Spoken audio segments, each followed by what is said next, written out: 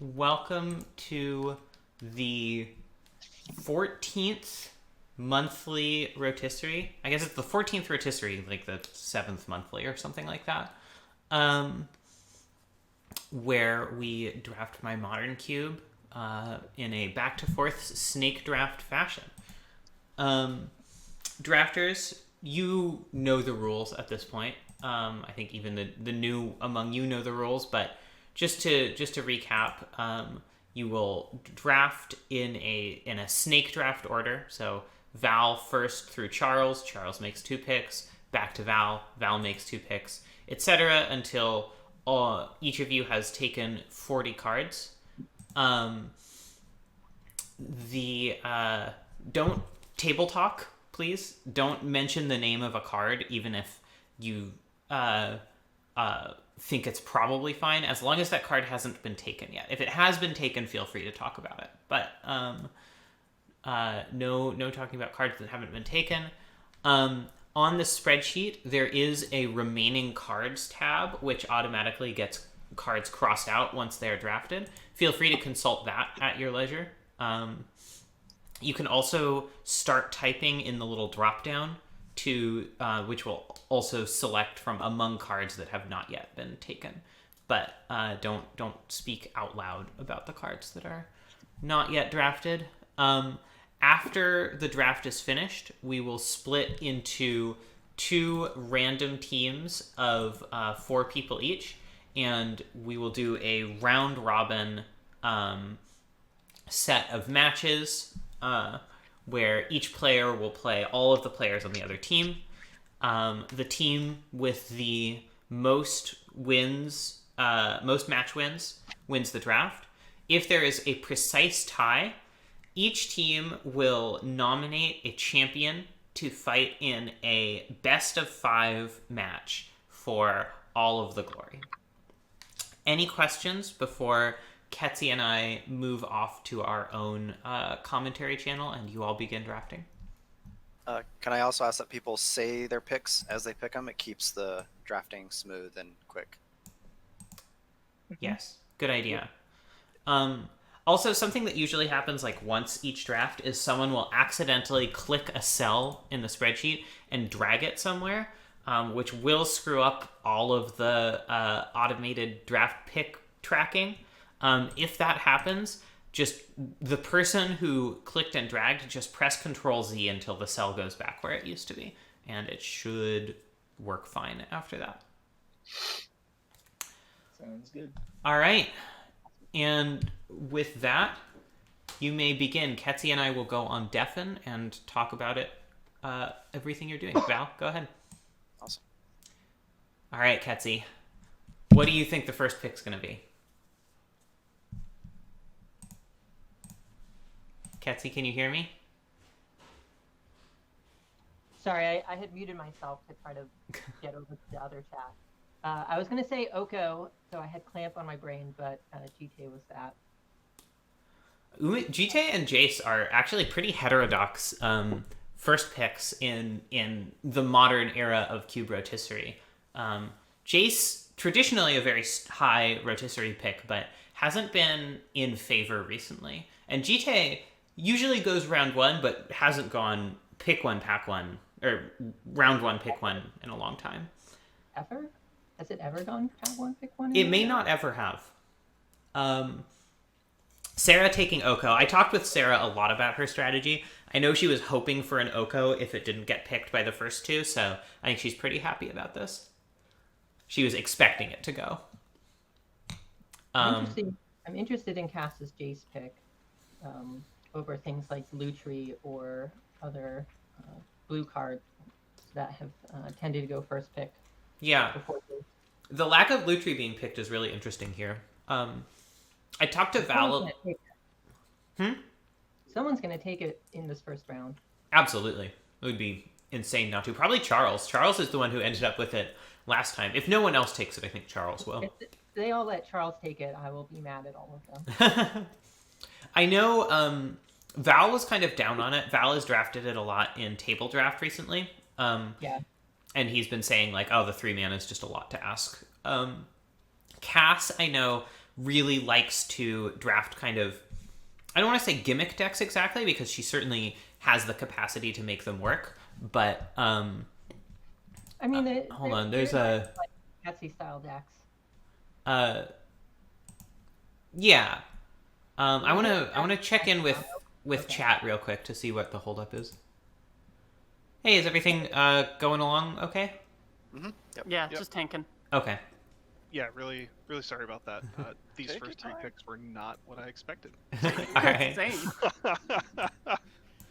All right. Just wanted to make sure there weren't any technical difficulties. Sorry, what were you saying? Like, saying cast drafts, I was saying Quetzy style. I don't really mean in my style, but in the sense of like drafting something that the cube has maybe not seen before or not seen in a particular way. Yeah, she tries to push the boundaries. That's Which- what I try to do usually. Adam first picking birthing pod. All right, that's a All right. Fell out of favor previously, but Adam has not. I don't know who Adam is actually. Adams is a The Watsy guy. yeah, hashtag Watsy staff. Is a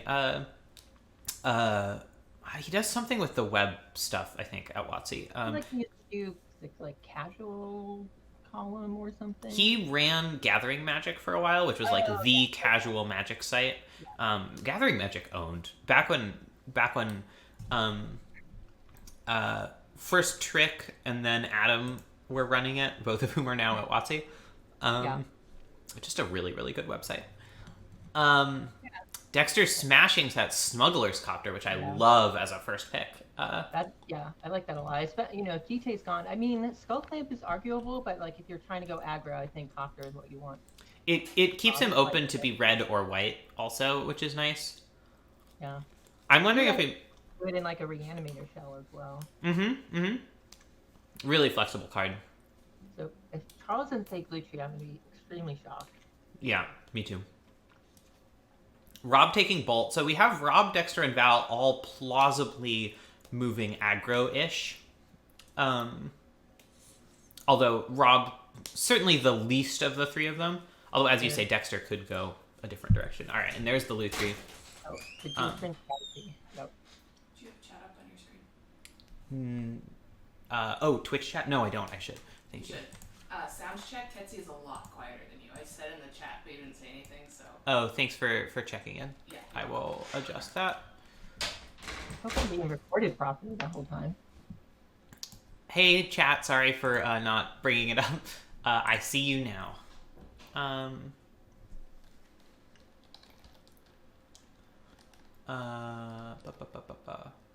What's the...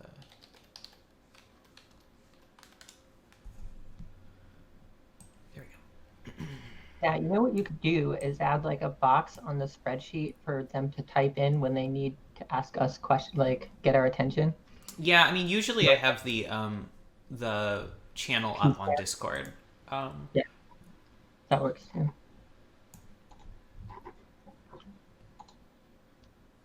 I'm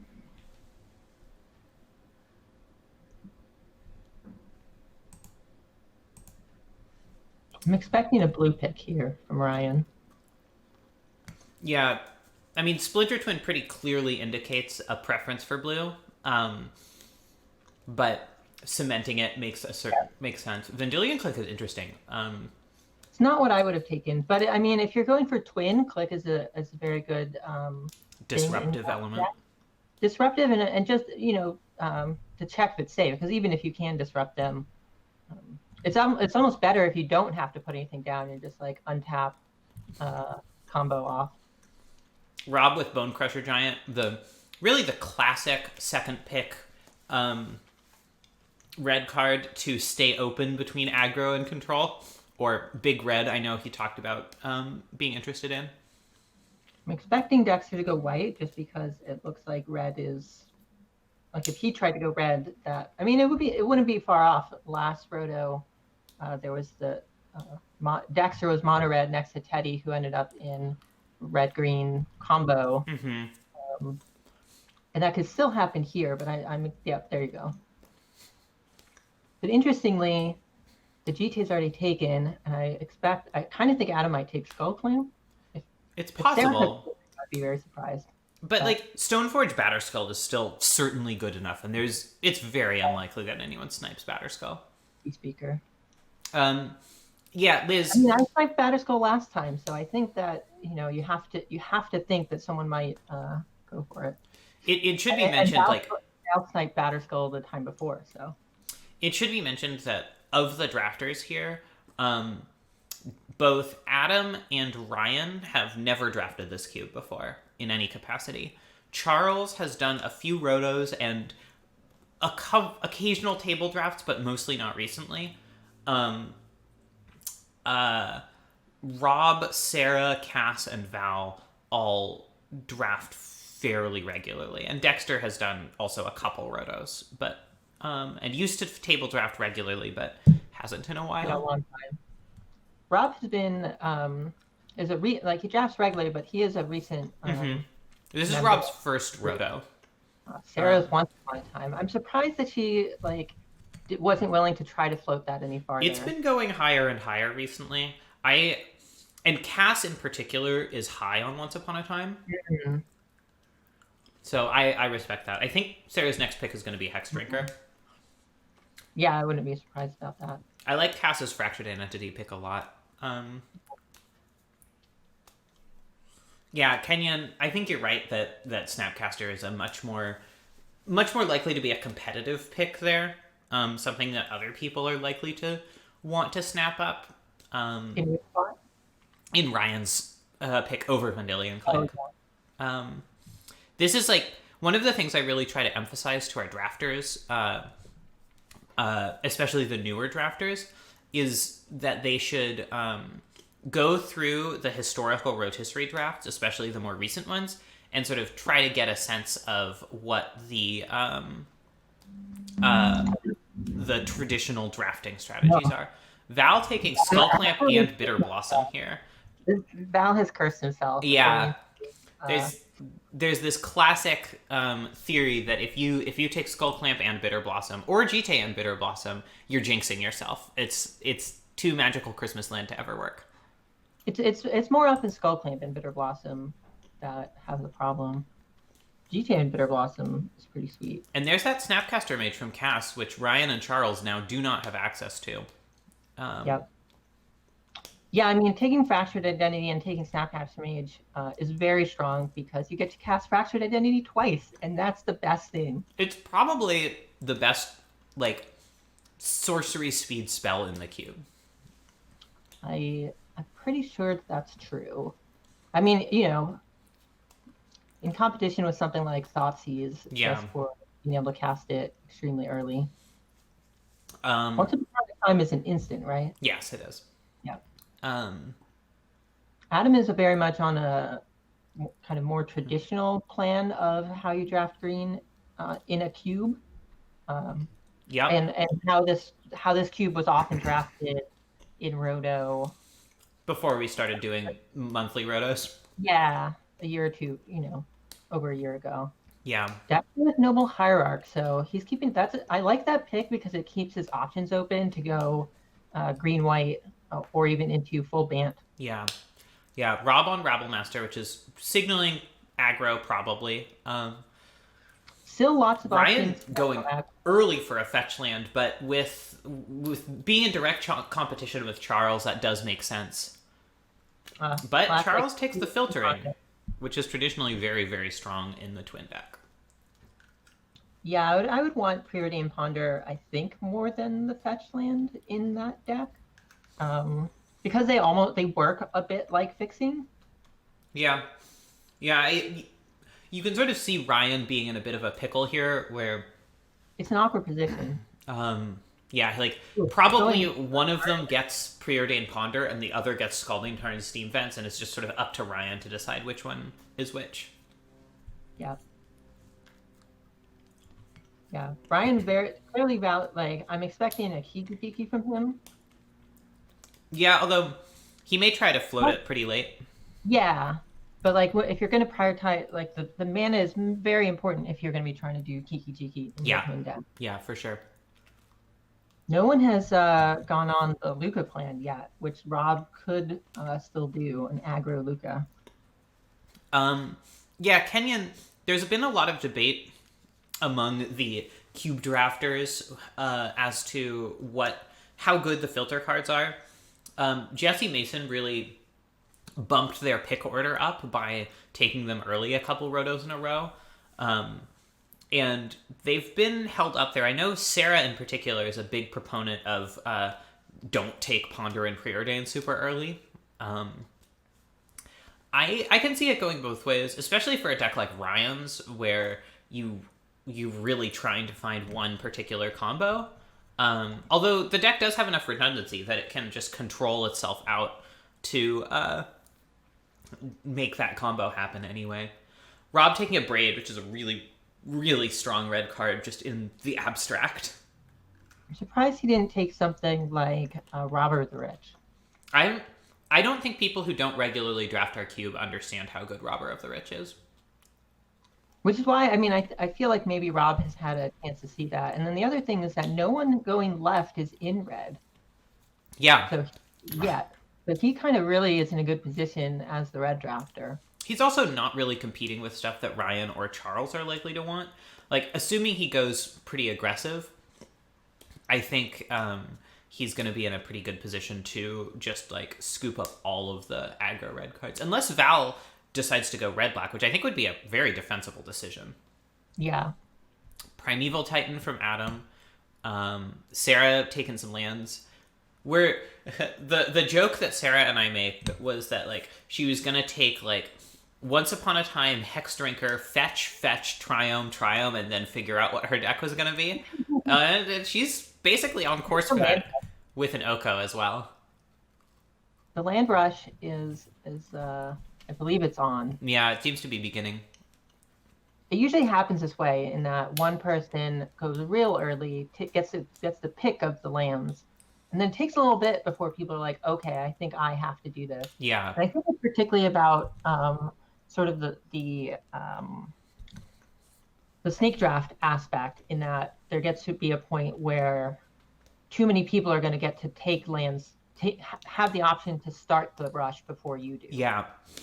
Although I will say, with a lot more fetchable duels in the cube, and especially with the triomes, it's a lot easier to take a fetch and be fairly confident that you'll be able to get a fetchable land that you want back on the wheel.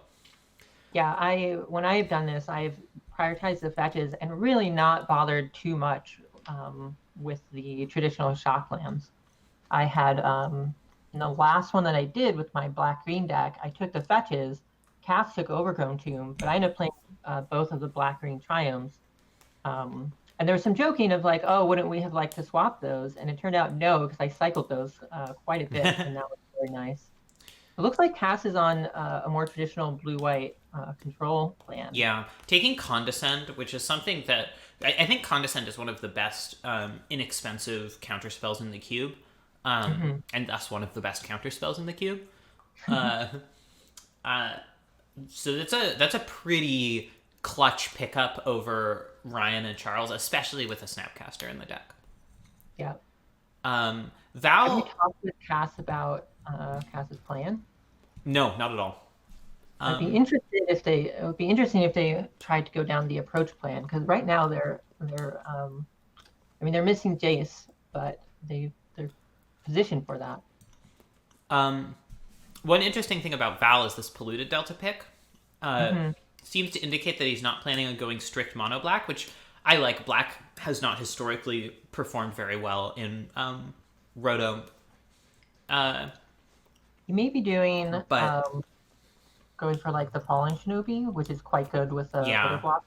Blue black and red black both have they're just rich with very, very powerful gold cards. Yeah, I think Charles is very high on like Remand, Kenyon, I agree, and Venser, that sort of thing. I like Remand a lot, though. Remand is less good in, say, the approach deck, because you're not like a twin deck. You can Remand and then like win the game very quickly. You want to be able to establish a board presence really effectively. Yep.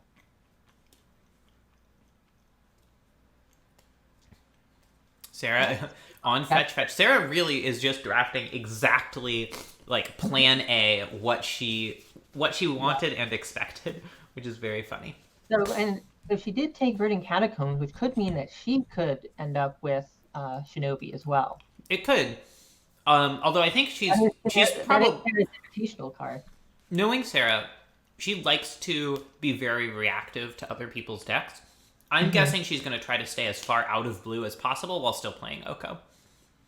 Well, I just wouldn't put it past her to just splash Shinobi. I mean, Yeah. she got Oko, and I mean, she took could- mid first, so She could be green, black, splash blue, but I think it's more likely that she's like, I don't know, green, white, splash blue, given that white is, at this point, very underdrafted in this pod. Cass is the only person in white, and she's not mono white. No one's actually going mono white. So my actual guess of where Sarah ends up is green white aggro splashing Oko. I bet Sarah ends up with a like, you know, the 3/3 lion for 2, the 2/2 elemental whose name I always forget. Voice of Resurgence. Dexter is in green white also. I guess that's true. So I would be surprised if they both fought for it. So I put my name kind of in, forgot about that.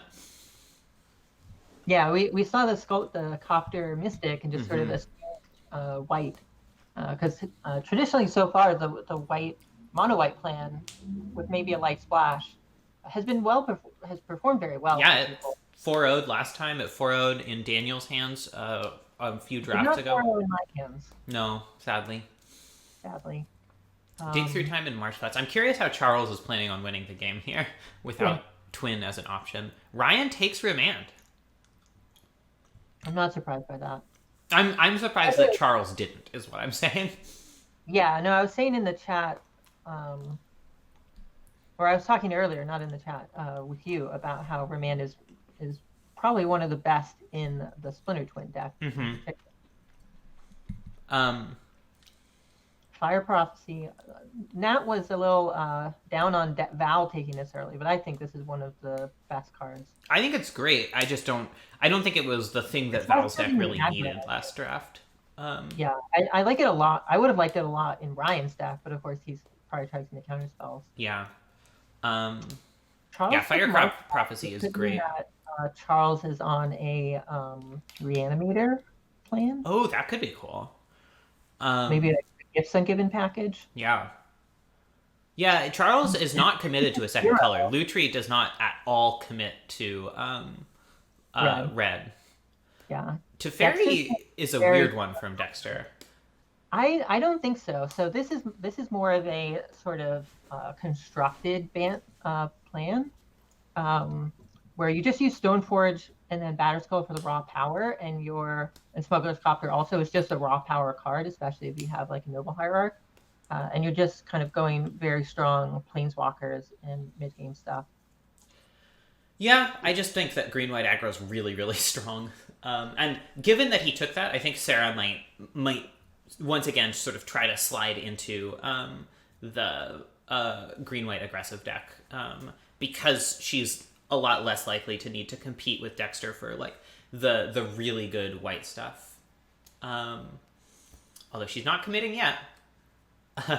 One thing I want to point out about Rob, because Kenyon brought it up in the chat, is that he talked about big red as a possibility rather than red aggro, and I think that might be the direction he's going. I think given that no one else is really fighting for red aggro, that's foolish. But it gives Sarah a good opportunity to potentially go into that instead of white green, or even in addition to white green. It's certainly not impossible that Sarah, with 3 fetch lands now, and still access to a number of good green fixing cards, although Birds of Paradise is gone to Dexter, that Sarah could just do a 3-color aggressive deck here. Mm-hmm. A gobbling up 3 fetch lands is impressive. Val taking more Do we black imagine heavy Sarah's hitters that no one's Cobra? competing for. Do we imagine Sarah's going to take Lotus Cobra? With 3 fetches, it becomes very good. I don't think she's going to take it this early because it historically No. hasn't gone super early in the past. And Adam and Dexter aren't really set up to maximize it. But Cobra usually goes around 20th. yeah. For some people listening, I actually made a Google spreadsheet that calculates average pick orders across the last 5. And there's Robber of the Rich from Sarah. All right, clearly signaling that she is now in red-green aggro, which probably sends Rob firmly into big red. I mean, I think Rob could fight for it. I think he could. I don't think he will. Yeah, which I think seems like a mistake because it's almost like Sarah's like, no, I'm the king of red. You did not respect the robber, and therefore I must play red. Yeah, I agree. I think people, especially with the aggro decks, respect land claims too much. Like, you see these blue decks, right? Where, Ryan takes Splinter Twin, obviously going into blue. Cass has Jace, Sarah has Oko. And Charles is just like, sure, I'll just take Lutri Jace. 4 people can be drafting blue. That's fine. And like, he's probably right. I don't think it means that no one should, like, that there should be one fewer blue drafter. I just think the same thing is also true about like red and white aggro. They're traditionally some of the absolute best archetypes in the cube, and they, I think, are much deeper than people give them credit for. Yeah, as I look at it, with Val not really making a claim on black-red, that really only leaves Rob and Ryan with red cards in their deck. And Ryan is on the twin plan, you often aren't heavy red. It's almost more of a red splash in a blue deck. And most of the cards you're taking... No red drafter, and therefore Sarah's like, I can go in red. Yeah, and she's right. Like, I think this is part of why Sarah has this reputation for ending up red so often, is that, like, she understands that you can still be the third red drafter and have a great deck in a way that other people don't. So people will stay out of red because there are already 2 drafters, and then she'll swoop in and pick up some of the cards. She also just, like, her card evaluation for red is really strong because she drafts it a lot.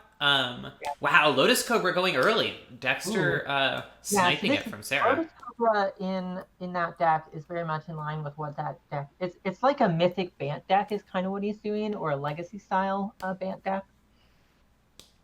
Rob taking Arc Trail, which I know Sarah is very high on. Also one that would be really good for Ryan's deck.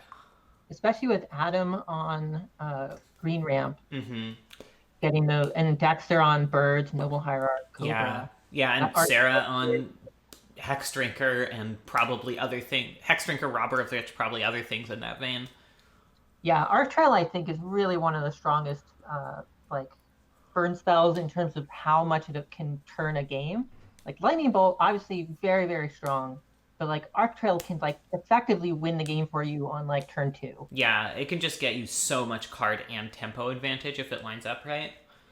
And it gets better the better the sort of more aggressive creature-based decks are, and those decks are very good in the cube right now. Yeah, I'm expecting to see Sudden Demise go soon-ish. Even in third deck. Kenyon, black is the least drafted color in Rotocube. It is not actually in Table Cube. There is no least drafted color in Table Cube. No, actually, sorry, that's not true. The least drafted color in Table Cube is white, and also the most the most winning deck in Table Cube, which are not unrelated facts. So this Arcane Artisan pick for Brian, I think, is very interesting. Yeah, I'm not... Good point towards, no one has taken Eldrazi plan at all yet. That's true. And Arcane Artisan is actually really sweet with perhaps a Kiki Jiki. Yep. Or any of the cards like Wool Drifter, Venser, Sower of Temptation. Because it's just like you're casting that card and drawing a card for 3 mana. Yeah. Arcane Artisan is I underestimated it when I first saw it because I was like, a 0/3, that'll just die. But you have to kill it, or else it will basically win the game for you And I am a huge advocate always of I mean, so I'll finish my thought. I'm a huge advocate always of doing a sort of multi-dimensional combo plan where you have like a twin combo, but you also can just Emrakul sometimes. I think it gives you a lot more flexibility and forces the opponent to play against you on a lot of different axes. Charles taking Bloodstained Mire, which I'm shocked was still available, and Watery Grave, which I'm not super shocked Val was has still been available. taking. Val took the Pluto Delta and then has basically left the lands alone. Yeah, I think he might be just trying to figure out which color pair is going to be open for him, which I like. And of course, Dig Through Time, you're gonna want Marsh and Dig Through Time great with Lutri. So I'm expecting Charles to take a Treasure Cruise pretty soon because someone else might take it from him, and that's also a very good card with Lutri. Yeah. No one has taken Ancestral Vision yet. Yeah, I would expect that to be a Charles pickup as well for sure. So I like, yeah. Marshall, Ryan, to address your point about blue, we have seen some pretty successful blue decks recently, so I'm not surprised that people aren't shying away from it a ton. The draft with Kenyon, was that last month, with Kenyon and Charles both being heavy blue and both doing well. I think indicates that blue is not a bad color to be in.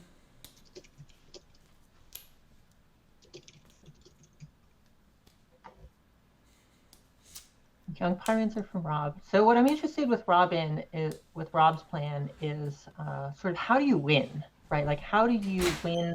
Like what is your strategy for beating other decks? Because a red deck that is not going aggro needs to have like an end game plan. So I'm expecting Chandra, Awakened Inferno, and Chandra Flamecaller. Yeah, I think those are the premier red high drops. Also, Inferno Titan. Inferno Titan is very strong and not to be laughed off. So with Rob, the other thing I would really want from Rob is like a Boros Signet, a Cold Steel Heart. Yeah, I'm really surprised no one's taken Mana Rocks yet. That's another thing about Big Red is like you just want to hit those 4, 5s, and 6s very quickly. Yeah, I mean, generally speaking, I think Mana Rocks are a really good There's the Kiki way for the more controlling decks to keep up with the aggro decks. I think they're kind of a necessary part of that puzzle. Yep. Otherwise, you're just too slow, especially against Roto aggro decks, which are lightning fast. So we don't have either of the traditional red super aggro decks this time. Also, nobody's in mono red aggro. I want to apologize to future YouTube viewers for not having the chat on not having the chat visible on the stream until right now. I'm a dumbass. Sorry, what were you saying? Oh, there's no mono red and no mono white, like mono red aggro and no mono white aggro deck in this draft. Well, yeah. And this is one of the things that's fascinating about Roto is that you think there's a meta game, and then like you do another draft, and like the things that were like you almost think of as a mainstay like just doesn't show up. Like there was one, if not two drafts where no one did Splinter Twin. Yeah, it's wild, and especially the draft after mono white 4-0s. It's really weird to see. Chandra Torch of Defiance, I think, is something that Rob really wanted. He did. I actually talked to him about this. He was considering second picking that card, and I talked him out of it. So I might owe him an apology. Yeah, I mean, I'm not super high on it. I think that like if you want it in a deck, you want it in Rob's deck. Like when I say if you want it, I mean like you want it like really, really highly. Yeah, I was telling Rob, aggro deck. There's Cass taking Cold Steel Heart, which is great in her deck. I was telling Rob that that like Chandra was good. It was playable in aggro, but it was only great in Big Red, and that's why I thought he shouldn't take it early if he was trying to stay open, which I stand by. But I think as soon as he went on Fire Prophecy, well, I think instead of Young Pyromancer, I think you take Chandra. Now So Val is declared blue-black. Yeah, Val is reacting to Charles's Watery Grave pick by starting to take the really powerful blue-black gold cards. Blue-black on opposite ends of the snake draft is quite fascinating, with all the blue drafters in the middle.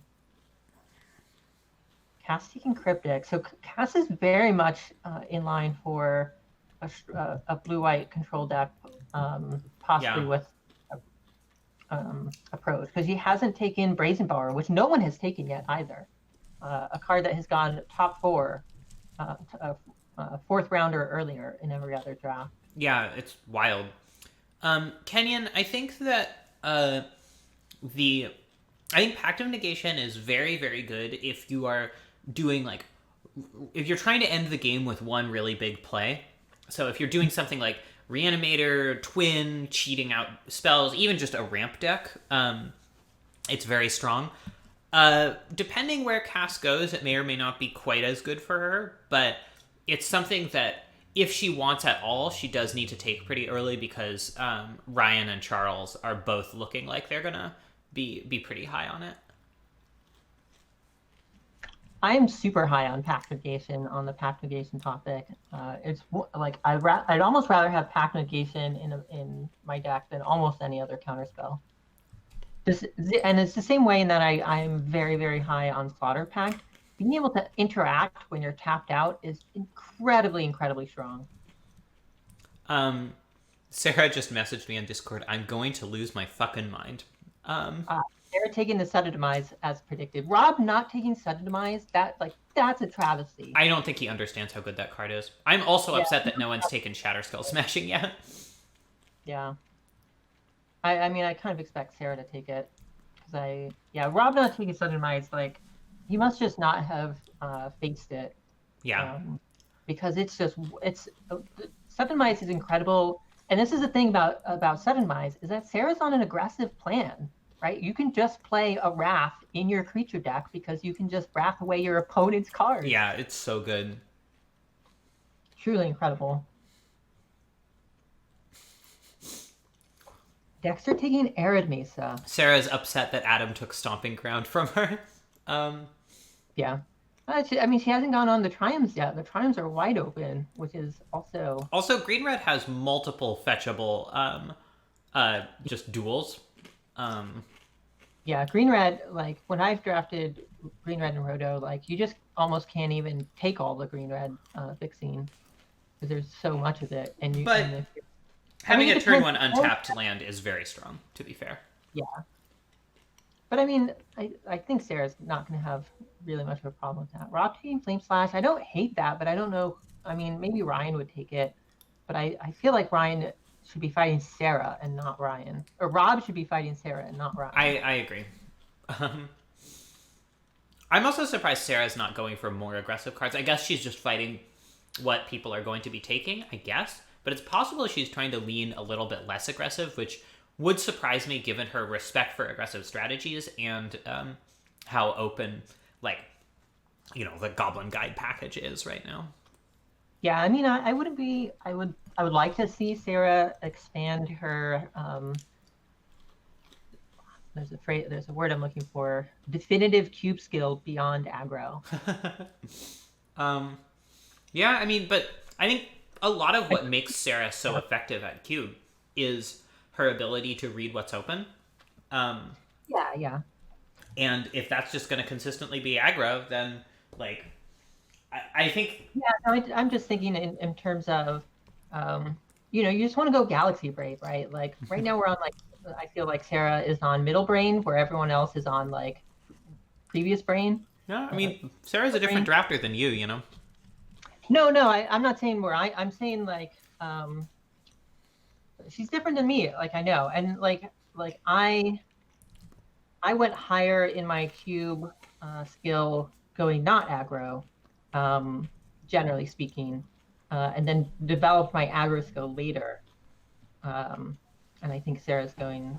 Because, you know, I think it's good to be able to draft all the possible strategies, or know how to and know when they can be drafted. Mm-hmm. But, you know, part of that, I think, is, like, when they can't be drafted, still sort of shying away from them, or like, learning what to take advantage of in the metagame. Right, like, I'm not, I think that, yeah, I don't want to get off on that too much. So Charles took Hollow Fountain. Yeah, Charles is leaning white now. Well, no, he took fetid pools too, so I'm seeing full Esper. Oh yeah, Kenyon. I think Force of Negation is like really narrow in its applicability. Yeah, not being able to counter creature spells is like I like Force really only in the twin deck, which is where Ryan took it. Yeah, so Charles still being Esper, so I'm still expecting a gifts and burial rights plan from him. Yeah, although I think it's I like he's this Rob Legion War Boss because yeah. Sarah would have taken that card. I think Charles is running the risk of getting the gift package sniped by Cass, but maybe a risk he's willing to take. Yeah, so I kind of like Rob's drafting in that going right, he's taking the removal spells at this point that Ryan would want, and going left in the aggro cards that he thinks. Well, I don't know if I'd call Young Pyromancer an aggro card, but yeah. Well, it's not an aggro card, but Young Pyromancer I think is a card that could go in Sarah's deck. I don't know that Sarah would play it, knowing Sarah, but I think I could see that from Rob.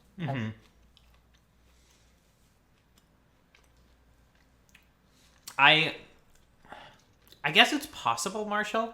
Like I could see Sarah taking like the Royal Scions or something. Yeah. She's got fetches. All she needs is one of the fetchable blue-green lands, and that's good, right? That's enough. And Once Upon a Time. Yeah, Kenyon in the local scene, Charles is kind of known for his idiosyncratic drafting style that he still gets there with, whether because he's just sees things in the draft other people don't, or if he's just a very, very good Magic player is unclear. Very good. Like I think Charles is similar to what has a quality that Sarah has in a different way, and that I have also, which is sort of seeing Cube and Magic not as like the cards, the like gameplay that you're doing on the table, but as sort of like the big picture kind of strategy of like how the kind of linchpin cards of a format like turn. I don't know if I'm describing it in a way that makes sense to anybody else. But it's sort of like when you first understand that if you cast Crater Hoof, you're probably going to win the game. And then really leveraging that before other people understand that. And similar to Sarah being like, oh, mono red, red X aggro is just the best thing to do. I'm just going to do that until anyone stops me, which no one has really successfully done. Charles does the same thing. Like he understands these blue-red decks in a way that, because a lot of people will try to draft blue-red in Roto or in table draft and not end up with a deck that really has a plan to win. Like in the last table draft, Val drafted a blue-red deck and it just didn't have a winning capability, right? So Yeah. chat viewers can't see what we're talking about there, but it's really important in Roto to understand how you're going to win the. Not really. Viewers can see chat, by the way. Now. What's that? Viewers can see chat. It's in the. Sorry, I was saying the viewers in the chat wouldn't know the blue-red deck. Got it. Yeah. Yeah, I stumbled over the words. Sarah taking Vivian, Monsters Advocate, which I know she loves, and has been disappointed that it hasn't gone higher. I think at this point she's feeling like if she doesn't take it, Adam and Dexter will. That said, I think she probably could have taken it on the way back, but yeah, she's not competing with Cass or Val at all, so. Adam taking Nissa Vasquez, I think, is like a signal that he doesn't understand how insane Vivian Monsters Advocate is. Yeah. I think taking Nissa Vasquez over a lot of the other extremely strong green. I'm actually really surprised. Wild Speaker. Yeah. I'm really surprised that Sarah took Chandra over Vivian, given her evaluations of those two cards. I think she could. I think she would value Vivian higher, but I'm not surprised to see her take it. Once she saw Rob not going aggro and going big red. Yeah, it just Vivian could so easily have been sniped by Adam or Dexter. Well, that's the thing is I think that when you see the cards that Adam is taking, Primeval Titan, in the way that he's taking them, I think you can see that he's not actually. That's my opinion. I think I would see that you you want to take that card from Rob, because Rob is probably going to take. Anyway, that's just my evaluation. Kenyon, I think Val is trying to lean pretty hard away from blue. Generally, I think he's trying to be mostly black with a couple powerful gold cards, as many powerful gold cards as he can get his hands on. Sarah taking kitchen things, I think, is signaling that she's like, I need to take the cards that now I'm taking the cards that Adam should have taken by now. Yeah, Kitchen Fink's really, really good in pod, and I know Sarah's like, people should just be taking this card higher because it's great in pod. It's pretty good in aggro, especially against the more controlling decks because it forces 2 removal spells. Especially in a deck that has like equipment, which Dexter presumably might do at some point. Dexter, interesting to note, has not taken a white card since Teferi.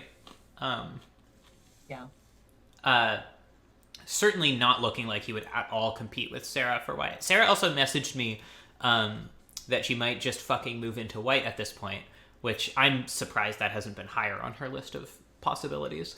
So, like, if Cass is on the approach plan, she's not going to be fighting for any of the white cards that Sarah and or Dexter might want. Yeah, the only one that might overlap is like Elspeth Conquers Death. Elspeth Conquers Death and Path to Exile. Yeah. Oust, maybe. I don't like people. I see people say playing Oust in aggressive decks, and I think that's very wrong. I like it. I don't think it's as good as it is in controlling decks. I probably wouldn't go for it in Roto, but in table draft, I absolutely do it. Right. I'm when I say that, I mean in the context of Roto. In a table deck, like you might play Oust. I would not be happy. I would want to be playing a card that I want to put in my aggro deck. Oust is still very, very good against like the green ramp decks and stuff like that. Yeah, it can be. Yeah, I mean, people don't respect white. People don't respect white as like a color where the aggro deck is good enough that like at this point, I think probably Adam's win percentage would improve if he just abandoned all of his picks and went mono white. I think that's probably true for a number of people in this draft. I also think that white is a good enough controlling color at this point, with cards like Elspeth Conquers Death, and some of the white gold cards like Elspeth, 6 mana Elspeth, Gideon Jura, that you can slot it into some of these decks. Like Rob's big red deck, I think Big Boros is actually a really, really strong archetype because white has so many of these really powerful 5, 6, 7 drop spells. Mm-hmm. And a Johnny goes well in a big board deck as well. Absolutely. And Nahiri. That's kind of why there are 2 Planeswalkers in red-white, because both of them slot in really well to those controlling decks. Yep. And I want those decks to be a thing. But Lightning Helix also great. Lightning Helix actually just came out of the cube. It's in for the Roto, but it is out for the next table draft. Fun fact. Wow. Yeah. What did you replace it with one of those commander cards? Mm-hmm. The red-white guy who outpost sieges. I don't even remember this card. It's not like a hard and fast swap. I might switch it back at some point, but thought it was worth testing. And I just generally don't love the 1-for-1 gold spells. Oh, Bell Borka? Yeah, Bell Borka. The silliest name in the universe. Ryan takes gifts ungiven away from Charles. Holy shit. Wow. That is... With Arcane Artisan, that's actually kind of neat. Yeah, I can see it. Yeah. What a snipe, though. Wow. Charles, if I was Charles, I would be crying. Yeah, absolutely tilting off. Okay, so I think Charles still going on. That's Collective Brutality signals Reanimator plan. Yeah, for sure. I mean, it's good otherwise, but like it's absolute house in Reanimator. Yeah. If you're getting value off that discard, oh boy. Yeah, collective brutality, especially in, I think it's great in table draft, and I think it's even better in roto draft. Yeah. Yeah, I've been impressed with that card. Took me a while to add it into the cube, but it's certainly Yeah, performed. the fact that you don't have to pay extra mana to escalate it really does some things. And Inquisition. Charo's still not taking a single proactive card. His ways of winning the game at this point are attack with Lutri 7 times. I mean, Jace Prodigy is actually a win condition if you can keep him alive. I guess that's true. But yeah, I mean, I think that's also classic of Charles's decks when he doesn't get the twin plan, is that it's really actually light on win conditions. Yeah. I mean, he's a like classical control player for sure. Yeah, I mean, I think he might want Torrential Gear Hulk. Yeah. Very strong with Dig Through Time. Dig Through Time also very strong at finding your very few win conditions. Yep. Yeah, and we saw last draft that Charles went blue-red and was very light on win conditions. Although I think he did have the combo at that point. Yeah. But at the very end, he just recognized that blue-white was also pretty open and just grabbed a bunch of lands and a bunch of powerful gold spells and just had that as an alternate way of interacting. And that was all within like the last 10 picks. So it'll be really interesting to see how this draft ends in Charles's seat. Your Dominaria pick was just chef's kiss, I would say. Yeah. Yeah, I think Reanimator is kind of the sweet spot for Charles getting a bunch of strong stuff. There's like, Grizzlebrand, Apex Altasaur, all that tasty treat. I think Rob at this point is going a little too hard on the cheap burn spells, like specifically at Burst Lightning. I think Burst Lightning is the wrong card to take there. I think if you can sort of snap up all of the really good cheap burn spells, you actually get in a pretty good position. You kind of kneecap the red control deck in a lot of ways, because it does need those to survive. And I mean, that could be good or could be bad depending on how teams break. But you all the red deck. The what? He is the red control deck. Yeah, I mean, I guess so. I think he's got plenty of picks to get other stuff. I don't think he's giving up that much. Yeah. I was gonna say if you're gonna take one of those cheap burn spells, I would have taken Firebolt first, but Burst Lightning's more likely to be wanted by Sarah, but yeah, I think Firebolt's more likely to be wanted by Ryan. Which is why you want to flip them. Yeah, so Dexter taking Elspeth is in line with what I see his plan being. Just like Bant Planeswalker mid-range. Yeah, it's and particularly with Lotus Cobra. I mean, you really, really want Jason Mind Sculptor, but yeah. Yeah, I really would not be surprised to see Sarah taking like Temple Garden, Voice of Resurgence here. Temple Garden's still available, right? Yes. Only Windswept Heath has been taken of the green-white lands.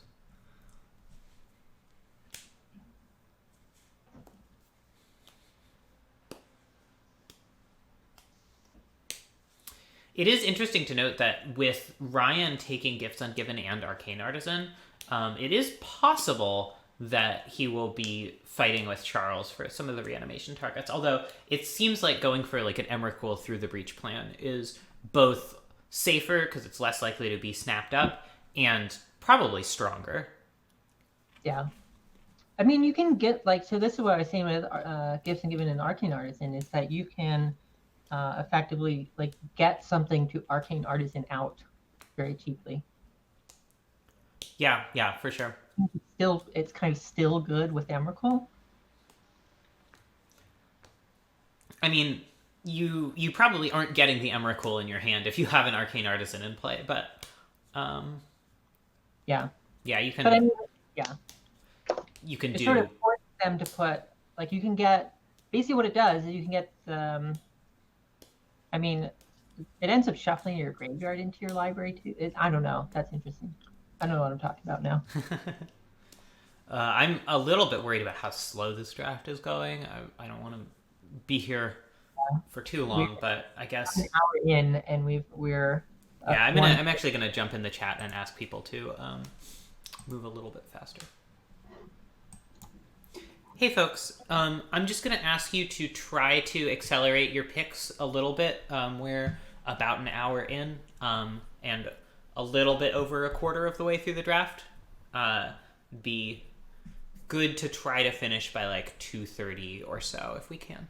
So don't forget to just like try to queue up picks before it comes back to you, and if you get gonked by someone else, don't take too long to make your next pick. Thank you. Sarah taking Reflecting Pool, which I like. Adam took Champion of Ronus, which is interesting. Yeah. Really the only to cheat out is Primeval Titan. Although with Pod, you can get a 7 and 8 and be pretty happy. If I wouldn't be surprised to see Adam take like Hornet Queen here on the way back. Hornet Queen, great with Pod. Yes, absolutely. Val taking Null Priest of Oblivion is really surprising to me. I think he's high on that card. I like that card a lot, but I think he thinks it's a little better than it is. Yeah. Cass, very good. Like, I'll be very shocked if she doesn't take Approach of the Second Sun at this point. Sarah taking Cassig. Yeah, so Adam could take an Eldrazi is kind of where I was going with the champion. Yeah, it's just less. Your Symbiosis is still in there. See the Unwritten is still in there. Yeah. I mean, Adam could certainly go into green cheats. It just doesn't line up quite as well with, or at least if you're doing the Eldrazi style of that, it doesn't line up quite as well with the Birthing Pod plan. I think that's true, but at the same time, in the way that you talked about having multiple combo plans in your combo deck, it's just another angle that you can go because you're not going to draw a Birthing Pod every time. Yeah, it's certainly true. I don't know. I kind of feel like if you're not going to go really whole hog on it, cheating out like a Hornet Queen or a Carnage or not a Carnage like Terastodon is still pretty good. It's not quite Eldrazi good, but given that you can also pod up to those, it's pretty strong. Yeah, I mean, I wouldn't want to play. I mean, you can also like a green deck can just fucking hardcast those things. Sorry if I'm not supposed to curse on this thing. Oh, you're allowed to curse. Not a family-friendly stream. Okay. Yeah, no, like a green deck can just like hardcast into Ulamog really quite easily. And he does have Arbor Elf Utopia Sprawl. It's a little sad he doesn't have the Garruk Wild Speaker. But as you found out in the last table draft, Arbor Elf Utopia Sprawl can really do a lot of work. Yeah, that's a super late Path to Exile, Dan. Thinking Search for Azcanta is a little rough if Cass was planning on the approach plan, because Search for Azcanta really makes that deck go. And Charles, even with Val taking Null Priest, Charles is not taking the bait and going in and taking like a reanimation spell or a reanimation target. Although he did take Pack Rat, which is an enabler, but there aren't that many high quality reanimation spells in the cube, so he's playing a dangerous game. I don't really count Null Priest as and I don't think Val was taking Null Priest as a reanimation spell. I think he's taking it as a value spell that is also good against like early aggro. Yeah, it's possible. Because reanimating on turn 6 is kind of like okay. Yeah, it's good redundancy for a dedicated reanimator. Yeah, no, you're still gonna want it because if you're up against a control deck, they might just kill whatever you reanimated. And you're like, well, I'll just bring it back. Marshall, I really don't think Pack Rat is super great as a card unless you're really taking advantage of the discard, which Val may or may not be. I think it's kind of medium. I think like Val could in with a card like Woe Strider, for example, which I really should have taken in my last black deck.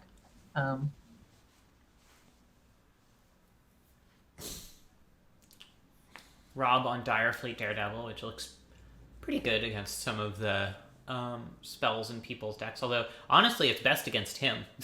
Yeah. It's good against Charles. It doesn't really do anything against Ryan for the most part. Okay against Cass. Yeah. I mean, Cass has Snapcaster Mage, so you got to assume that I'm at sorry, I some meant point it Sarah. will become better against Cass, but I meant Sarah. um, Sarah, the only, I guess, Sudden Demise and Once Upon a Time are kind of the two hits for Sarah right now. I'm kind of expecting Sarah to take something else. I mean, I would expect Sarah to take burn, but also, like, I'm Rob take has it- all the burn. Yeah, that's yeah. There's Dexter with Elspeth Conquer Staff. Elspeth side by side with Elspeth. I like it. If you bring back an Elspeth with Elspeth's Conquer Staff, you're winning something, that's for sure. Even if it's only the moral victory. I like Eternal Witness from Adam. Sarah just taking Brazen Borrower because she's so upset that it's this late. Yeah. Yeah, Yeah, Kenyon, I Eternal- agree. I think aggro's wide open. I'm actually pretty disappointed in Sarah here not going for green-white aggro. I know she appreciates it. I know she knows it's strong. I know she knows how to pilot it, and it's wide open. I think she may. I mean, maybe she got the wrong hint from Dexter's early picks. But I mean, you gotta adapt to the later picks too, you know? No, but I mean, like, she's trying to adapt, right? And so she's like, okay, I'm gonna go green red, and then it's like, oh well, green white's open. It's like she already adapted. Like, I'm just saying, like, Yeah, it's definitely easy to get sort of stuck in a way of thinking. But I'm saying in like the ideal world, I think green-white is the best place for her to be right now. yeah, no, I mean, having drafted green white twice in a row in table drafts, and really only lost to you and your shenanigans. And I was thinking this when I drafted mono white last time, is I think green white and roto can really be one of the best decks. No one really goes for it, but I think it's really really strong. The thing is, Kenyon, my experience has been that aggro decks are pretty good against those big mid-range decks. Even though, like, sort of traditionally you expect the slightly bigger deck to win. Ketria Triome. That is, I think, the teamer one. Yeah. So. Yeah, I mean, this is why I think I wasn't expecting her to, like, green white. She's taking red cards and she has Oko. Like, she's not gonna. I really don't think she's gonna go 4-color. I think people are just too allergic to abandoning picks in Roto Draft. I think so. I mean, I don't think you want to abandon Oko for. I don't think you abandon Oko. I would do green white with a very light blue splash to cast Oko. And abandon the red cards? And abandon the red cards, yeah. I don't think Sarah's going to abandon the red cards. Are you kidding? But I mean, I'm saying what she should do, not what she's going to. Obviously, she's playing teamer, but I don't think that's correct. I like a Whisperwood Elemental.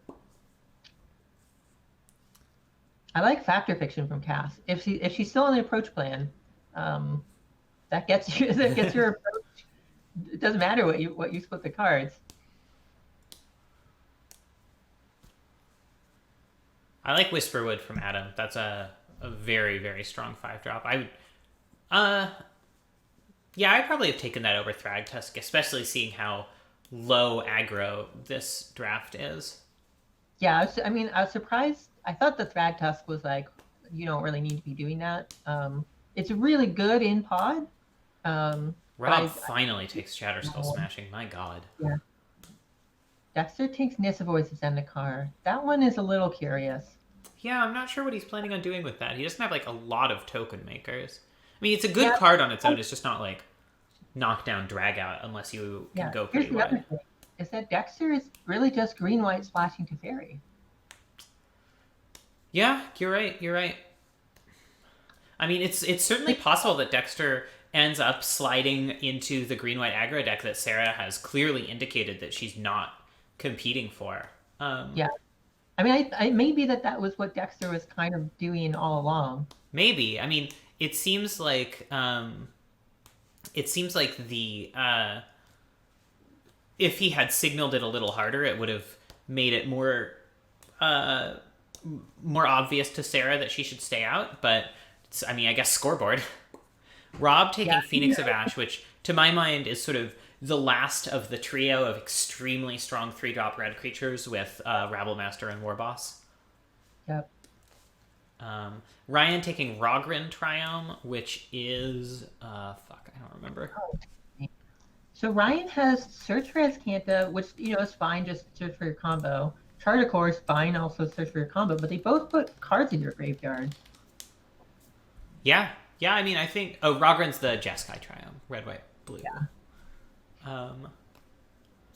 Yep, decks are on Temple Garden. Finally. Luca The knows. thing is, other than this Triumph, Sarah has not... Wow! Sarah taking Emrakul. Just like... I'm betting she's going to put a Luca in there. Yeah, I'm guessing she will. And presumably also a... Through the Breach if Ryan doesn't beat her to one or the other of those cards. I'm not sure Sarah will put the Through the Breach in. I just think once you have Emrakul, Through the Breach is basically free, but... I know what you're saying she should do. I'm just saying what I think she will do.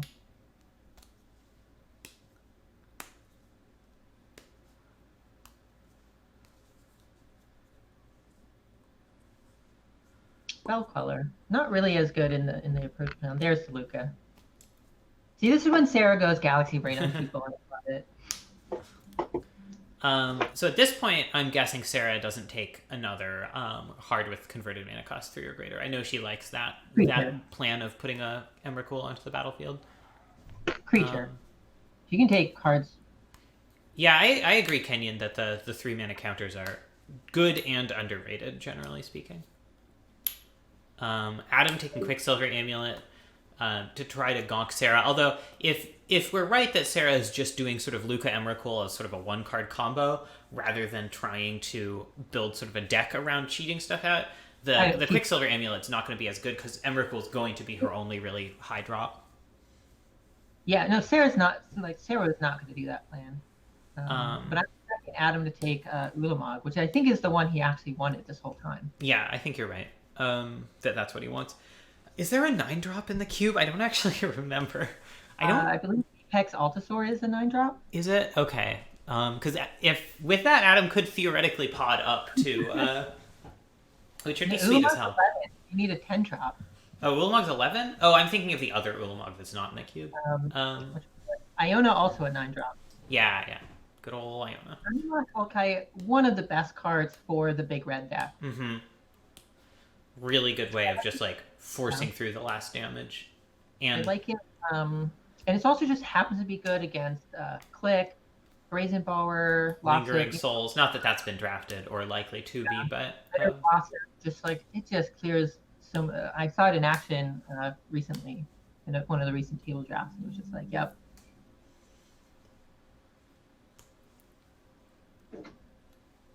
Yeah, if you put some early pressure with a Rabble Master or War Boss, and you can just finish them off in 2 swipes with the Hellkite. Yeah, for sure. Faithless Looting is an interesting one. Definitely, it's best in the combo decks, and especially a deck that's trying to get stuff into the graveyard, which it looks like Ryan is trying to do. There, Charles finally takes Ancestral Vision and Treasure Cruise, both really good loot tree targets. Max loot tree here. Still not interested in picking up a way to win the game. He's just confident he can do that later. Note that Inquisition also a pretty good card with loot tree. That is true. Although, once you're at the point where you have 4 mana to do that, it's a little bit less impressive, but it's less impressive, but I think, against like Ryan, for example, it can be... Liz, you definitely do have time. We're only halfway through and people are going really slow. You're going a little faster, but yeah. A little bit faster, but it's taken an hour to get to this point, so. Rob taking Thundermaw over either of the 6-mana Chandras is interesting, especially now that Sarah is going in. Yeah, especially because... I feel like Sarah's going to take Chandra Awakened Inferno. Yeah, I think Rob might not understand how good those Chandras are. Which, like, Rob has told me he knows he drafts Cube like it's 2008, is what he said. And yeah, I just feel like if you're gonna say my plan is go big red, and if you go look at the list of the cube, see what are the cards I should put in my deck, and you read those planeswalkers, you're gonna be like, I gotta damn these cards in my deck. I'm very I know what's going through Dexter's head as he picks Skyclave Apparition is like, ooh, what's this card? I've never seen this card before. That should be fun to play with. Because Dexter is not a regular Magic drafter these days. Well, I would buy Skyclave Evaporation because it's really not as good with if you realize it doesn't have flying. It seems big if you think it has flying. Which I've been with, impressed with it when I've played it in the Vintage Cube, but that's a pretty different environment yeah, as far yeah. as things you want to get rid of go. And the prevalence of creature removal definitely gets a lot worse if they are likely to have creature removal. You know, it's interesting. Sarah, despite being red, doesn't have any more removal than just sudden demise. Yeah. And it's going to be hard for her to pick up anything good and cheap because Rob has it all. Well, yeah. Corsair. Sure. I'm really surprised Adam hasn't gone for a 7-drop yet. There are so many really good ones in the cube. They're really, really good with. I don't think anyone else is taking them. Yeah, I mean, I guess so. They are things that could be reanimated. Like reanimating a Hornet Queen's very strong. So it's a little bit bold to assume that they won't be. I mean, with no one having taken Grizzlebrand, Iona, Terrastodon, or Apex Alphasaur yet, I think you're safe. Yeah, you're probably right. Reclamation Sage. Sarah just sort of trying to pick up the good 3-drops that are left. Although I'm not Adam sure. really needed Reclamation Sage. Yeah, it's a big loss with Pod and Green Sun Zenith in his deck. Although I'm not sure how strong it is in this particular draft. Like, it's good against Val with his double equipment. It's pretty decent against Dexter. It kills Smuggler's Copter, kills Elspeth Conquers Death. But otherwise, I don't know. I feel like Val is not adapting his pick list. Very nice, Garrett Relentless. Yeah. Not adapting his pick list to the way this draft is actually shaping up. Because he's going, like, this is what you really want to be doing when mono white and mono red aggro are, happening. Yeah. Massacre Girl just not good against this set of decks. I think it's okay against Sarah, okay against Dexter, kind of okay against Adam, but it's not really like Val really doesn't have a plan right now for how he's going to beat Cass, Charles. Yeah. I mean, he has the Thoughtseize, but if he doesn't Thoughtseize the right thing every game, he's going to be in. That's not enough. Like He also he let Inquisition go. Like he easily could have taken Inquisition. You really want I understand not taking it until I would take it like pick 9 or 10, which is right before Charles ended up taking it.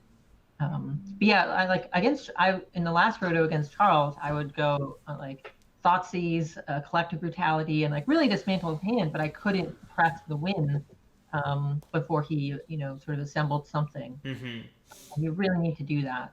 Bitter Blossom works, Dark Confidant helps. Well, I think part of that equation is also the mono black cards, or the cards that are seeded for mono black, where you can have Geralf's Messenger and stuff like that, which can come down relatively early and just put the pressure on while you're doing other stuff to sort of keep them off their game. Because want the strong the 3 mana strong black cards. So he's got Nighthawk Scavenger, so that's less good early.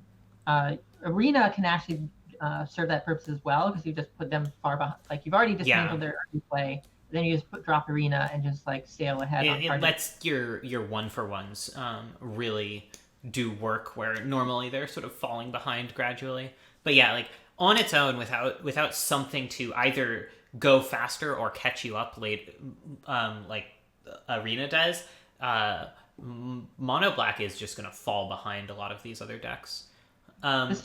This is where the other 3 mana Liliana was really, really good, because you could just drop it, and once you dismantled their hand, it's very hard for someone else to go for it. Yeah. Koth could still be on an aggro-ish plan. Yeah, Koth is I don't really aggressive. I mean, he could be. It's really strange if he is, because if he's going to follow this up with Goblin Guide and the aggro cards, it's Sarah also kind of maybe wants some of that stuff. Yeah, it's one of them is going to have to stake that claim pretty soon. I think they're both sort of trying to stay open, and while I am generally an advocate of staying open, around the middle of the draft is where I would expect that to stop, if not well before. Really, pick 10 is where I'd expect that to stop. I say around 17, 18. Well, because often the thing, if you are going mono red aggro, is if you stake the claim, you don't really need to take a lot of the actual mono red aggro cards until Historically, later. yeah. But Rob really hasn't staked a claim if that's his plan. Yeah, I mean, it does sort of seem like he's going more big red, I guess, but it just... cost is okay in that way. Like, it makes mana. You can like, it's all right. Yeah. But it doesn't protect itself at all, which is where it's troublesome, right? Yeah, like, and it's behind on aggro. certainly not better than a lot of the 6-drops he could be taking here. Also, again, I want to point out, like, people, other than Cass, people are not taking mana rocks here, and I think that's a mistake. I think mana rocks are another way that the black deck can like catch up to decks that aren't black, that are doing early stuff. It's mana. If you go like Thoughtseize, Mana Rock, Abyssal Persecutor, yeah, you're way ahead. Yeah, and mono black really has lots of really strong 4-mana spells. And like also in big red, like you really just want to ramp out, as you said, those 4, 5, and 6 drops that are really, really strong. And like, and there are lots of mana rocks available. There's obviously, there's Mind Stone, there's Boros Signet for Rob, there's Everflowing Chalice. I feel like there's even another one. There's the 3-mana one that makes all your lands any color, but that one's not good. Oh. I mean, it's not good for Rob or Val. Like, if it's kind of fun if you're doing a Golos plan. Yeah. It's not unplayable. It's just it needs a specific deck. Dexter taking Wormcoil, so just a very strong card. Adam taking Cinderglade. Sarah, if she's planning on being all of these colors, she does need more lands. Like, just a Ketria Triome isn't going to be enough. Well, I mean, she's got 3 fetches. She's got Reflecting Pool and Ketria Triome. She doesn't need that. Like, none of the blue-green lands have been taken because nobody is in... Dexter is in blue-green. He just needs, like, a little splash to get there. Kenyan Unburial Rites was pretty much signaled from the point Ryan took Gifts Ungiven, in my opinion. That's just, like, the best thing you can do with Gifts Ungiven by a mile. I'm surprised he took the Unburial Rites over... Well, maybe he's worried Charles is going to snag it. But I would take Grizzlebrand here and then Unburial Rites the other way. Yeah. It seems unlikely that Val would take Unburial Rites. Or Cass, I guess. Exquisite Firecraft over Collective Defiance is an interesting one. Yeah, that is surprising. Elspeth Sun's Champion from Cass. That's something that I'm surprised Dexter hadn't taken higher. I think that card's very, very strong. I was thinking about Elspeth Sun's Champion for Dexter's deck. Like, in that deck with that as just like your 1 6-drop, I think is really powerful. Kenyon, you don't need that many black sources to play on Burial Rites with Gifts, because most of the time you're flashing it back. Like, sometimes it'll get stuck in your hand and you kind of want an out to deal with that, but it's like way less important than being able to flash it back. Could you go on a straight blue-white control and not take approach, I guess? I mean, she could also be waiting to take it last pick like you did. Yeah. Nurturing Peatland I really like from Val. I think the Horizon lands are very good and underdrafted. Sarah taking Sheltered Thicket, finally. Val took Silent Clearing and Peatland. Oh, nice. Yeah, I like that. Although, in a less aggressive deck, they do get a little bit less good, but he's not going to be playing against many aggro decks, so it's not that big of a loss to be paying that mana. Dexter taking Wrath of God, which, I mean, that does seem good against Sarah and Adam, and potentially Val. I like that option, because, like, at this point, Cass is probably going to take one of them, and if you want it as an option, that's the one you want. So I would have not taken it in this direction. I think I would have tried to find something else to take it up back on the way back. Yeah, but I mean, he's not. Yeah. Dexter's not really competing with any of Rob, Ryan, or Charles because he's just not blue enough. So I think someone is saying that maybe Ryan is ditching the twin plan. Is that what some people in the chat are considering?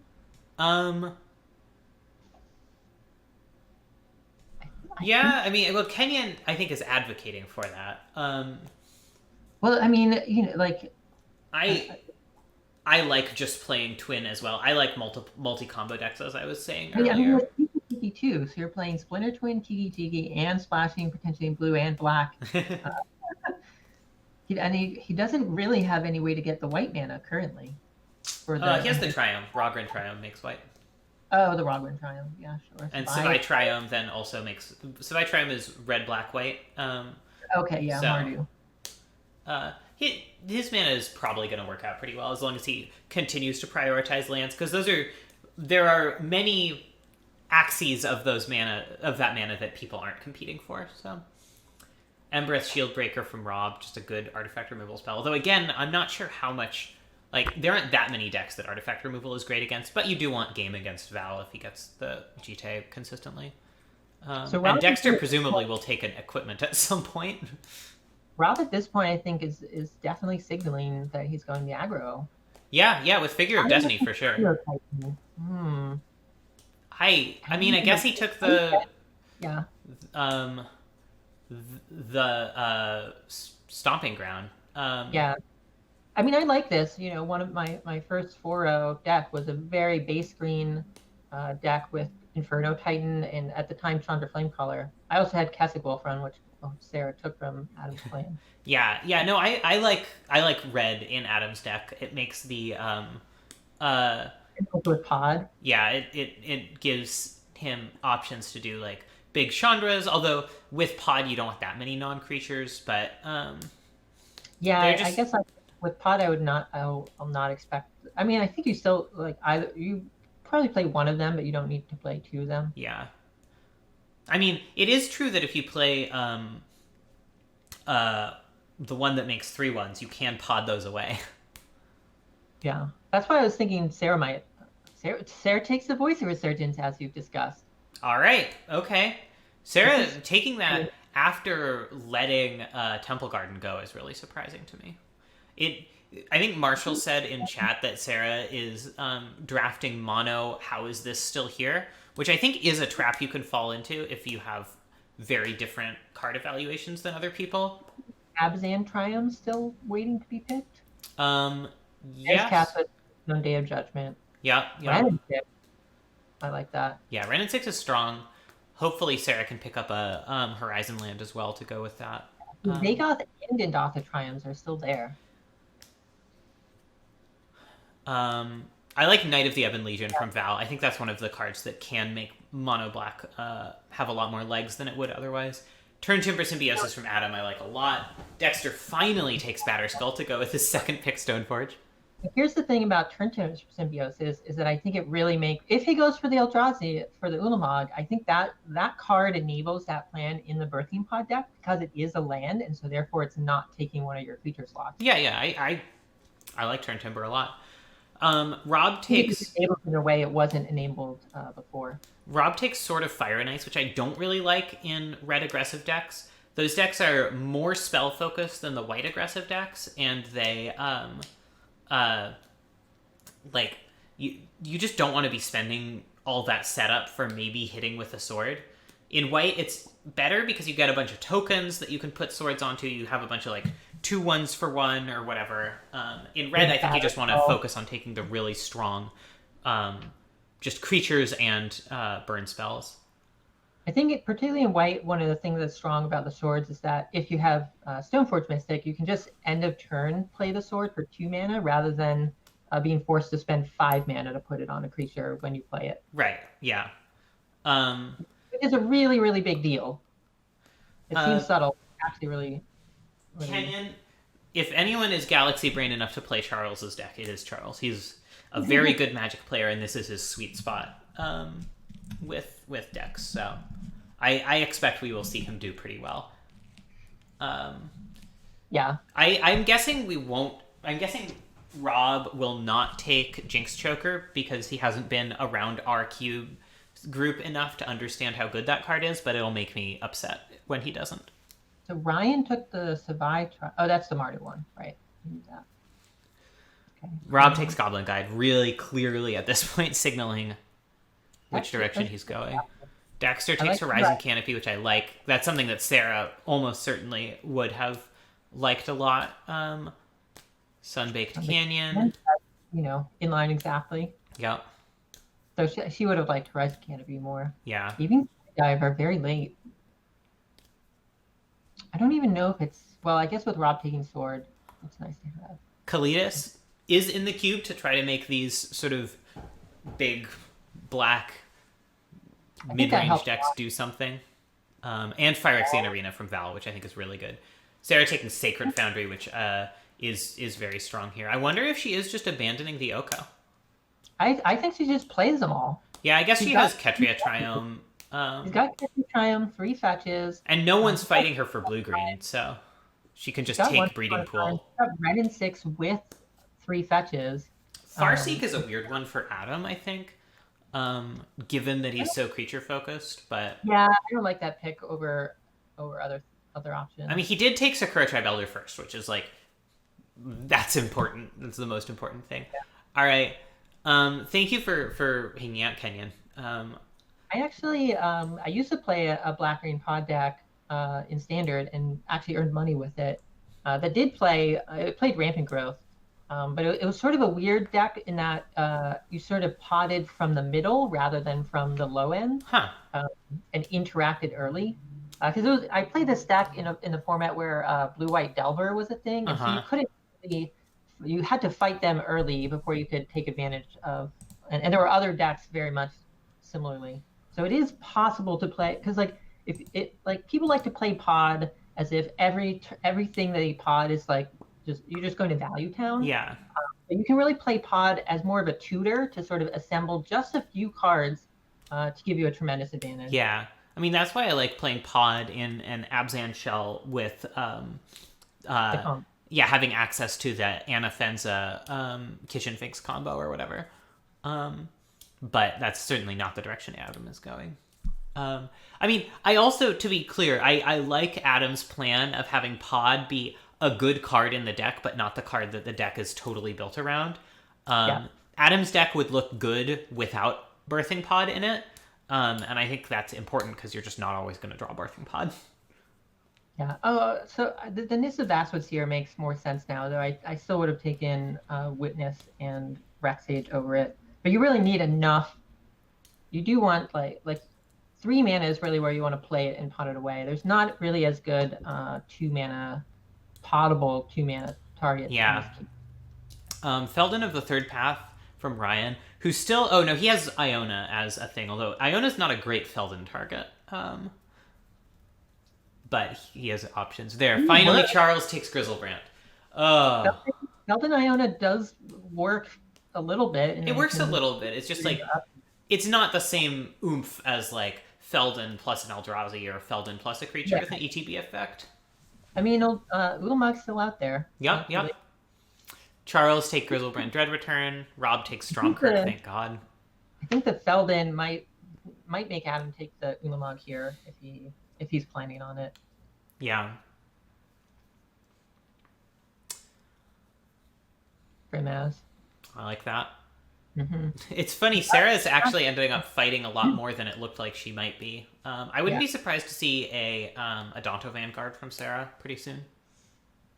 Yeah. Dexter not taking Odonto Vanguard. I know he's going more mid-range, but that's all. If you're gonna play Wrath of God in your deck, just run out a Donto Vanguard. Oracle, I think, is really key for Adam. Yeah, I mean, it's just a great ramp card in general and card advantage. Cloudscape from Cass. That's interesting. Yeah, I'm really curious if Cass ends up going for... Cass, I don't think she's on the approach plan, which I think is a little bit of a mistake. You do love approach. All right, Val takes Grey Merchant Nykthos, which I love those cards. The thing is that when you don't have to, you get to interact, you get to control the axes that the game is interacting on, and so if you're playing creatures, you kind of turn on their creatures, all those creature removal, right? Yeah. Where if you're not playing it, and she has Elspeth and some other Colonnade as ways to win the game. She really doesn't need those cards, I think. Even Skydiver I can see, though, because it can just be really brutal to take a Mana Rock or something. Yeah, I mean, I think Cloudscape can too, but yeah, I see your point about trying to just turn all of their removal spells into bricks. Because then you can just slam Wrath of Gods with no worry, right? Mm-hmm. You're just if she had both of them, it's one thing. But yeah, and you get to minus Elspeth, just there's these things you get to do, and just it's like balance, right? You're basically playing balance. Adam takes Elvish Piper to go with his other stuff. Interestingly, Adam still has no cards that are especially good to champion or Elvish Piper or Quicksilver Amulet out, but he knows to come pretty soon. I don't like Traston. I think he's going to put in there. Yeah.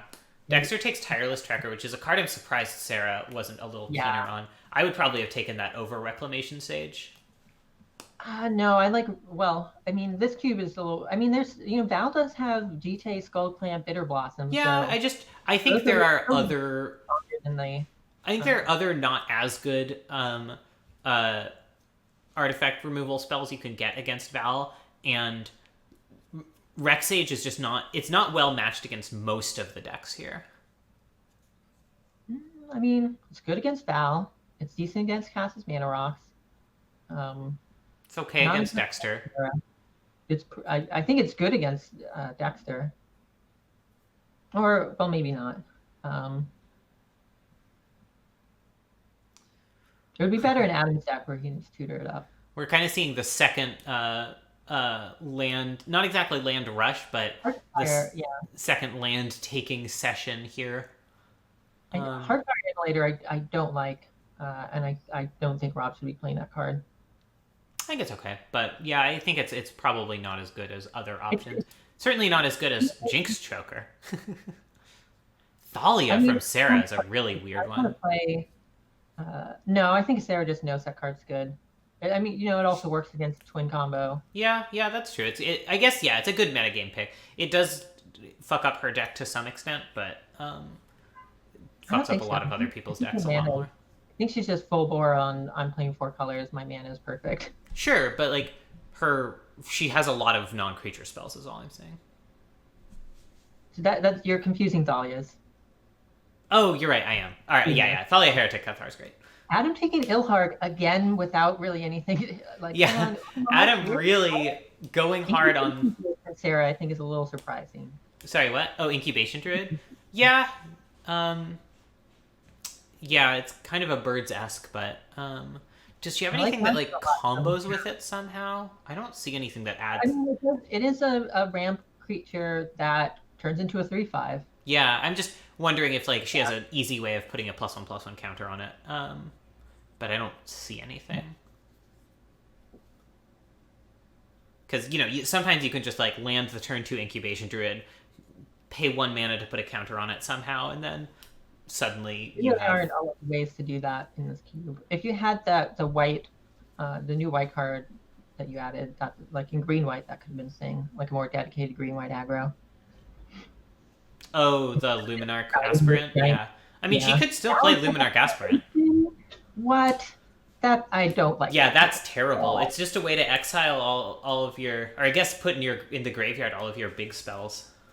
I mean, you're this deck you're not going to play it. It's just, what is this card doing in this deck? It doesn't Yeah. He's already over a Ulamog or something. Yeah. He's already got Courser and Oracle, so it's not like he's dying for card advantage. And no, I guess Dexter got Harmonized. Journey to Nowhere I do like from Dexter. Over Vanishing Light or Oblivion Ring is strange. I like Journey because it's just so cheap and effective, but yeah, there are a lot of Planeswalkers floating around. Yeah.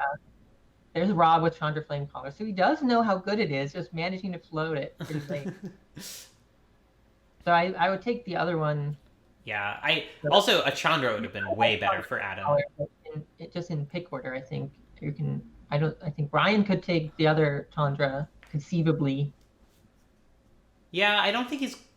Well, I mean, he's trying to be red enough to cast a Kiki-Jiki, I guess. So. Yeah. I wonder if Ryan takes Revelark. Wow, Ryan with the Boros Signet. I love it. I mean, yeah, I think it's great. Yeah, no, I think I think that's great too. Because you could assemble a really sick combo in Ryan's deck with you just gifts for Kiki-Jiki, Pestermite, Revelark, Unburial Rites, and basically win on the spot. I mean, if they have counter magic or disruption or something, obviously you don't. But right on an empty board, if you have the right colors of mana, you just win with that gift package. That would be some. I mean, that's basically what I did back in the day in my Cube Spear Rotisserie deck that 4-0'd. The best deck I've ever drafted in any format. I just scrolled down to see your reminder to yourself. Yeah. I hadn't scrolled down that far yet. I gotta add that reminder to the template too. Makes sense. Um, Should you tell us yet, or no, it's about when we get to that point. Although people are going fast enough, maybe I want to do it like 35. Yeah, that's what I would say. Dan, I do think that Chandra Flamecaller is good enough to play in the red aggro deck. It's just it ends games so effectively. It's very, like, if you don't have a Planeswalker removal spell, it's very hard to get that thing off the board. Yeah, and even if you do, sometimes in like mono red, if you've gotten them low enough, taking 1 damage a turn and forcing them to spend 3 mana to kill your Chandra is just good enough. Charles took Godless Shrine, but he still doesn't have white cards. Yeah, I'm sure he's got something to up his sleeve. Maybe but I don't know what it is. All the other blue-white cards are gone. Maybe a black-white card? It'd be bold to splash black-white in his deck. That's very supports off. Yeah. He played Lingering Souls. Yeah, that's a possibility. It's a Um, good card. I don't know how synergistic it is necessarily, but yeah. also, like, splashing the front half of Lingering Souls is a lot rougher than splashing the back half. I mean, he could just want to get an Ashen Rider and be able to hardcast it. Revoker, yeah, good one. I hope Rob does well and just proves my instincts wrong. I like the Nissa here a lot for Dexter. He's got very strong planeswalkers, and it just fixes the Catheri as well. Yeah. What instincts do you hope Rob proves wrong? I just the way he's drafting this red control deck. I just don't feel think it's a control deck anymore. Well, I mean, like it's sort of like it's really not a dedicated aggro deck. It has right? Goblin Guide, Stromkirk Noble, Hell Rider. Right, I'm just saying that it doesn't look like when you curve this out, I don't think it's going to look the way we usually think the good mono red aggro deck is supposed to look. I'm not so totally sure I agree. It's very burn heavy, which is not usual because you usually can't get all that much burn, but I think it could work. Right, this is like I'm not saying it can't work. I'm not saying it's bad, which is why I'm saying I hope his instincts prove out well. Yeah, Cat's taking Restoration Angel. If she takes approach, I'll be like, she's just putting that in the sideboard. It's just, see, this is the thing. It's like she's got Narset, and Narset gets so much better when you're not playing like 5 creatures in your deck. Yeah, the Restoration Angel doesn't seem super synergistic either. I guess it's good with Snapcaster, but I'm surprised she's not taken Kefnet yet. I mean, when I played Restoration Angel in both of my green-white aggro decks, I never blinked anything. Well, I think maybe once, but mostly I just 3/4 blockered. Yeah, I it know can it's be great good with enough. a 3/4 blocker that can then attack planeswalkers. Like that's just great. Like the blink is just bonus. Sarah just picking up all the good gold spells now. Sarah's just on 4-color. No one knows how to draft. I like it. Yeah. You know, you were like, she should go into green-white and abandon red. And Sarah's just like, fuck that. I can play all the colors. Yeah, I mean, it is working out because people are really just not taking a bunch of lands. Blue card that she has. So. I'm a little bit worried that her curve is going to be kind of rough, but cause like, you know, she doesn't have any 1-drops, which are traditionally part of what makes these aggro decks really good. She has Hex Drinker, but yeah, I mean, like, he might just fetch turn 1 fetch Triumph. Yeah, I mean, she certainly has a lot of very strong spells in there. Yeah, this deck looks in a way similar to that Vintage Cube deck that I drafted, in that it was really strong, like really efficient 2 and 3 and 4 mana spells and planeswalkers and creatures. Yeah.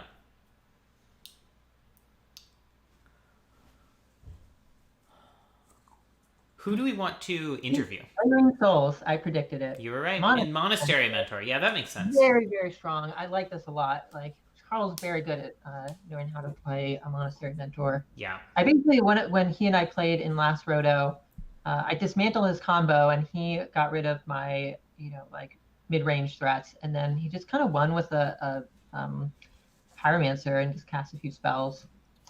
We should point out, Adam did take Terrastodon and Dragonlord Atarka just now, so. Yeah, I like those. I like if you are gonna play Ronus and Quicksilver Amulet, I want to put Ulamog in that deck. But of the Dragonlord Atarka, super duper strong. Devoted Druid, very very good. Yeah. We got to see Hornet Queen. Avenger is actually maybe not gonna have if you have Dragonlord Atarka and also Pod into Atarka. Yeah. Ooh. Yeah, Ooh. Avenger is less good as a cheating target just because, like, if Avenger enters the battlefield and you have 4 lands, it's not that exciting. Yeah. Yes, Liz, now you should hold off on cookies. Wilt from Dexter. Yeah. I feel like Other Chandra from Rob. Other 6-mana Chandra. Okay, so he's got Shrine of Burning Ray. So, see this thing. I don't know. Yeah. Lavala the Preserver. I think Rob's deck is very good. He has a lot of the really good 1-drops. He has... he doesn't have the best of the best 2-drops. He doesn't have Robber of the Rich, but Shrine is good. And he has the best of the best 3-drops for sure. So... I think in Table Draft his deck would be great. I think in Roto, it's an open question. Liz, I wouldn't say no to cookie delivery.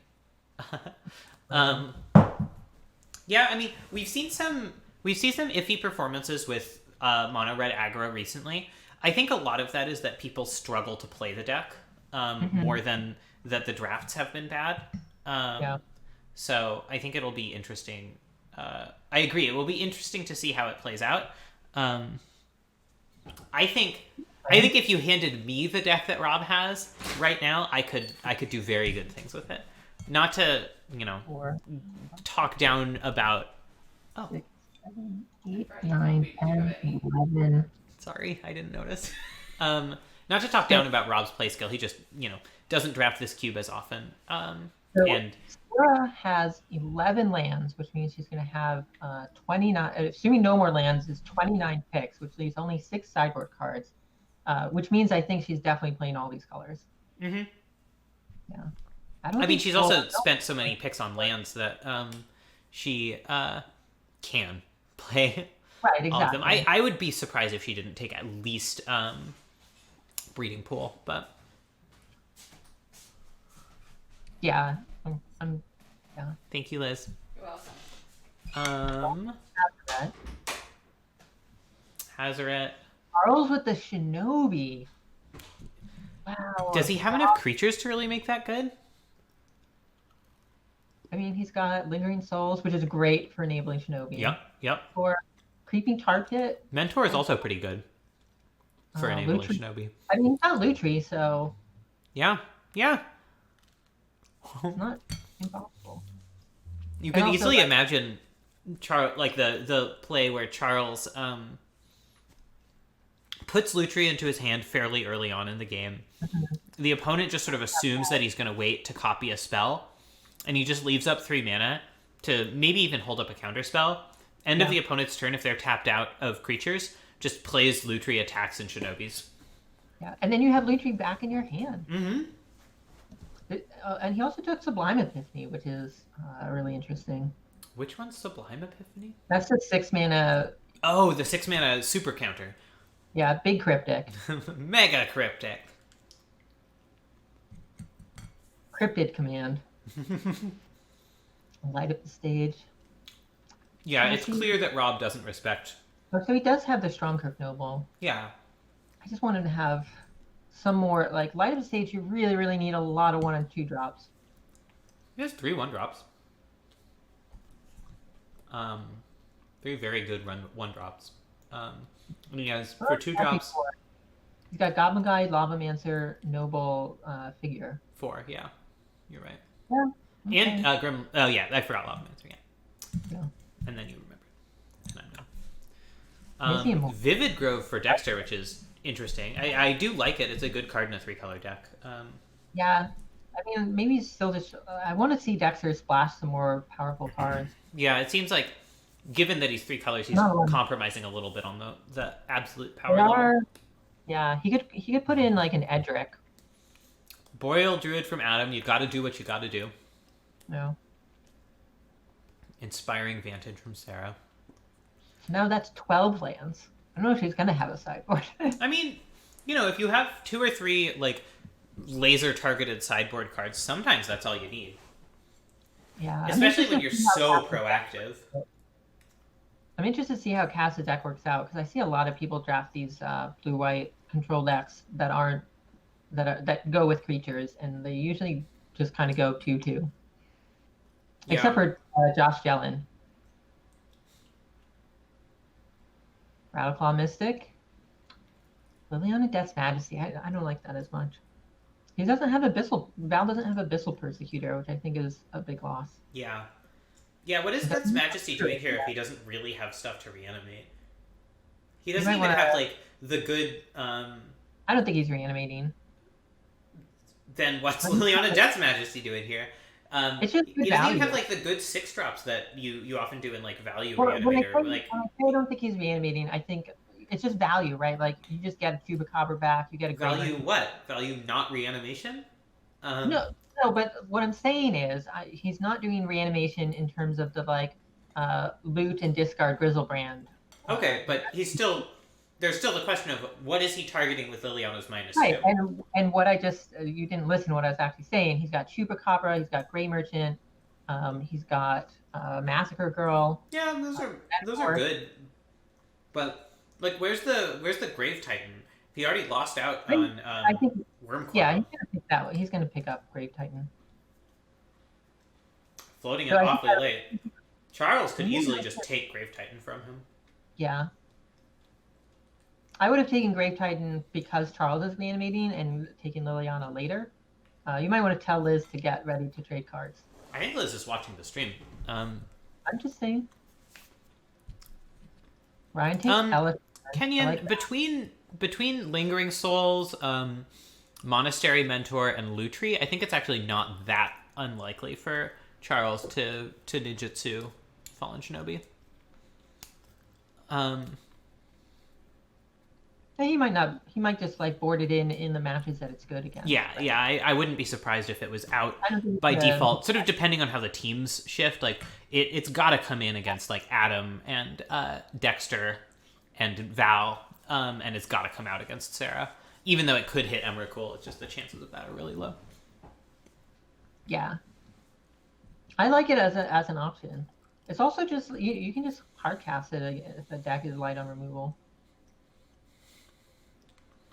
Carry Sev, sure. Okay, he's picking up more of those late aggro. I mean, this is how the mono red often goes: is you pick up all those cards late. Yeah, you just don't need them early.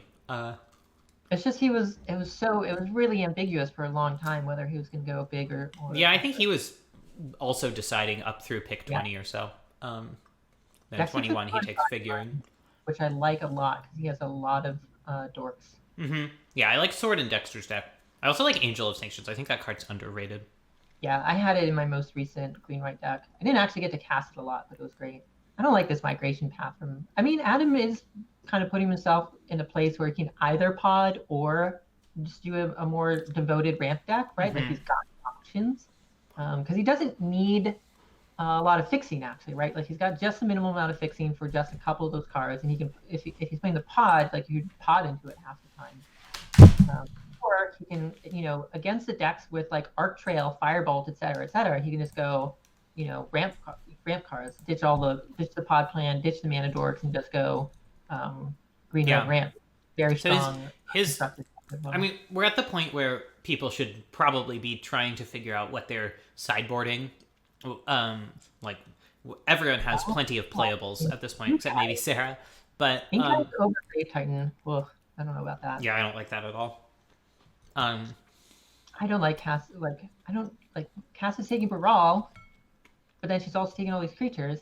I mean, it's a similar plan, I guess. You can go hard control if you need to, and more blue-white tempo if you want to. Yeah, it's entirely possible that Cass is thinking of sideboarding in a bunch of these creatures against certain decks. Miri. We really need to choose who we're going to interview. I want to interview Rob. I want to figure out what his what the line between Big Red and I want to Sarah. sure. So Rob, Sarah. Adam just took Golos. That's a wild one. I'm expecting to take Coalition Relic soon, and then maybe just Cass put has a Coalition Relic. Oh, not Coalition Relic, the other one. Chromatic Lantern. Mm-hmm. I like Flicker Wisp a lot from Dexter. I put a lot of miles on that card in my most recent Green White aggro deck. You just play it and remove their blocker and tap out to win the game. Yep. Or flicker a Planeswalker or something. Which I did that against you as well. You flicker his Stoneforge Mystic and both his equipment. Yeah, there you go. Probably want at least a couple more interview candidates. Maybe Adam? Adam or Ryan, just because they're new to the cube. Yeah, let's do Ryan. I mean, we could interview Charles about having all those cards sniped from his strategy. Oh, Arena Rector Ugin the Spirit Dragon. That's sweet. That's very, very nice. Arena Rector is one that would have been incredible in Dexter's deck. I think it might just not have been on his radar at all. Yeah.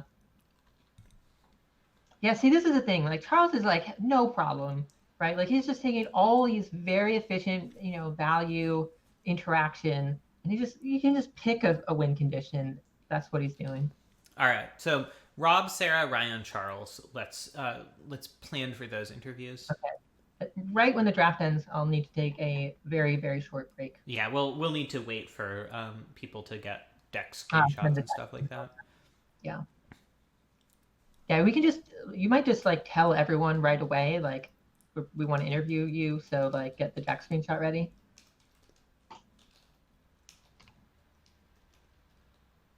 Looter. Sure.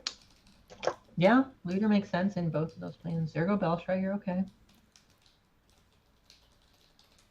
Gideon Blackblade, I like that. Turn 2 Gideon Blackblade.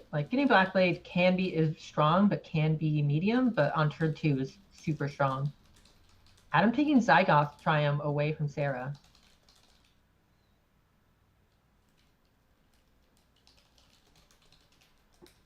And there's the Indatha Triumph. Which is not really, I'm a little surprised being the Indatha Triumph because he doesn't have, I guess either one. I'm surprised by that. I feel like she'd want, I don't know, something like a Valorous Stance or just some kind of sideboard option. Yeah, I don't know what the logic is there. I mean, it's good with Ren and 6, I guess. If you're I need to get my quota up, but she's got 3 fetches. I think 3 Horizon lands, if not 2, at least 2 Horizon lands. So I think she's good on that. Kirik, Geralt's Messenger. Kirik is a sweet one. I really like that. Yeah. It's such a weird one to play because it feels like such a gamble when you play it.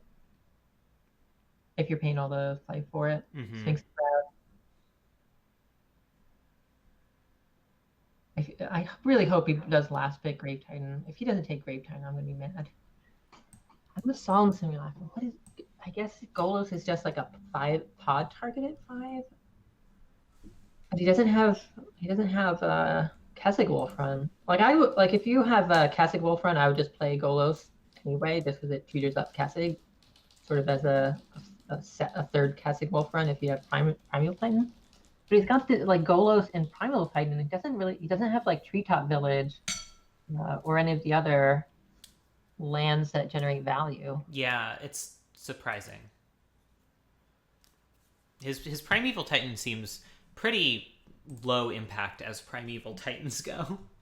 Yeah, and that's the thing with it used to be Primeval Titan, people would slam first pick that card, and I don't think it's gone down in value for me a lot. As a person who drafts green ramp decks relatively often.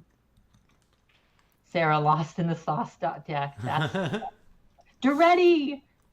She took Duretti. That's pretty fucking lost in the sauce. I mean, she's got one tutorial black source and 3 fetch lands. To me, that's like for me in terms of how I would cost my splashes. To me, that's enough. Yeah, it's just like Though when you're already playing 4 colors, it's harder because you're like, oh, I got to fetch for my black source, but I also need to be able to have the blue red to cast my blue red card. Yeah. Blue and red. So it's like if it was just like 2 color splash Duretti, I'd be like, sure, that's fine. I would like to watch one of Sarah's matches pretty early on. Charles taking approach. Incredible. See, Charles is really well set up for it. Oh, beautiful. I mean, I don't know if Charles he'll- does also have a lot of creatures, to be fair. Not really that many. But he's also not running the same number of cards that want him not to have creatures as Cass is, like Narset, etc. Right. Narcetera. Right. I don't know if he'll play it, but I love it as a. No one has last. taken Kefnet. I think people are undervaluing that card. That's ridiculous. And Cass could take a late Kefnet. And she doesn't really have as many instants and sorceries. Yeah, but it's really not like Ryan and Charles would have loved a Kefnet, in my opinion. Yeah. It also just turns sideways in ends games. Yeah, it's just a 4/5 flyer for 4 that's sort of unkillable is very strong. Really, really good. Force Legionnaire, sure. I like Very that a late lot. convention. And Rob does not take Jinx Choker, which means I hate him now. We are I no don't longer friends. I don't know that anyone's told him that Jinx Joker is supposed to go in this I deck. know. I don't think he's played against it. So he I doesn't- know. I don't actually hate Rob. I hate Yeah. that Jinx Choker is not an acknowledged staple of cube decks everywhere, or cubes everywhere. It's the third I mean, best Teddy, red if we card. get Jinx Joker, we would crucify him. Yeah. Hornet Queen from Dexter. There's Adam takes Avenger. That's interesting. Hornet Queen from Dexter is interesting. Kenyon, I'm not sure. Oh, I see. I disagree about Kefnet. It's really like it's brutal to see on the other side of the battlefield. Like you feel like you have to kill it, or they're just gonna effectively draw a million cards off of it. And then it just comes back anyway, and then Obliterator last for Val. All right, I will distribute table groups. No crimes here. All right, I'll go with that. Yeah, I'm going off mute. Hello, friends. I have tables for everybody. Team 1. What table? Teams for everyone. Team 1 is Sarah, Adam, Val, and Charles. Team 2 is table. Dexter, Ryan, Rob, and Cass. Who called table? I did.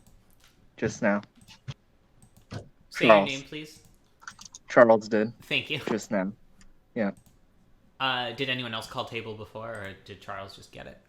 Charles got it. Cool. Congratulations, Charles. You have table. And the teams are marked in the spreadsheet now. You import the cube lists by just copying the list of cards, save it as a text file. You got to put ones in front of every card name, I think. And then it will import into Magic Online. If you Send them have to Liz. send the lists to Liz. If you have split cards, they need to have one slash between them with no spaces in order for Magic Online not to freak out. Good old Magic Online. Yep. It's a real treat. Yeah, and Liz just posted in the Cube channel on Discord, so if you don't know who Liz is, now you do. She's also my wife, just to be clear. Nice. She is nice. That's another thing Liz is. She really is. So wait, who called table? The yellow team. Charles Yellow called team. table, so you are not on Team Table, Dexter. I'm on team. I'm not back. table. Should I You switch got to it. the main chat or? Should have called table decks. Yeah, Quetzy, you don't have to deafen. You can just turn my volume down to 0, and then you won't hear echo. But yeah, Quetzy and I are going to go wait in another match channel. Once someone who has been tapped for interviews has a deck image, please send it to us and hop into the channel so we can interview you. I have one. Great. Come join Yeah, us. Sarah's deck building very quick. 2 basic lands. Quetzy, can you put on headphones? Because you're echoing a lot. Me? No, Quetzy. Okay. Oh, I am? I thought I have. There's a lot of echo. All right, Sarah, can you... Yeah, hang on. I'm sending it to you really quick.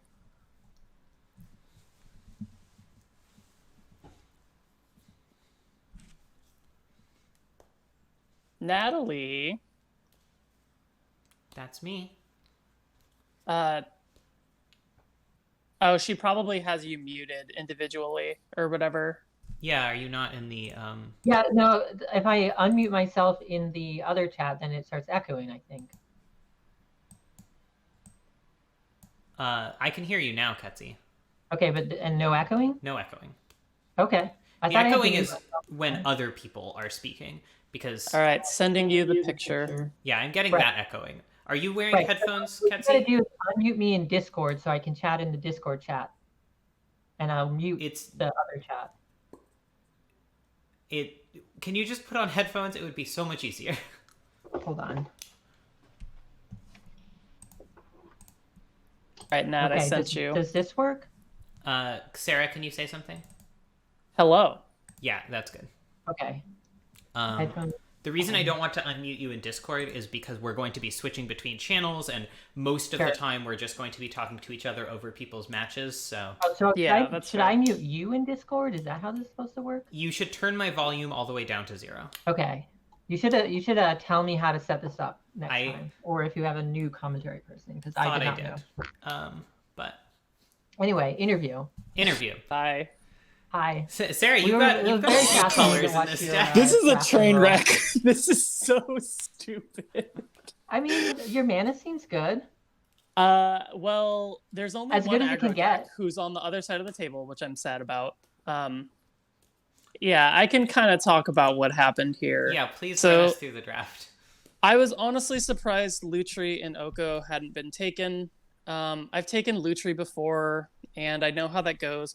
When I took Oko last time, I was like, I didn't really end up green-blue. I ended up like green-red with like 2 blue cards. Yeah. And I was like, so I want to take Oko again. I like Oko a lot. Also because like when I had Lutri, a lot of the times, because I was just a good red-black deck, I just like didn't even cast Lutri. Like I never cast it. So I was like, I want a card I can cast. That sounds good to me. And then it just, red was really open. I tried to be really, this was a very un-Sarah draft. I tried to be very, very flexible early.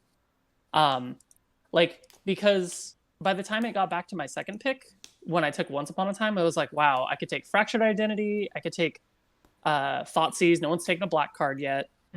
I'm just like, I don't know what to do. And then what really set me off this like indecision path was Dexter took Noble Hierarch after Smuggler's Copter Stoneforge Mystic. And I was just like, okay, so there's a green-white. There's a pod player who probably is going to be green-white. Like, I don't even know if they're playing that pod. I don't think they are. We were like, early on, it seemed like they were making a lot of picks. Adam was making a lot of picks that were pod compatible, and then it kind of went away from that. Yeah, I think this is also just how I prepared, because it's like, I was like, okay, no one's going to take the green cards I usually like, because no one ever does. And also, people are going to wait until later with, like, mana dorks. And then, so early on, it was just every single mana dork I really cared about. And then, so I started pivoting into red with Robber of the Rich and Chandra. And then red started picking up more. And then there was a moment when I went into red, because I like looked at the cube list and I was like, I could go green, blue, black, because the blue black cards are very nice. But I was like, I need to have like an early survival game. All the green ramp is being taken, so I won't get any. And I was just like, why do I want to go into black? Like, I don't think this is worth it. So I just was really indecisive, and as you can tell, I just ended up being every color. Yeah, we're surprised by the late black pickup. Yeah. Well, because honestly, I was looking at my deck, and there are a few picks that are mistakes from me. Like I had a few I had multiple panic moments. This was a panic draft. But like literally I was looking at around pick 15, I was looking at my deck. I was like, I have so many lands, my mana's good, but just like green is so contested. Rob took the good red cards. Like he knows what the good red cards are. It's not like anything is still sitting on the table. Except Robber and Sun Demise. Yeah, I took Robber, thankfully, and I thank God got Sun Demise. Like honestly, I feel like that card is going to save me a lot. Yeah. But sure. I was like, I need power to push over the edge, and I was like, okay, so I'm gonna pick up Luca Emrakul just as a combo because like the only thing I lose is not being able to play what's the Bloodbraid Elf, which I didn't take because it's a 4, and I was like, okay, so I'm gonna pick up like Kitchen Finks, Rex Sage, like really good 3s. Yeah. Thalia Heretic Cathar to fend off Splinter Twin, and also it's just good. It's just good. I have a lot of fetches and sack lands, so Uro is actually a little bit playable for me. Yeah. I don't know. This is definitely a mess because like later on I was like, okay, I need to pick up like I was looking around and I was like, ooh, I could take a Danto Vanguard and Selfless Spirit. And Selfless Spirit was no one took a Danto Vanguard. Yeah. So that was the thing. Like if I could go back, I would just like I would almost just be mono white and splash that one card. Like because Dexter just didn't like I was so confused by the way everyone went. Oko. I would just splash Oko once upon a time and like I would pick up Voice of Resurgence, Fleece Mane Lion, and what's the Selesnya Charm. Yeah. Like and just be mono white.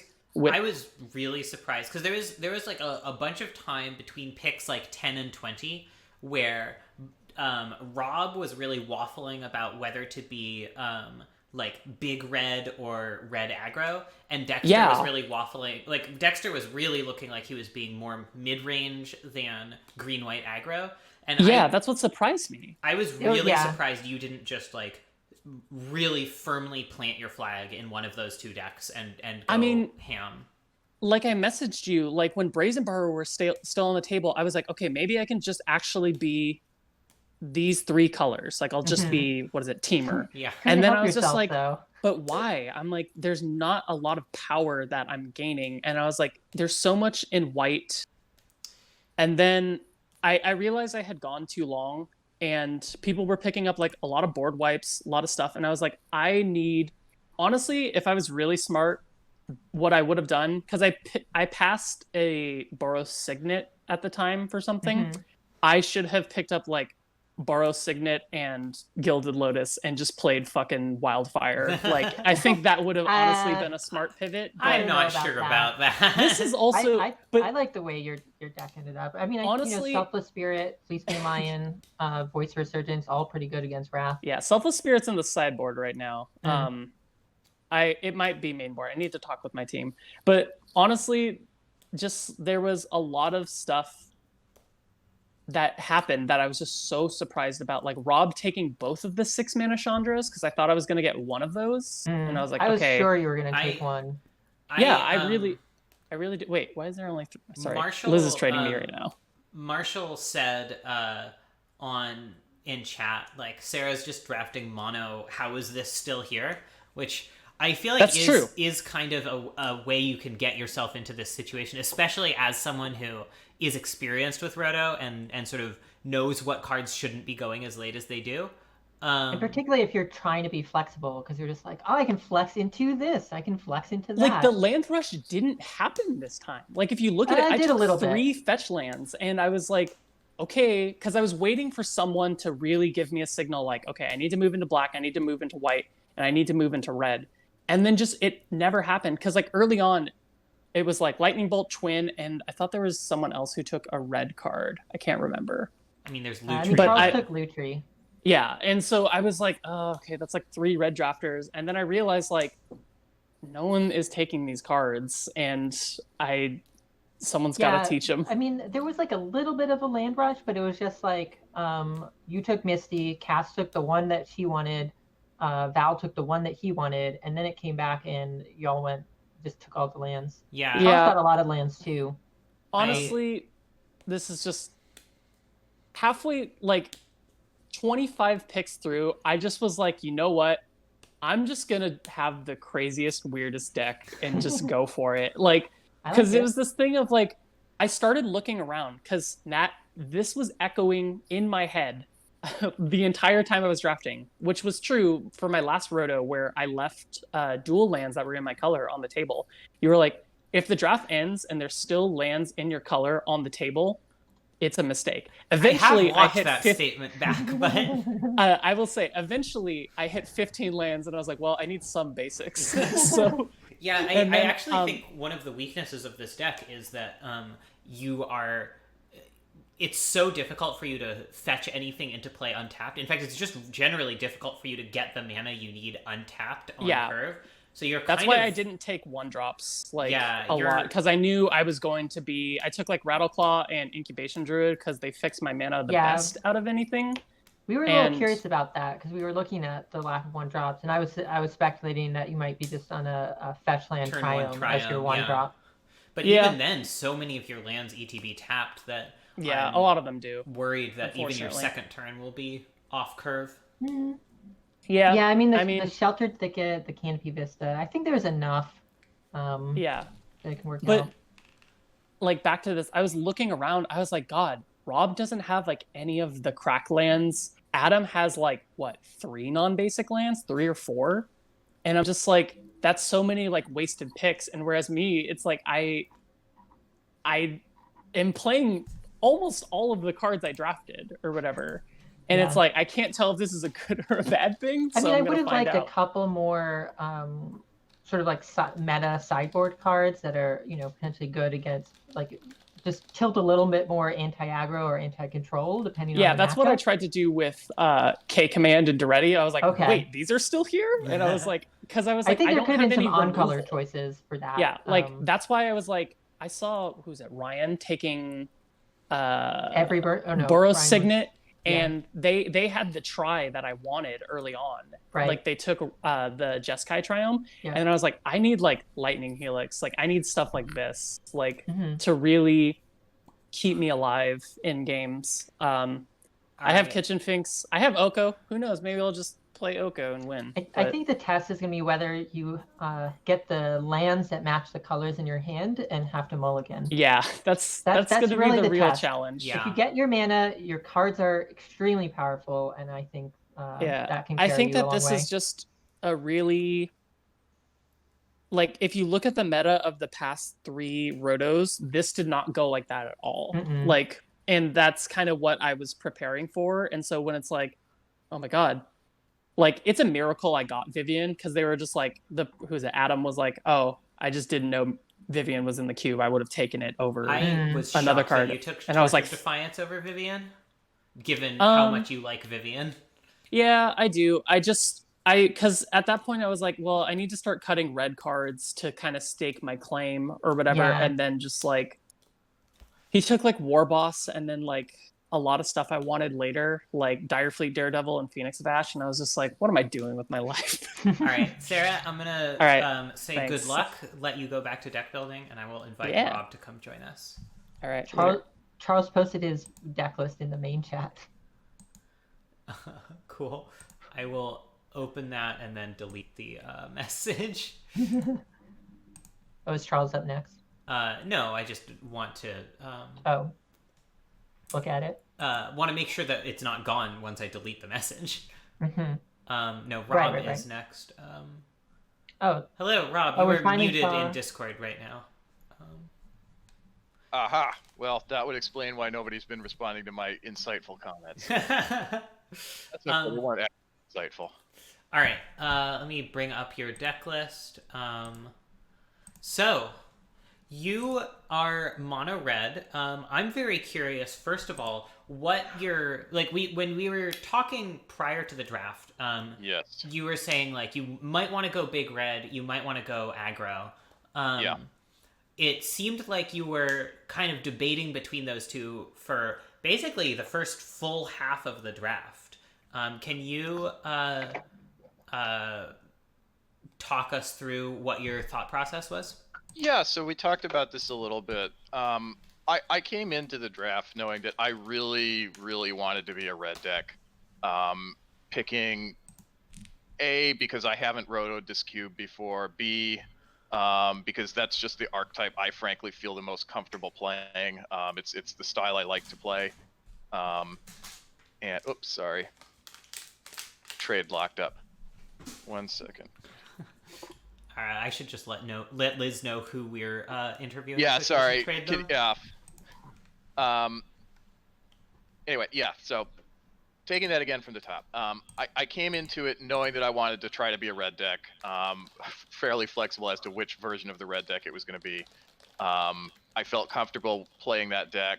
I like that list a lot. I like both of those lists a lot in this cube. I think there's a really good aggro deck in there. I think there's a really good big red deck in there. I'm comfortable with both of those. And the thing I knew was that I wanted to be monocolor if at all possible. Partly due to just personal predilection. I hate drafting lands. I hate having to fix mana. I hate having to use picks on that. Oh yeah. I hate, trying to splash to get a good deck to become a slightly better deck and then losing a game because you can't fix your mana. So these are my personal prejudices when it comes to Magic in general, because my play attitude is still anchored back in like 2004 when mana fixing sucked, and I've just never moved past that. But I knew I wanted to be the red deck, and I knew if Bolt was there at 6, I wanted to take Bolt. And then I wanted to take a card on the second time around that would potentially leave me open to either go aggressive, go big red. So I took the Bone Crusher Giant, and then the way the draft shook out, like nobody else was taking red at all. I mean, Splinter Twin went, but I almost don't think of that as a red deck. That's, a combo deck in anywhere from, 2 to 3 to 4 colors. And because nobody else seemed like they were looking to take the red cards, I kind of, like you said, Nat, I kind of just allowed myself to sit on that fence for a little while and take the cards that I thought the decks that looked like they were going to splash red, the combo decks, the sort of mid-range decks, the sort of real good stuff decks, the cards that I thought they might want, I prioritized those, other than Rabble Master, which I just took because I wanted that if I was aggro. So like a Braid I really wanted, because there's so many miserable artifacts to deal with, and I want that card anyway. Zealous Conscripts I really like either in a big red deck or at the top of the aggressive red deck. Like, when someone taps out to try to drop the thing that's going to get them back in the game, a lot of times Conscripts ends the game right there. Oh yeah. And I thought that was probably going to go soon, so I just took it. Fire Prophecy, same thing. The combo decks probably want that. Took it. Arc Trail is really good against me, in addition to being really good in my deck, so I took it. And at that point, like nobody else was touching red. I think at some point there around round 7 or 8, Sarah came in and took Robber of the Rich, which really was the only card all draft that I wanted that I didn't get. That was really the only card that I was disappointed to get. Chandra Torch of Defiance too, she also took, which I would have liked to get, but at that point I kind of decided I was probably aggro. Interesting. And I wasn't. That early, huh? I think Torch, yeah. Just because, nobody was fighting for it. And I kind of knew that, like, because nobody was doing it, the creatures were going to be there. Like, I didn't have to take the aggressive creatures. They were going to be there late in the draft, and I could do what I kind of ended up doing, which was just take all the burn. Yeah. Yeah, you certainly did end up with almost exclusive access to the cheap burn spells. Which... I think Sarah has Lightning Helix and nobody else has burn spells. Yeah. Which puts a lot of pressure on Ryan's deck. It has a lot less access to early removal than it would otherwise. Sarah's deck as well is forced to interact mostly through creatures rather than spells. And I kept taking burn spells because I knew Ryan was right behind me. And I kept Yeah. looking at these and being like, if I was him, I would probably want this hero. And so I kept taking, and ironically, we're on the same team, so I cut some of his cards from him. But I'm happy to have all of these. Oh, I gotta look. Oh yeah, I gotta look at And the team matchups. so essentially, and because the color was so open, like, I got the stuff I was like, it would be really nice to have. Like, I could just leave it on the table forever. One thing I'm interested in, yeah, I have this saying, which is dubiously accurate, but that at the end of the draft, if there are still lands in your colors on the in the available cards, you probably drafted wrong. Obviously, you're monocolor, but you did pass up the opportunity for a lot of the Horizon lands, the lands that can sacrifice to draw you a card. Even though you certainly you have way more than 23 playables here. What was your thought process there? I won't dignify it by saying that it was a thought process.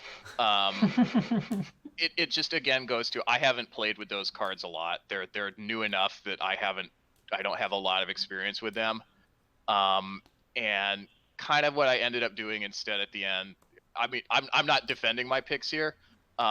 I ended up taking I took a handful of things where I was like, I just really would not like to not have to play against this.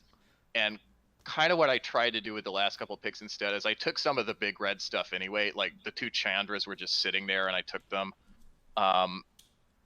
Stuff like Hazaret, where I decided that sort of the thing I wanted to do was give myself the option to say like a game 2 where I'm on the draw, to sideboard into a bigger shell, take out some of the aggro cards that I don't love on the draw, like Goblin Guide, some of the stuff like that, and tried, especially if I ended up paired against one of the super control decks, I wanted to have the ability to go into kind of a bigger shell, and of course it turns out I'm on the same team with all of them, so. I think that if you were to take their Horizon lands, you have to take them earlier, which also means you have kind of less time to decide whether to go big or aggro, because eventually you just have to start taking the cards for your deck. Yeah. Certainly true. Also, like, you'll laugh about this. Like, I love leaving lands on the table for other people that cost them life. I want everybody else at the table playing lots of lands that cost them life to come into play on tap, or cost them life to get colors from, or cost them life to draw cards off of. I'm always happy if other people want to play those, because they're doing my job for me. That's some galaxy brain cubing. So I'm just going to pretend that was the thinking. Before we let you go, I want to ask you, like, what's your... So you have 40 cards here. Only 2 of them are lands. So that's 38 spells. What... Obviously, you haven't built your full deck yet, but what broad categories of cards are you looking to cut? What's sort of the large-scale shape of this deck going to look like when you bring it into... your matches? I think essentially the way I want it to look in game 1 is I want to have some good 1-drops, pretty critical, and I got all, again, I got all the 1-drops I wanted. I want Noble, I want Figure of Destiny, I want Lavamancer, because they're good turn 1 and they also have longevity throughout the game. I want to have a lot of cheap burn. I'm probably going to be a little light on creatures in the 2 slot. Because my assumption is that in a lot of cases I'm going to want to play a burn spell on turn 2, or I'm going to want to drop the shrine there or something like that. And then after that, essentially, the creatures I want to be playing and the cards I want to be playing are the ones that don't wreck me if they get 1-for-1. Because I know that Val's out there with the all removal black deck. So that was why I put a high priority on stuff like Rabble Master, Legion War Boss. Phoenix has haste and it comes back from the graveyard. Stuff where if it comes out after turn 3, I want it to either have haste, I want it to make something else, I want it to make tokens, I want it to do something where I'm not getting blown out by a removal spell. So I think we're going to be, a lot of 1-drops, a couple of 2-drops. The 3, 4, 5 slots are all stuff that has haste. I don't want to play anything there that doesn't have haste or doesn't make a token on the turn it comes into play. And then it's just a question of trying to pick which burn spells I want so that everything curves out nicely, and kind of try to read the room on whether I want, like, which are the ones I want main and which are the ones I want in the board, because I can't play all the burn. I have more burn than I want to play. Yeah, you All got right. a lot of cuts ahead.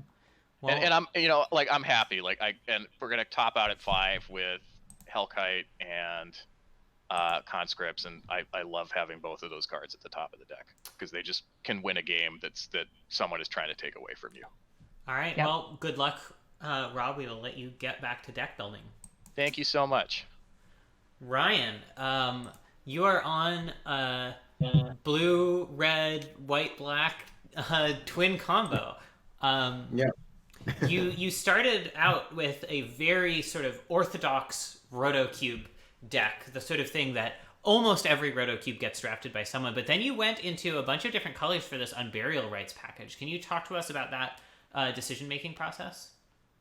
Yeah, so basically, when I came to the conclusion that there were a bunch of other people that were taking like the reasonable blue interactive and card advantage spells, I figured that the sort of a classic blue-red twin that's more of a controlling deck, right? You build it less as a combo deck, but it has a bunch of different pieces of interaction and card advantage that eventually pushes an oops, I win button. Based on the patterns of how people were drafting, I figured that deck actually wasn't going to come together very well, even though I had all the twin pieces, especially because I was squeezed between people who were taking the red and the blue interactive spells. So I came to the conclusion, this was around my 8th pick, my 5th pick. Basically, whenever I took Arcane Artisan is when I had where I decided, look, Arcane Artisan and Feldon of the Third Path.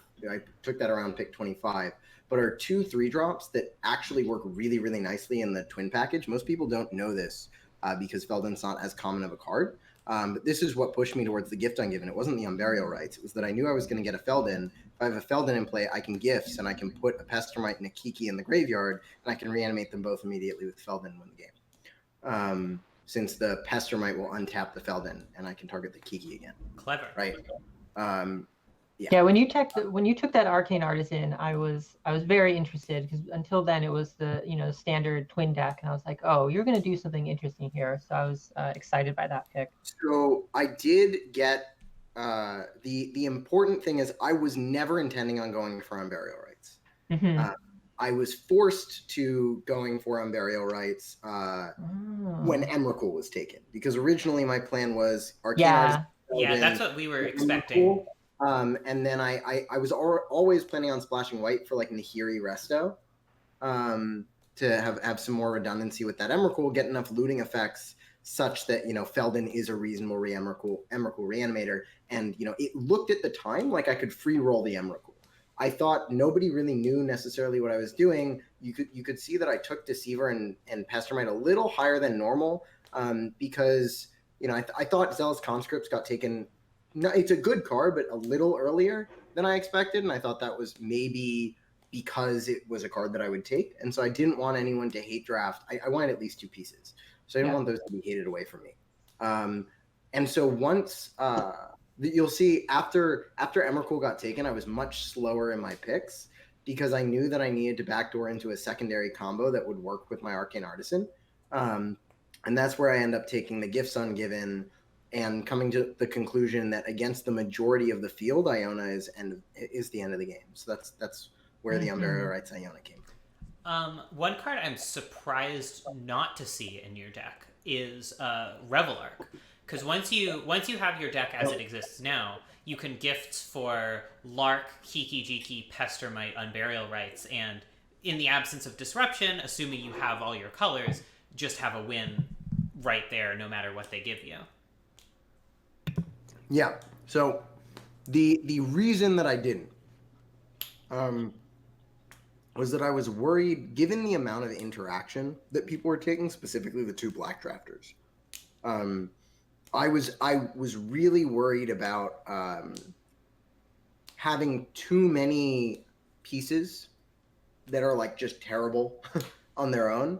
And so I didn't want to like end up with so many potential hands that like one thought sees one, whatever would piece apart, especially when we're talking about my main combo is disrupted by all of these black removal spells. So I felt like I couldn't try and squeeze in too much. You can see, I mean, I'm still struggling to figure out what the exact build is based on what people are, whether or not I want Mizium Mortars and Dead Aragon, whether I really need this Spellskite because of the interaction, if Elish Norn makes sense in the deck, if Consecrated Sphinx makes sense in the deck. My favorite cube decks have always been variants of Kiki Jiki decks, and so I've drafted decks that look like this quite a bit in my own cube. When I had Revelark, I've definitely had that be a part of it quite a lot. I just felt like it would make it a little too... I would get too many hands that would eventually lose to Forms of Disruption. That makes sense. Well, a match has started, so we're going to cut off this interview early so we can go watch that. But I wish you luck. This is the broad concept of one of the very few rotisserie drafts I've actually done. Usually I don't participate in the actual drafting, but I did a Kiki combo plus Unburial Rites with way back in the day, and I love to see it, and I wish you the best of luck. You are my personal favorite draft of the day. So That's just vanity. I'll jump off then. Yeah, it is So definitely we've vanity. we've actually got all the matches are starting to go. All right, I would like to hop into Sarah and Dexter's. So let's go there and start out watching Sarah's game. All right, we will start watching Sarah's game. Looks like they're at the beginning of game 1. And Quetzy, you and I go on mute for this, or go on deafen for this, so that we don't confuse people or give stuff away. All right, looks like both of them have quite strong starts here. Dexter perhaps a little bit all more so four than of Sarah. her real colors. Yep. All 4 colors. I really like. Other than black, like, which is a little awkward with the Duretti. Yeah, but I mean that's one of her 2 black cards if she's main decking Kolaghan's Command, so it's really not too bad. I mean I like the she gets, I don't think she has an untapped black source in her deck, so she can't do that, but and she can't play Canopy Vista untapped. Yeah, those Canopy Vista, that style of land is really awkward for Sarah's deck here. She has the Mystic, so she can just run out Garrick Relentless next turn. Possibly, though the Tireless Trapper makes that less ideal because it would be undefended if she ate the birds, and the wolf doesn't trade with the tracker. Birds into tracker unopposed is a very strong start for the green. Yeah. Oh, and Elspeth too. Dexter. Elspeth makes it much harder for Sarah to get out of this with a value. Okay. Yeah, I don't know. This is what I liked. This is basically what I saw Dexter's deck doing is 1 drop turn 1, 3 mana on turn 2, very good ones. 4 mana on turn 4 on 3, very good ones, and just really getting ahead of the deck. I mean, Dexter's also on the play, so that's quite an advantage to that plan. Yeah, I mean, this is also why I like the green-white deck so much, because it can do this play without necessarily futzing around with the sort of the more value-oriented planeswalkers. You can just do this sort of thing, but always be sort of putting a huge amount of pressure on the opponent, like Dexter's doing this game. This is I don't know what Sarah can even do here. I think she's trading Garrick for Tracker here. Yeah, that's what I was just about to say. You have a choice there. And next turn, planning to land an Oko plus eat damage from a soldier token, maybe? I'm a little surprised she didn't go with Wolf Run there to avoid taking the extra point of damage, but... Yeah, I mean, Oko... Well, she might be... I think... no, she actually got blue mana access. Yeah, she has access to double blue and double red, so the Fiery Islet... Yeah, really didn't need that. Oh, that's brutal. Boy. Well, it seems like the game is sort of over for Sarah at this point. I mean, Oko can elk the sword, but that's just... It's not a winning, this is brutal. Winning line. I wouldn't be surprised. I mean, Sarah does have a very strong skill at winning games that look like they're not winnable, as we've seen in past Roto streams. But it's really looking hard to get out of this one.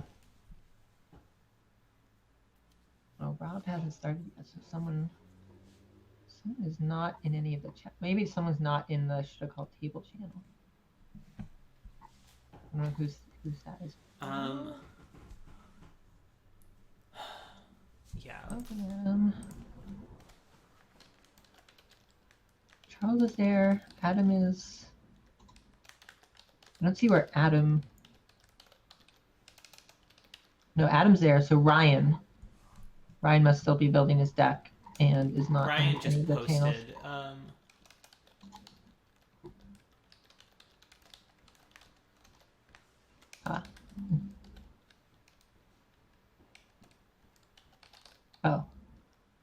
Oh, Steve, Charles and Adam are on the same team.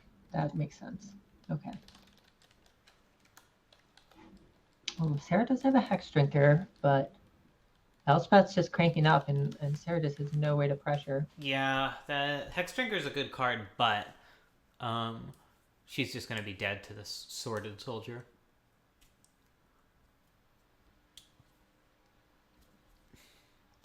I mean, she can Oko, Elk the Sword, Oko dies, make a Hex Drinker as well, and start pressuring Elspeth next turn. It's not the worst. Yeah. She takes a lot of damage here, but... Yeah. I'm not even sure she's supposed to tap the Rattleclaw. Yeah, I think she's just leaving that to Chump, probably. Yeah, no untapped Black Source makes this more awkward, although I guess she's probably planning on using the mana for Hex Drinker anyway. Duretti plus Oko, interesting, really nice combo. Because you can just sacrifice the food to destroy a creature every turn.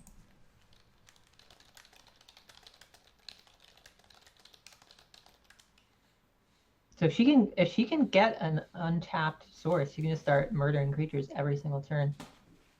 But I don't think she's gonna live that long. Okay.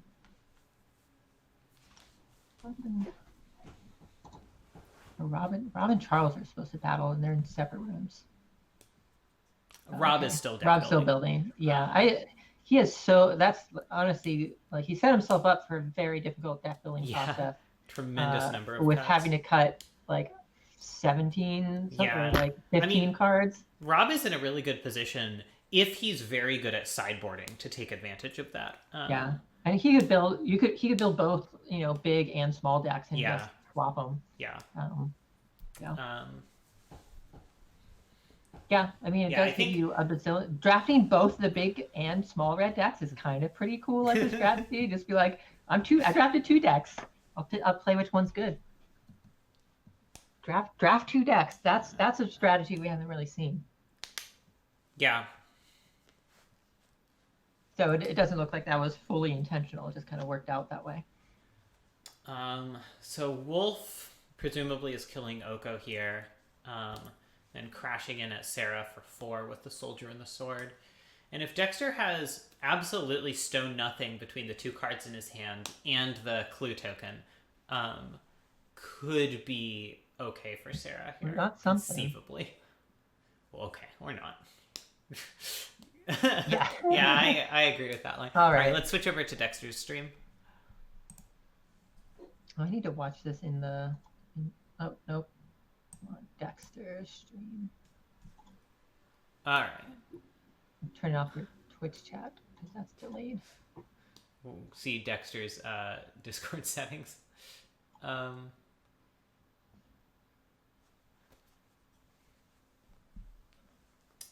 Oh, Dexter did end up with Hornet Queen. Somehow I didn't notice that pick. He very last pick. Got it. And it was right before Adams. You almost think Adams going to take it. Yeah. His Smuggler's Copter in the sideboard, main deck wilt, right.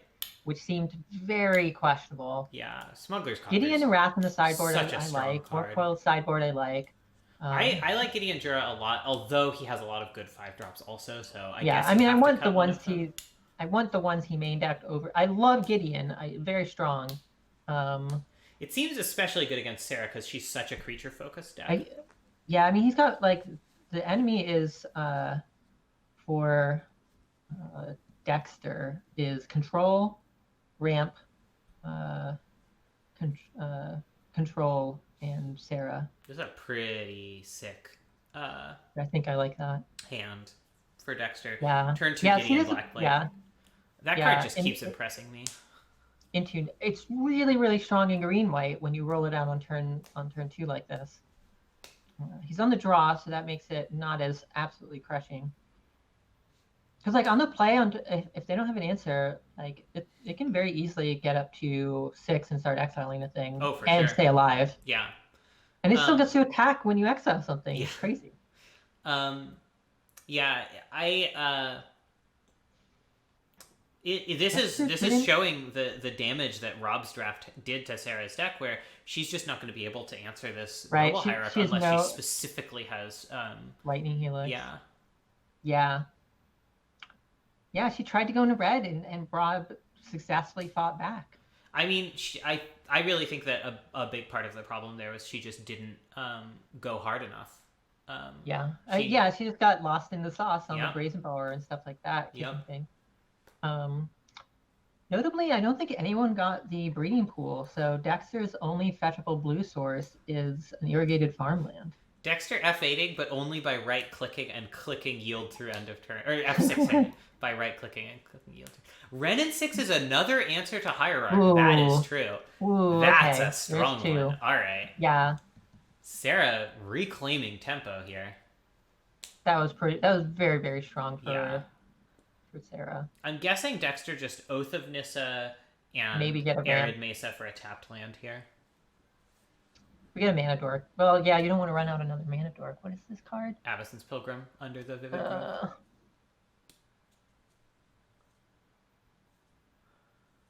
Yeah. I think he just wants to run it out. Yeah, just to force the Renin 6 down again, I guess.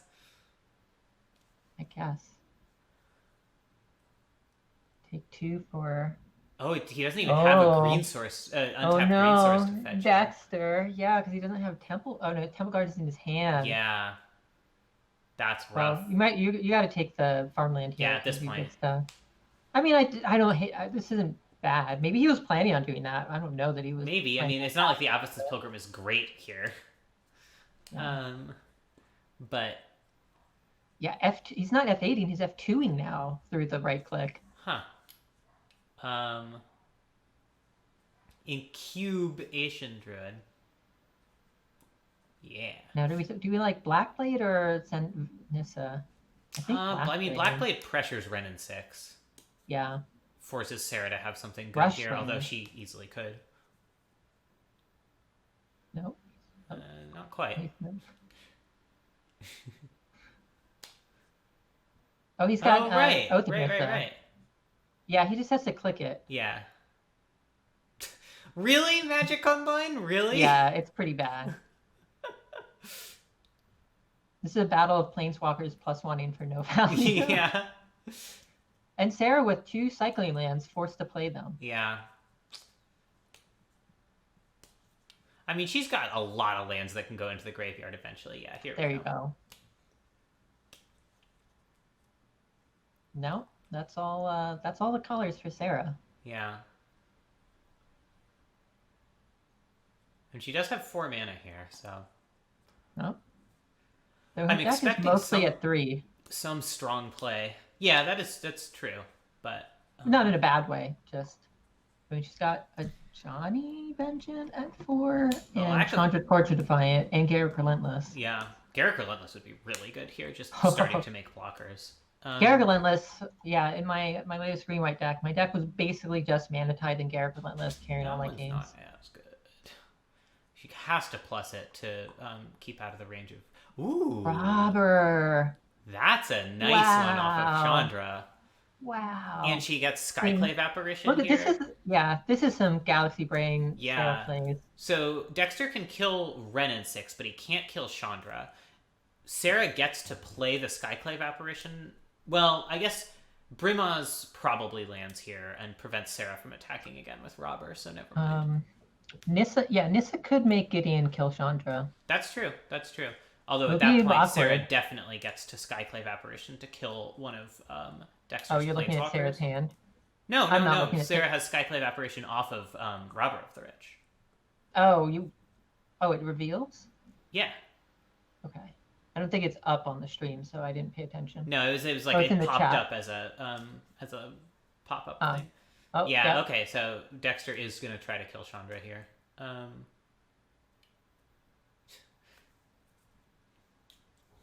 Super matters. Which I'd like this.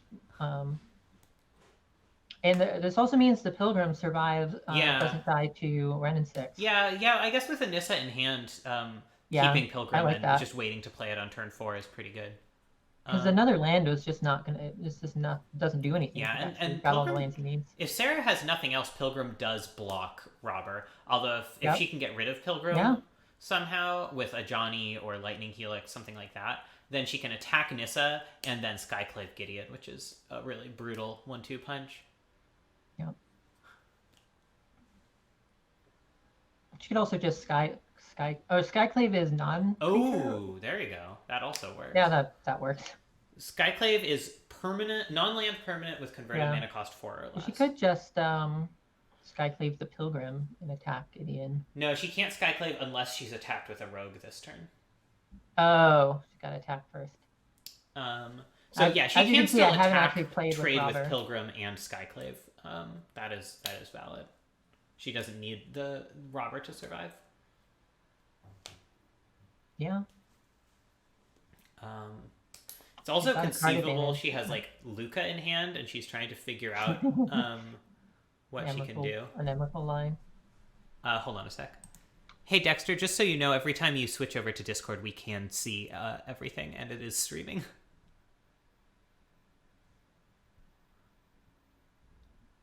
You looking at anything spicy? Can you hear me? Yeah, I can hear you. Cool. My bad. Just wanted to make sure before you sent anything out over the internet waves. All right. So yeah, Sarah gets to Skyclave here, or I guess maybe she's leveling Incubation Druid and Skyclaving off of that. That makes sense. Yep. She's got a lot of mana, although not necessarily a ton to do off of it. She doesn't have great ways of getting card advantage unless she finds one of her cycling lands or horizon lands to use with Ren and 6. You always feel like such a doof for putting good cards in your deck when they get got with like Robber of the Rich or Night Veil Spectre or whatever. Harmonize. Ooh. These are powerful cards, although I kind of feel like Dexter wanted to advance his board state there. Yeah, he's falling behind. I would have run out Birds and Brimaz. Brimaz can attack very well on this board state. Well, I guess not so much into the other guy, but I think you just got to put that stuff on the board to deal with this Ren and 6. Yeah, just hope you draw a Planeswalker that can deal with Incubation Druid. Oh, so okay. I feel like Sarah's cementing this game now. Rivian's really hard to battle past unless you have a board already. Interestingly, Sarah has not... Okay, there we go. I was going to say, Sarah has not replayed the Misty yet to get value off the Ren and 6, but there it is. How many lands does Sarah have that she can Misty back, I wonder? A lot. Oh, Misty back. I don't know. She's got 2 basics. Yeah, but only one of them is a forest. The other's a mountain. Right. Like, it is relevant. It's something that Sarah's going to have to keep in mind throughout the whole draft. Like, how... I think almost all of... I mean, she's got the Sacred Foundry, but most of her lands are Mistyable. Yeah. But like for each... She's got other fetches, too. For each fetch, exactly what set of lands does she have that it can fetch so that she doesn't accidentally put herself into a place where she fetches for nothing? Because you can lose games that way really easily. I certainly have. Overtapping. What is he? He's not overtapping. He's just playing Teferi. Oh, okay. Oh, he played a tap land. Yeah. Okay. Oh, he just gets a 4/4 though. Or 3/3. Yeah.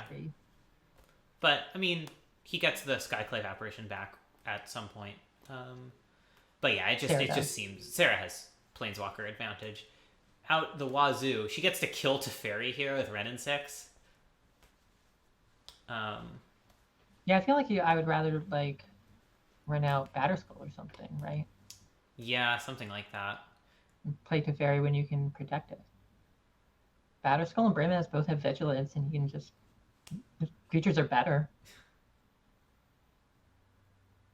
Is Sarah attacking Teferi? I don't understand. Yeah. Garrett can like, finish off... Oh. I feel like it's so easy to ping off Teferi with Ren and 6 here. Maybe she just wants more value from getting Lance. Yeah, Because she can get up to... If she has a Lightning Helix in hand and she can get Ren and 6 to retrace, then that's just the end of the game. Yeah. I mean, it's also true that just, like, thinning her deck with a bunch of Misty Rainforests is pretty good. Yeah, she doesn't need to... It's not like she needs to go face here. She can just get maximum value and just go way, way ahead, unrecoverably ahead. Casting Rex Sage here with the Batterskull in Dexter's hand. I don't think Dexter put Wrath God in his deck, so like Dexter just really doesn't have any ways to call back from this. Yeah, I mean, even if he wrathed 3 Planeswalkers is... Right. I'm just saying, like, he just didn't have anything that can... And Sarah can Luca here. Elspeth Conqueror's Staff, actually. Elspeth Conqueror's Staff is the only one that... really the only card ECD on, like, Vivian, you're thinking? Something, yeah. It's just, like, even getting that solid 2-for-1... Sarah's so ahead on board right now. Well, I mean, you get back to Fairy, which puts you even more ahead. But yeah, it's too much now. But like, whether there's any strategy to, Yeah.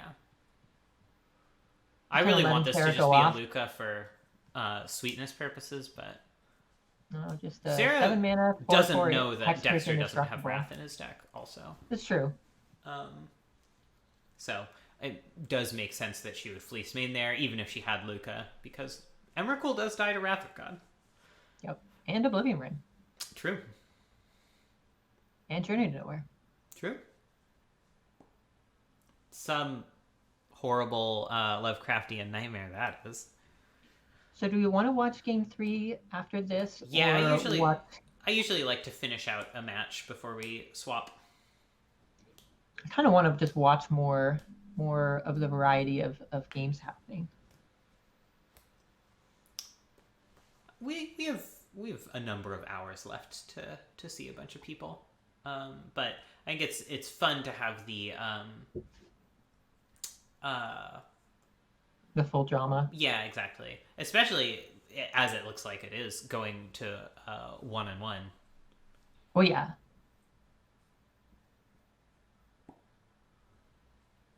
Yeah, Oblivion Ring's pretty good. Yeah. That's good. It's gotta be Vivian. Yeah, for sure. Dexter still got a lot of life, so... Yeah, if he can stabilize, like... I would have liked Brimaz much earlier. Like, if he'd had Brimaz this whole time, that's, kind of... I mean, yeah, it puts a lot of pressure on Sarah not to tap her Incubation Druid. Yeah. Because it's the only thing that really effectively blocks. Sarah's so many resources, she's just willing to trade Garrick and Ren and 6- for Brimaz here. Yeah, that's pretty easy. I mean, now she's lost 2 of her Planeswalkers. Yeah. She is a lot. We did confirm that Dexter didn't put in Wrath of God. I don't know. I mean, we saw him sideboarding. I'm pretty sure he didn't. I mean, Batterskull... Oh, is he going to concede? I mean, Batterskull keeps him alive. Skyclave? Oh, Dexter gets the Skyclave back. Yeah. That's part of why I think he did it. But if he had played Batterskull Birds of Paradise, I think you can stay alive there. Let's see, he blocks 2/2. Birds trumps the Birds trumps the 4/4. He blocks the 2/2 and takes 4, I think. 4, gain 4. Yeah. Yeah. And then if you but Birds gets killed by Ren and 6, so. Yep. All right, now he's bringing in the Wrath. Not having Small Ghost Copter, especially against Sarah's Planeswalker. He should be bringing in Hornet Queen. Well, I don't know if he should be bringing in, but I like bringing Hornet Queen is a monster for Sarah to deal with. Wormcoil too. Like Sarah has nothing that answers Wormcoil. Not the Wrath of God. I don't really like the Skyclave apparition, but I mean, It's good against Sarah's planeswalkers that aren't Why 5 mana. why is he wilt in here? Does Sarah have wilt targets? I don't know. I'm trying to think. I don't think so. Yeah. And again, the lack of Smuggler's Copter seems really wrong to me, just because it goes over the sky into Sarah just has no wilt targets, so Dexter just doesn't play as much. So, but I just don't think he should be main decking that card. Yeah, I mean, I get that it has cycling, so the cost of main decking it is lower, and he does know his opponent's decks, but I mean, he's got Elspeth Conqueror's Death, Oblivion Ring. It's not like he doesn't have answers to. And of the people on the opposing team, it's really only Val who Wilt is actively really good against. Right. So it's very good against Val and not good against. I mean, it could be okay against Adam if Adam's playing Pod. But even then, is it better than just having ECD and? No. I'm just saying. Yeah. No. I'm not sure. What's running out Dexter's mind. Oh, he's got a mulligan the card. I think he has to mulligan too. Yeah, he went to 5. Oh, 2 cards. I feel like you keep both planeswalkers here. Yeah, just hope you get lucky with lands, which I think is a pretty good plan. This is a brutal one. Probably going to be a short game 3. I don't know. If he rips a land into a land like that, this or a 3-drop land, and he's sailing.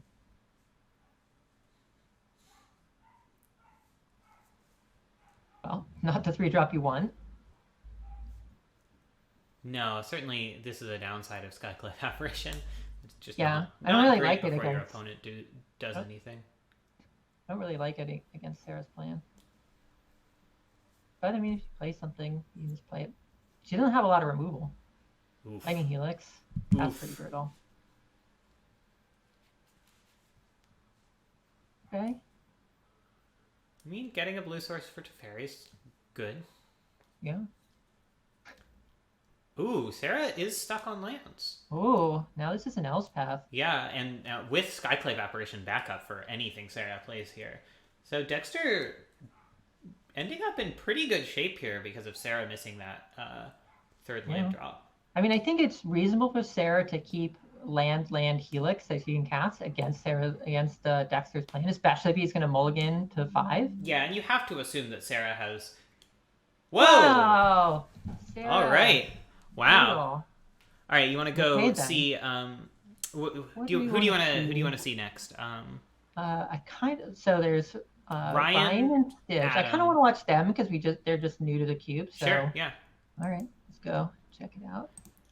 Hello, friends. Adam, can you stream your screen as well? We'll start out watching Ryan, but we like to swap back and forth. Sure. Thank you. What game is this? It's game 2. I'm up a game. Thank you. So game 2, Ryan is up. Ryan has Pessamite Twin in hand. Yeah, this might be a short one.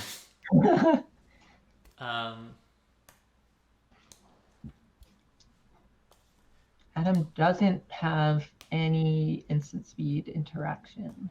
Because again, Ryan took it all. Yeah. Or sorry, Rob took it all. Yep. Wow, that was like Galaxy. I was not a fan of that from Rob, but you're right. He just got literally all of them. And then the red. Val has this certainly in other colors, but where did that go? Table.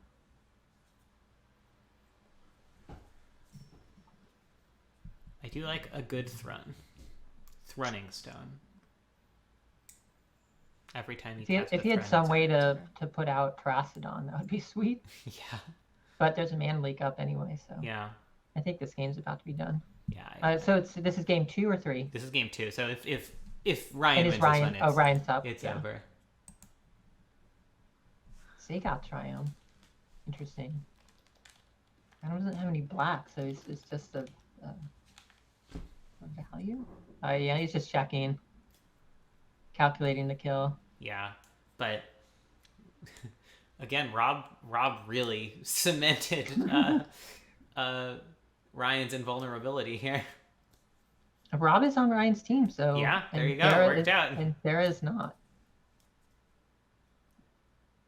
It's really so interesting how the team split drastically changes how good people's decks are.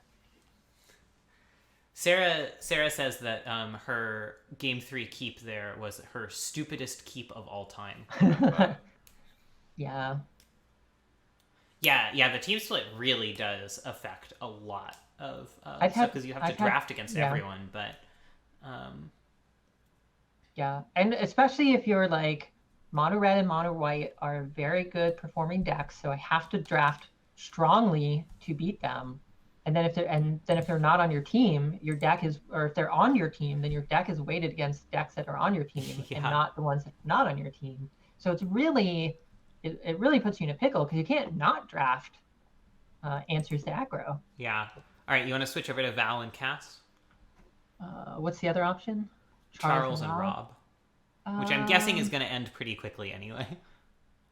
Let's watch Charles and Rob. If it's going to end quickly, we can just move on to the next one. I don't love just switching from I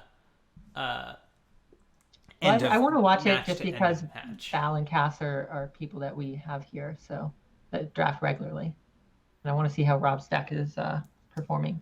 All right, more. Hold on a sec. Let me get people to stream. What do I have that deals with that? Hey, folks, would one of you stream your screen, please, and also tell me what the record is so far? Sure. It is 1-0. You want to stream or you want me to do it? I guess stream. It's probably more interesting for you because you've got the more interesting hand, presumably.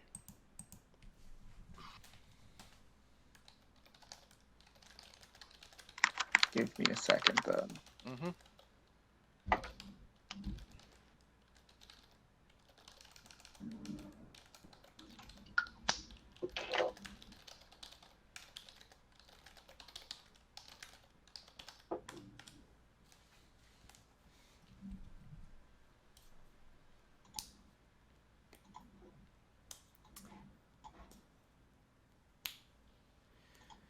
Quetzy, we could also just start from the beginning of the what is it, Stibbs versus Sarah match? Mm-hmm. Oh, can you see? No, it doesn't look like you can see what's going on. Huh. They're the ones in the Stibbs versus Dex would be the one. Yeah. I like that. Okay. Sorry, yeah, we're gonna bounce. We want to start from the beginning of a match. Yeah. Okay, that's okay. All right, would you two please stream your screens for us, for our viewing pleasure? Yeah, I'm gonna get that going again. Cool. You said your name is Spark Mage. Spark. All right, I'm gonna deafen. Mort. Yes, this is a regular thing. We do weekly table drafts, just like normal cube drafts through der4aft.info, and then monthly rotisserie drafts. This is the 14th rotisserie draft of this cube, although when did we start doing the monthly ones during quarantine? It was 7 or 8. Something like 8, that. 8 was the first one with companions. I don't remember if there was. I think there was 9. 8 was the last in-person draft.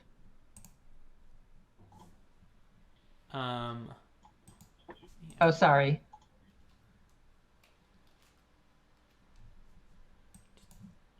Move this. Why is everything so difficult all the time? There we go.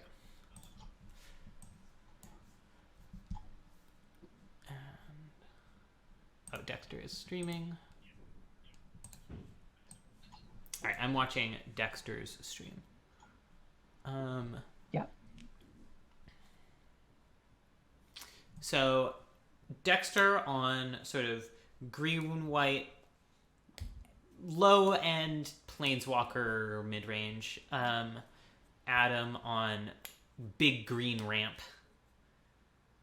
Ooh, this is a terrible hand. Well, remember, Bala Ged Recovery is a land, but with 2 double white spells, I really don't think Wilt it's keepable. is just taunting. Yeah, this is pretty good. Against on a 6 against Adam. Yeah, with like the journey to. I mean, being on the draw, the journey is not as good of an answer to a 1-drop, but it's okay. Like I like it as a 6-mana keep in against a deck that is kind of has more initiative than you on the play. But it's not what Dexter is kind of like planning to do with this deck, which is, put a real threat on the board on turn 2 and just turn it sideways to win the game. Yeah. Yeah. Might just keep Balagad Recovery in hand here with so many lands. Certainly better as a flood protection card than Horizon Canopy. Balagad Recovery would be really nice if Dexter had Fractured Identity. Yeah, boy howdy. Most of what I want to do in this cube is just cast Fractured Identity. Very strong card and fun. And it's fun funny for you. How many of the cards that have been printed recently that are like really, really strong are just like play your opponent's deck. Like, if you think about it, like Fallen Shinobi, the card that's not Night Veil Spectre, Robber of the Rich, Fractured Identity, all of these are sort of the same basic idea. Yes, your favorite Nicol Bolas. I love that card so much. It's just very fun to play cards. It just adds spice because it's like you're getting to play cards that are not in your deck, which means you're getting to play more cards. Yeah. And it's like, it's variance, but it's powerful variance. And it's like, it gets you to... They really pushed it too. Yeah. They're all very, very, very strong cards. Yeah, except maybe my favorite Nicol Bolas, which is a strong card, but like, does cost 7 mana. That's older though. Yeah, true. Relative to the recent cards of that ilk. It's about the same age as the card that's not. I was thinking about which card. I was thinking about whether he's saving this journey, and I don't like saving this. No, I would have played Plains and just journeyed the Arbor Elf there. Adam has Utopia Sprawl. He's casting Primeval Titan or Avenger Zendikar. Although if Adam had Utopia Sprawl, he would have cast it already, I think. Well, I mean, if he draws it.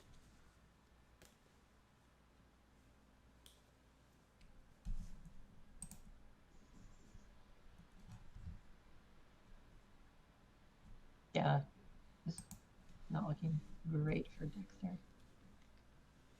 Because if Adam does play anything, then like Nissa's a lot more awkward because it gets pressured. Although Adam is attacking with Arbor Elf here, so it looks like Adam might have had just a handful of ramp and not much to do with it, or maybe only things that cost 6 or more. Yeah. But it's still, which is fine for Adam. Yeah, like it puts Dexter into a really awkward spot next turn. Well, he's safe to run out Nissa here, I think. Yeah. Nissa make a plant. Pretty decent. It just doesn't die to Inferno Titan. Hard to imagine that keeping up with whatever horrible monstrosity Adam's about to play. It looks like Adam abandoned the birthing pod plan. It doesn't seem to be, or he's doing the mid range birthing pod plan. Yeah, he's playing a lot of non-creatures for sure. Cultivate is also an interesting choice in a 2-color deck. I usually feel like Cultivate is like, just like half a grade underpowered if you aren't taking full advantage of its ability to double fix you. Uffa duffa. Yeah. So kill plant, 2 damage to Nissa, attack Nissa with Arbor Elf, bring it to 1. And it's just not a relevant card if it can't -2 when there's an Inferno Titan on the battlefield. So. Well, I mean, it's going to get Journey to Nowhere. So this is why I thought Nissa was good play, because it survives Inferno Titan. Yeah, I guess that's true. I guess Journey to Nowhere. And Dexter can just run out Lotus Cobra as well. So he's very strong for Adam, but he doesn't actually get to kill Nissa. You're right. I missed that. Yeah, Lotus Cobra. Can't Lotus Cobra and Gideon and Journey. Can't Lotus Cobra and Gideon at all. That's what I mean, Lotus Cobra and Gideon. Which you wouldn't want to do. You just you need to get rid of this Inferno Titan. Yeah, Dexter keeps having sort of awkward turns where he can't really make use of the Lotus Cobra mana on the same turn, but... Yeah, I think you still run it out here. You just want to use up all your mana.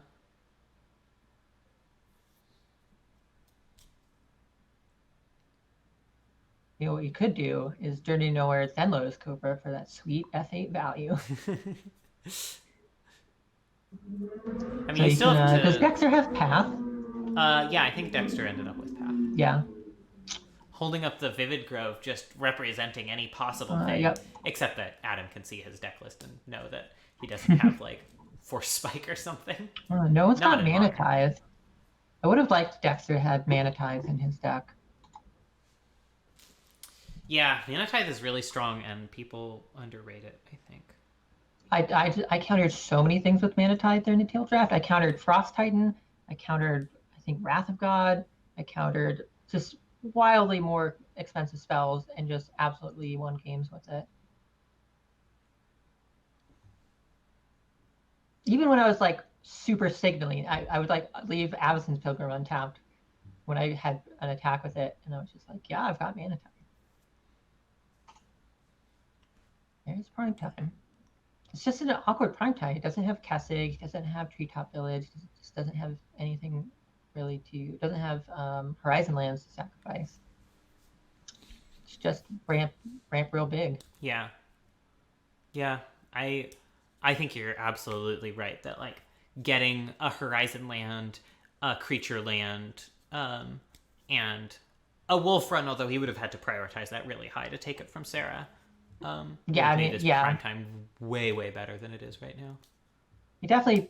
I'm pretty sure he thought he could float that Keswick Wolf run a lot longer. Yeah, which I can understand as someone coming in without knowing our cube metagame, why you would think it's that. Particularly the Sarah metagame. I also Sarah's not the only person who's really high on Keswick Wolf run. Yeah, but like taking it that early and one's like Sarah's in green, but not yet in green red. And there's already another red anyway. Yeah. Oh, I put this over here.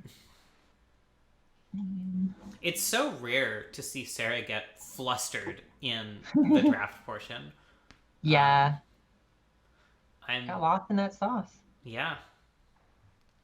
And even rarer, I think, to see Sarah get flustered in gameplay. I think she was kind of tilting off a little bit there. Yeah. I don't think she was not winning that game, but most likely, but she did not need to concede right there. She has ways to deal with Elspeth. So, Dexter then had to carry to run out. Oh yeah, Angel of Sanctions. What did the Angel is on, what got Angel? Angel took Primetime. Primetime, right. Gonna make sure that people have records recorded here. Sorry for the stream description. Oh, haha, I gotta actually record people's names too. Adam's just ramp into nowhere.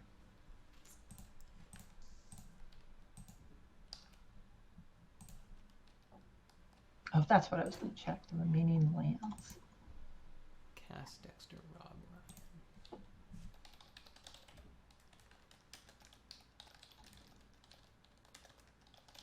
Ryan. Ugh. I'm actually really sad Rob and Adam aren't swapped places, because then we'd have people with all S last names on a team. I think Adam missed out on potentially playing Lava Claw Reaches and could have taken some of those nice black, red, and black green cards. Then he'd have something to primetime for and possibility for interactive spells against the combo deck. Yeah. I'm gonna pop in and make sure I have the records right. Hey Adam, what was the end record in the last match? I went 0-2 against Ryan. Thank you.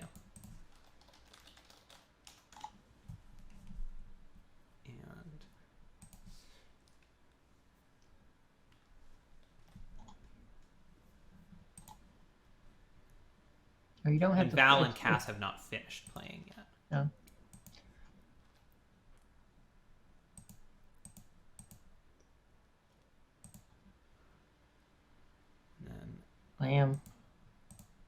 Lamb, look at this. See this? What I would call Dexter's deck is green-white mythic. So Lotus Cobra now a rare rarity as well.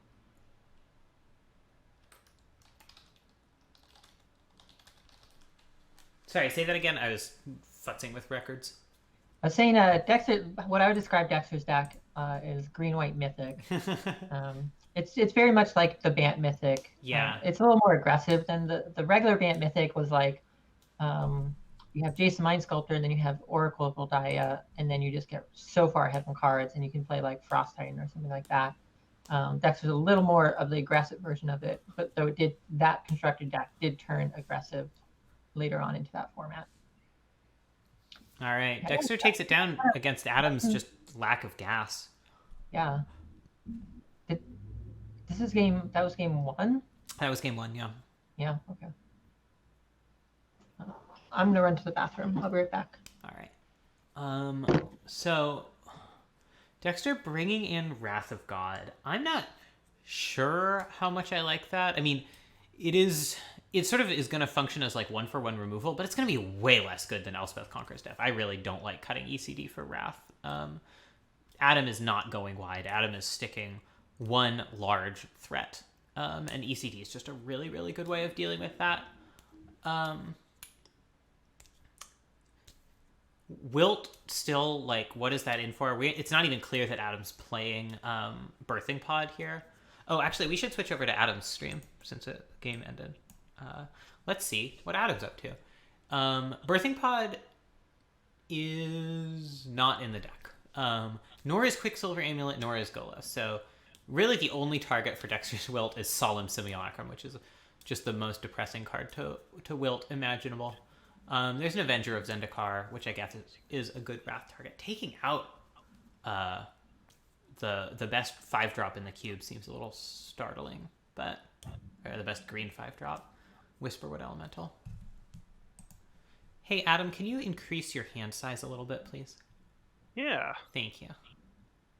You just drag up from the... yeah. There it is.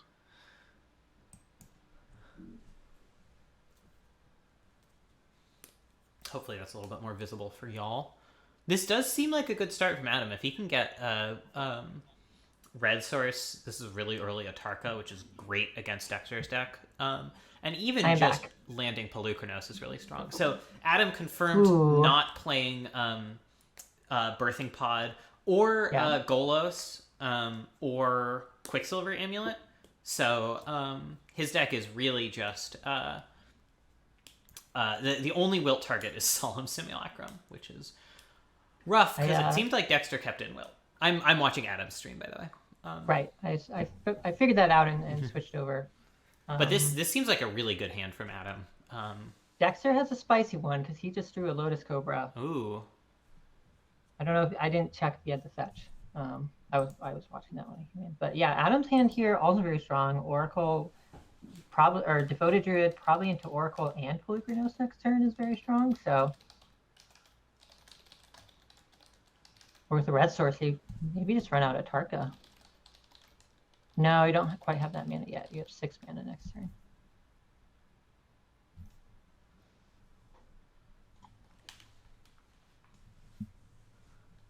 Anyone good for the last match? Did Ryan do all his matches already? No, I don't know. It's all 4.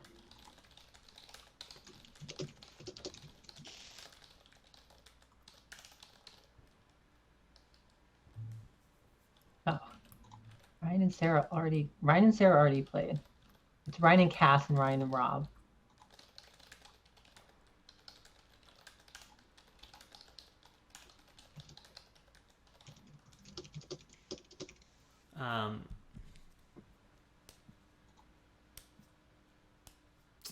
All right, so Dexter is landing the Lotus Cobra and a fetch for 3 mana here for...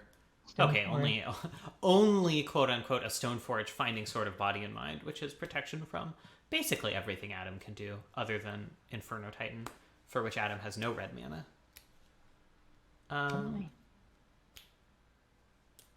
And also doesn't have Inferno Titan. Also does not have Inferno Titan in hand. So it seems like Dexter's probably winning this match. And Adam doesn't really have artifact answers in his deck. Yeah. He doesn't have Rex Sage, doesn't have Rexage is a rough one to miss if The you're 4-mana one. in the green deck. Yeah, I also forget what it's called. The one that has a minus with a one W counter. Yeah.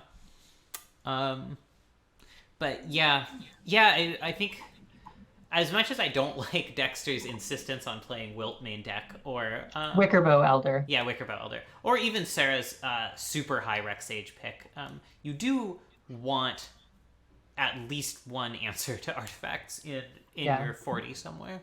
Wilt is the one where you're like, I didn't have anything else. Someone took all the others, so I'm going to take this for the sideboard. Not the one that you're main decking against two opponents that it's good against.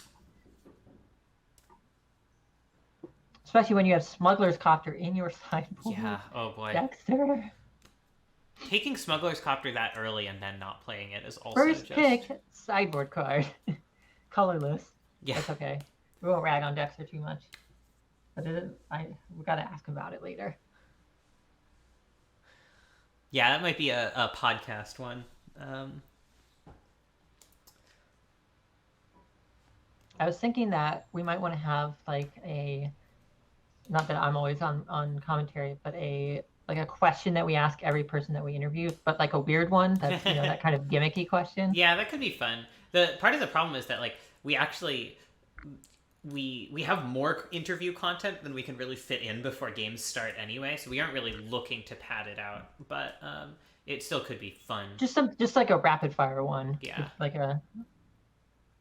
We'd have to like prep people and be like, just kind of say this is a thing that we're doing now. Ooh, pathing Paluki. not that Dexter needed to be more ahead. Actually, I kind of don't like that. Because Pelucranos like can't answer sword anyway. This gives Adam the out to have Inferno Titan in hand, which is one of the few ways that he can possibly come back. The other thing that I could see is if Dexter has a 4 or 5 drop in hand that he wants to play, and he's trying to protect his mana base. Yeah, it just sword on its own is so good, and path is already a really good answer for all of the most threatening stuff Adam can possibly This is going to be Dragonlord Atarka, which is going to kill all those other things anyway. Yeah. And then fail to block the sword. Yeah. But it does hit very hard and could allow, can attack back and race faster. Well, the sword is going to mill Adam. And Adam didn't take an Ulamog to protect against the mill. So Sarah beat Ryan. Kind of interesting. Kind of would have expected Ryan to win that one. Oh, well, no, he's a less controlling plan. More combo.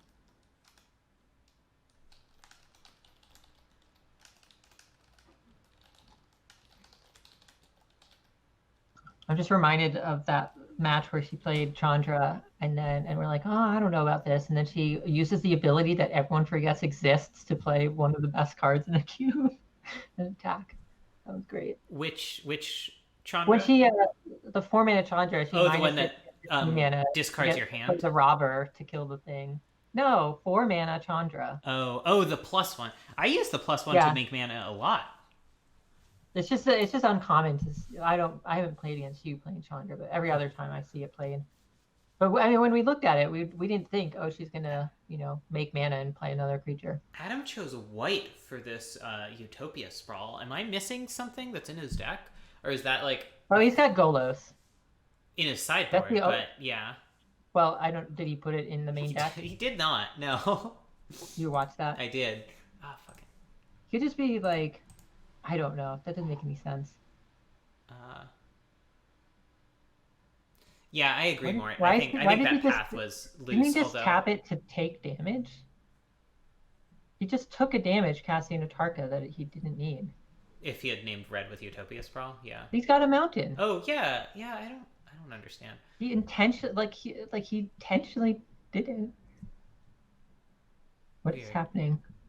I'm not sure.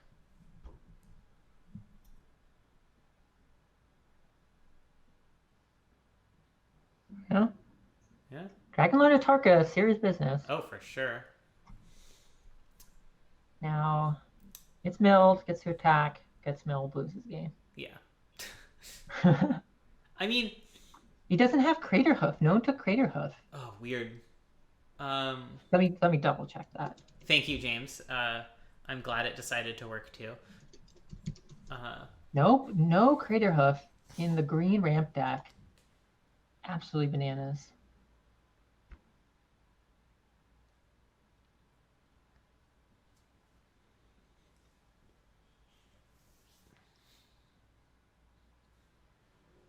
Yeah, Adam just has literally no way to beat this sword right now.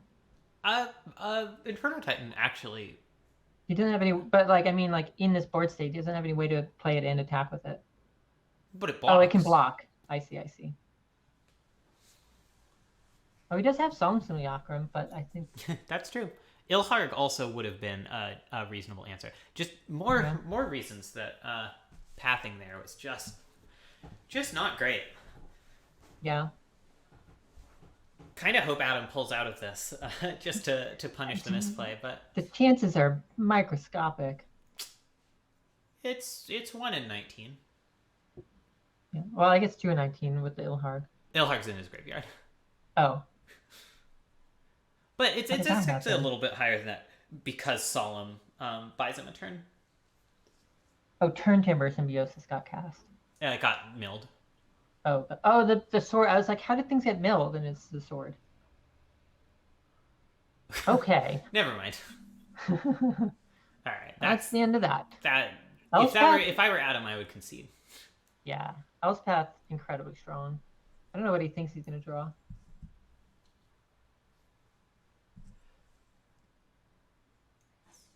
We've just seen, this is like the classic Elspeth where like she just used to be like when she was one of the original only planeswalkers, it was just like Elspeth so insane. Actually, Elspeth just dies to Atarka here. I would definitely have saved it till next turn. Yeah, exactly. All right. Still didn't draw anything. Yeah. Still not conceding. That's okay.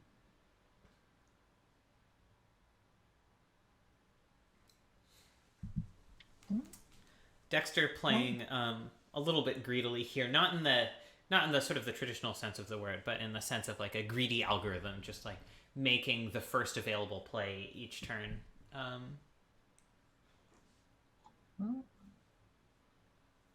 Dex does have. Well, let me see what's actually in his hand. Oh, he's still got Gideon. I would have played. Yeah, well, I don't know. I'm not really sure what Adam's up to here. Maybe he's chatting. And everything's sort of just blocked on this Val Cass match. Taking two rounds worth of time. Yeah. See, we can just come back to Val and Cass. Yeah.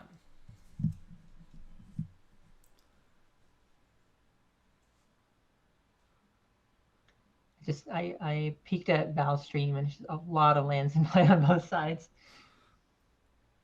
Do you know what the record is? I don't. I've just put the preview of the stream. You can ask him. Oh, I need to order pizza. That is what I need to do.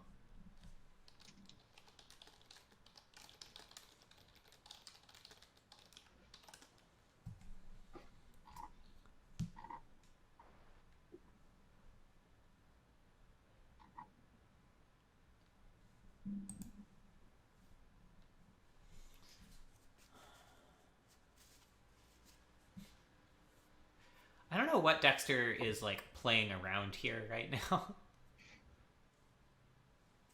But I mean, he's,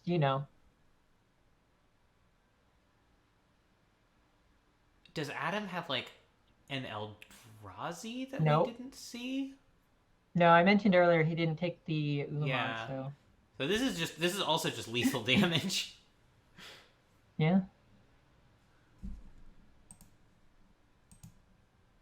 Okay. All right. Sarah says Val and Cass are almost done. We can swap over there and just see the tail end before 2 new matches start. All right. Hello, friends. Quetzy, you're still deafened. Oh. Hello, friends watching the stream. Hey, y'all. Nat, you're unmuted, by the way. I know. We are playing as We were playing at a reasonable pace. I believe you. I believe you. I'm not here to berate you for taking as long as everyone else's first 2 matches. Looks like Val's These are gonna win this grindy one. games. Grindy games. All right. Yeah. You all are playing, I think, Rob and Charles once you come off of this match.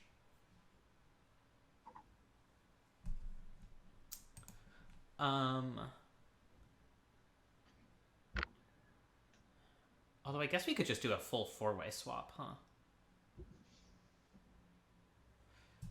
Like this. Oh. We could also just do a full 4-way swap when you come off, and just save the Val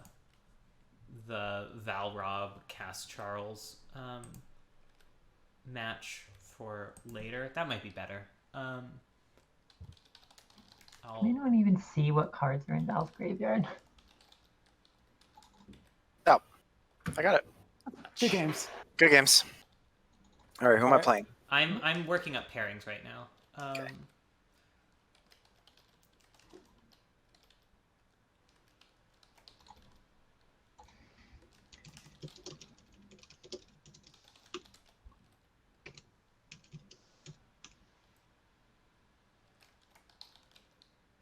Oh, I guess Cass conceded. Yeah.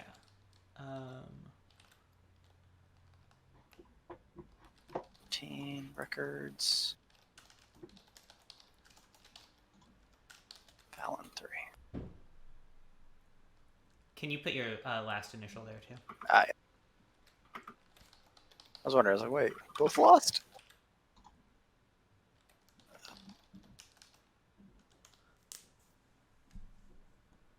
All right. Cass may not have heard me.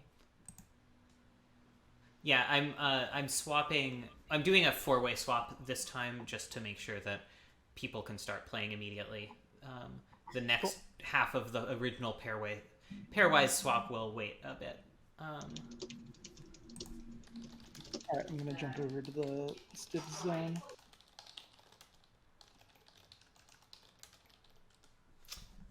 All right, Hello. Quetzy. Would you like me to? I'm here. Charles, you are battling Dexter. Yeah. Quetzy, who do you want to see? We can see any pair. Who are Cass. the, It would be nice to watch a Cass or a Val. I think Val, just because I want to see how Mono Black is doing. Val's record, like, what's Val's record right now? Val won against Cass, so he's 1-0. So that would be Val versus Ryan. Yeah, let's watch Val. Cool. All right, start out with Val. This is a good draw from Val, not as great against a combo deck. Hopefully we can get Cass on next time. And then I think Rob and Charles are the 2 we haven't seen at all. Yeah, they were battling before, and then we switched to the beginning of a new match. Yeah. Yeah, I love this hand. Man, Nykthos... I love Nykthos. It's such a great combination of a card that sometimes is just very bad and sometimes is stellar. In my mono white deck in the last table draft, I really thought that it performed great, even though it only ever made me exactly 1 extra mana. Yeah, it would have been funny that game against me if I hadn't gotten the read on the dictate and figured out you actually had the mana to cast it. Because surprise dictate when you only have 4 lands in play. Woo! Yeah, I was really I was so dumb, just like starting to tap mana for it, then asking if you had Manitize, just like basically telling you, hey Quetzy. I kind of figured it out, but yeah. But even if you hadn't figured it out, I would have I would have just told you flat out. Right. Yeah, this is an interesting matchup for Ryan because this is the only opponent deck to his that has a lot of instant speed removal. Yeah. But it's also a deck that is uniquely weak to Iona. Yeah. I mean, Rob is also obviously very weak, but My pizza place I wanted to order from is not delivering. That makes me very sad. Oh no.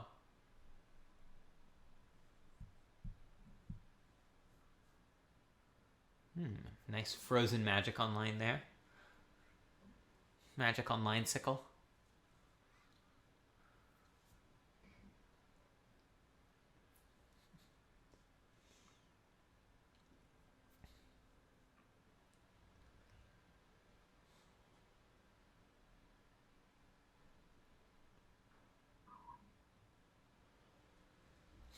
I do like this messenger here, especially with relatively few counter spells out of Ryan's deck. Just once it comes down, it's going to be really painful to deal with. Even bouncing. Yeah, especially with like, normally you're like, I'm sad. I'm going to play 2 burn spells on this thing, and there are no like. He's got Electrolyze and is it Charm? Yeah, Rob really just distorted. Really defined the draft. Yeah. And in a way that he didn't have to. People could have taken those spells if they just decided to, but nope. Rob is 1-0. Good old Magic Online. I wonder if Val just starts. Nykthos ramps for +2 right now. Yeah. It would be sweet if Val drew something. Did Val end up with Grave Titan in his deck, or did he just never take it? No, he never took Grave Titan. He does have Liliana, 2 Liliana Planeswalkers. Yeah. Grave Titan would be great. He does have such a good card. Kalitas. He could Grey Merchant, which would be nice. Grey Merchant would be sick. He could Grey Merchant and still have up Dismember. He's got Ink Eyes and Keurig. So yeah, he has good stuff to get. I guess Ink Eyes is not as amazing, but not yet. I mean, there is a looter. Could discard something. Could just discard Iona. That would be really funny. That would be so funny. Oh my god. He's thinking. I like how Val is like constantly checking the deck list. Yeah. Val is not one to keep in a wilt against a deck with no targets. Yeah. Sorry, Dexter. It's really not the keeping in of the wilt, because like it does cycle. So you're like, if I'm just like, I want to have it against those people, that's fine. Not having the Smuggler's Copter that you first picked is really the baffle. Yeah. So I wonder how much of that is like bad teammate advice. I always wonder, like, because no one's deck building is done in isolation, right? Yeah. Who on that team is going to tell them? Well, I don't know about Cass. Wouldn't think Rob would tell him not to play Smuggler's Copter. Yeah, that would be very. I mean, yeah, I don't know. You know, he's got Noble Hierarch. Well, Hierarch is a little hard to trigger it. He's got Hudson's Pilgrim. I mean, it is a little hard to trigger with like cheap creatures. Decks are. He's got Val Mystic. Just running out this Null Priest here, which I can understand that. Yeah, I mean, it just doesn't look like it's gonna. Magic Online is being so unresponsive. Very strange. Wait, why is he? Oh, he sacrificed Silent Clearing. Oh, because he's like, whatever. I've got Nykthos. Well, he doesn't have it on board yet, which is the interesting thing. So it's kind of a mystifying thing to do from the other side. Yeah, I guess that's true.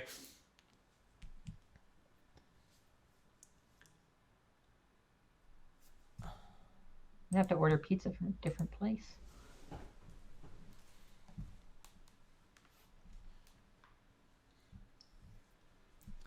I'm so sorry that you don't get your Tingletown pizza goodness. It's so good.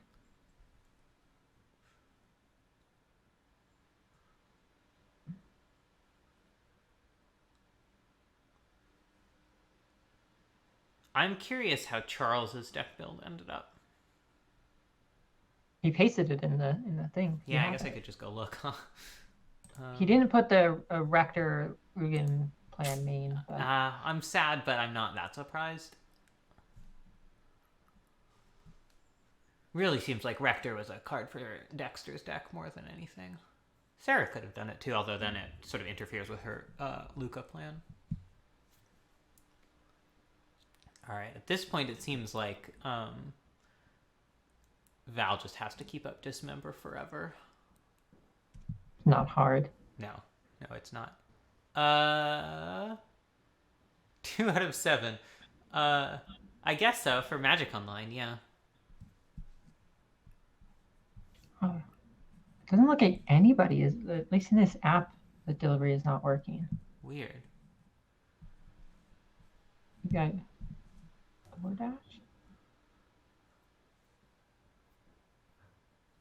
Oh, I think DoorDash is down.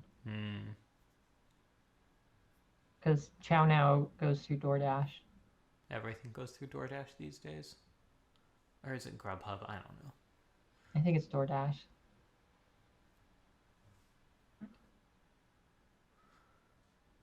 What is Val trying to figure out right now?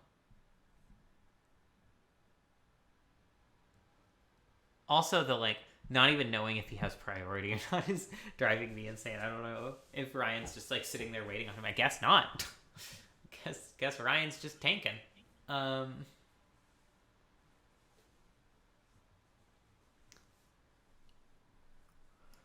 Wonder if Ryan has the combo and is sort of trying to figure out how to best navigate making it happen. He's close to the point where he could combo with Mana Leak backup, although he's a little short on blue mana for that, actually.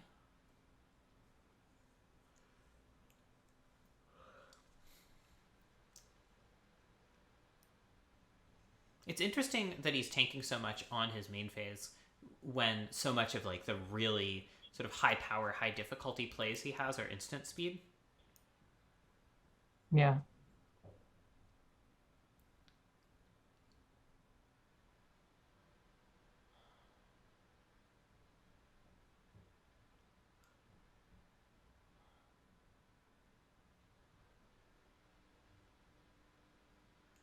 It does seem like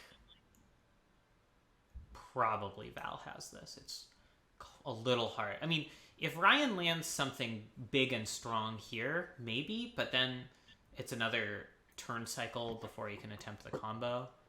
I see. Interesting. So just Exarch untapping something, holding up Mana Leak, maybe? I see. This makes sense, because if he does have Mana Leak and the combo, then this gives him the opportunity to play the creature, have Mana Leak up, take a little bit less damage potentially, and be able to untap his land before Val has a window of opportunity to kill the creature without blue untapped for Ryan. But Val's gonna have way more than enough mana to put to... Val can pay full price for this Dismember and still have Mana Leak mana up. Although it's possible that Ryan has something like Negate here. I don't know if that's in his deck. Cass has Negate and Condescend. Right. Ryan has Force of Negation, though, right? I don't know. I think he does. Although that would just sort of end the game regardless of how he managed this blue mana. Val drawing all these lands when he has infinite Nykthos mana is it is pretty rough. But the low drops seem to be enough to take the game. It's tough to imagine something that really gets Ryan out of this, because he's taking 7 damage here, going to 4, which means that just a Pestermite isn't enough. He's okay. Is it Charm plus Pestermite plus Splinter Twin could do it now? If Val draws nothing great. Of course, Val could just draw a Great Merchant or something and easily win. But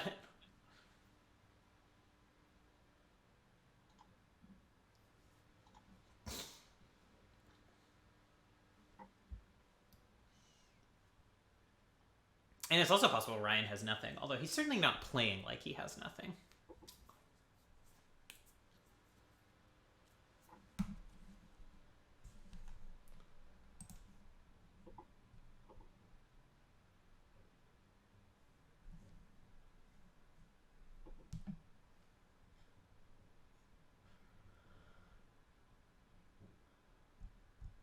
And he's looted a lot for having nothing.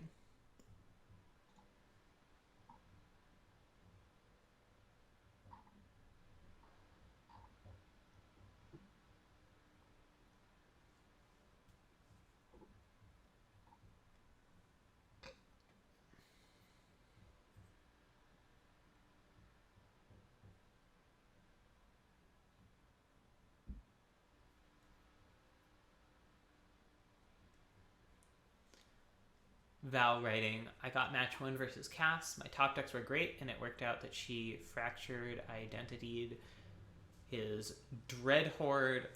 Oh yeah, I saw that. Enchantment. Oh, I see, and then just took too much damage from it, presumably. Yep. Ryan discards Sphinx, Cycling Sphinx.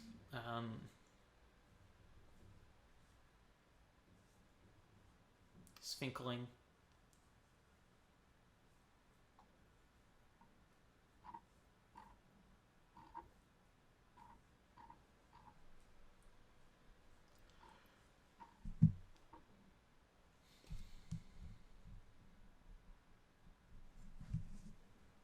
Ooh, Feldon. Uh-huh. Does not this profitably was block part of his anything. plan. Yeah, but it's not. It's not lethal on board yet. Yeah. Massacre Girl's a really weird one to have main deck for Val, I think. What's his match?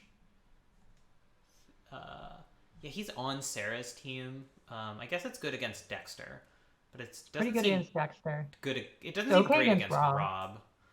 It's okay. It's okay. It could be okay, depending on how it gets built. Yeah. So Feldon, I guess, does not have to block here. So if he doesn't block, he's dead to Massacre Girl massacring the Geralt's Messenger. Oh, that's true. Hopefully Val sees it. Yeah, Val sees it. Yeah, but he doesn't have enough mana this time to pay for Mana Leak. Does he not? 5, Nope. 6, 7. Yeah, you're right. Highlights Mana Leak, but he can't not yeah. With Rob able to potentially, like, if Rob has Twin in hand, right? Either he wins the game or it gets Mana Leaked, and there's nothing bad there. Yeah. Yeah, he's highlighted the Mana Leak. Maybe the Remand has already been cast. Is it Charm has already been cast? I don't think Remand has Could been be cast. Mana Leak or Remand. But yeah, you just can't play scared here. If Rob has exactly Mana Leak or Remand and Splinter Twin in hand, then that's... Well, he didn't nick those. But there was just no counterspell, so... Yeah. Just doesn't not that it wouldn't mattered, I guess, right? Yeah, I don't think there's any counterspell where Nixos really matters here. It bluffs less in his hand, but... Which is kind of relevant. Massacre Girl wins the game by killing his own creature. Yeah, listen to me saying, I don't know if I like Massacre Girl main board, and then it just wins. But there are probably any removal spell would, and it relied on Ryan having the looter card. Yeah, that is true. All right, let's switch over to Ryan's stream. Okay. All right. Ryan took a lot of lands, so he doesn't have much in his sideboard. Bringing in Spellskite seems great. Yeah. It's got good sideboard options for the cards in the sideboard. Yeah. Yeah. Arcane Artisan Iona is actually pretty sweet because part of the problem with Artisan is that it's weak to removal, but if they can't cast spells. Cutting Literal Core, possibly because it can get 1-for-1 by Val so easily. He's also, it's conceivably thinking about the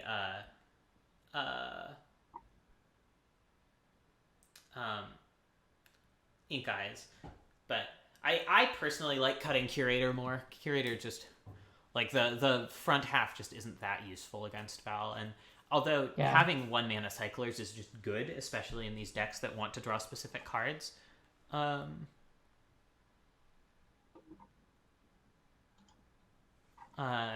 it's just not going to be as good as a Spellskite, or probably a Looter, if it sticks. Keeping this hand basically on the strength of Serum Visions. Yeah, this is a spicy keep. Val could potentially get out early here. If Val can go, like, run out a few early drops, like, if he has Knight of Ebon Legion, Bitter Blossom, or the 2/3. I mean, a turn 1 Thoughtseize on Seer Visions would be an ambitious play. But it certainly could work out. Yeah. Oh, he's on the draw. I thought it was the other way around. I get confused when we switch it around. Oh.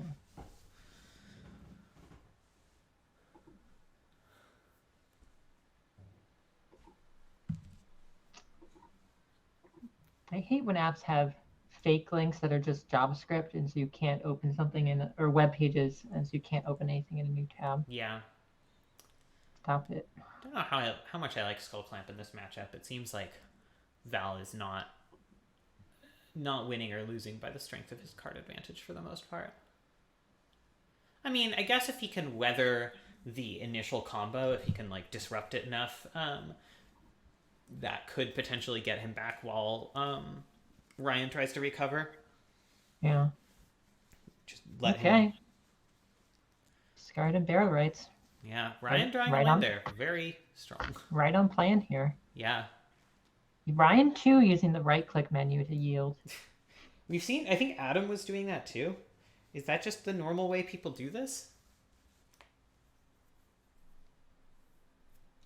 I guess it makes it less easy to just F6 without thinking. Ryan considering forcing the GT here. But he chooses not to. There's no creatures. There are indeed no creatures on the battlefield.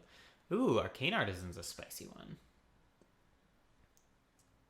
Your visions and either leave. I wouldn't leave Remand. Well, maybe you would leave Remand up to hold off the G10 doing stuff. Bottoming at one or both of these with 2 additional lands in hand. And you drew an island. Remand. I agree. I like Remand there just to keep Val from landing a creature that can get Jitade. Jitade is my sports drink for Magic players.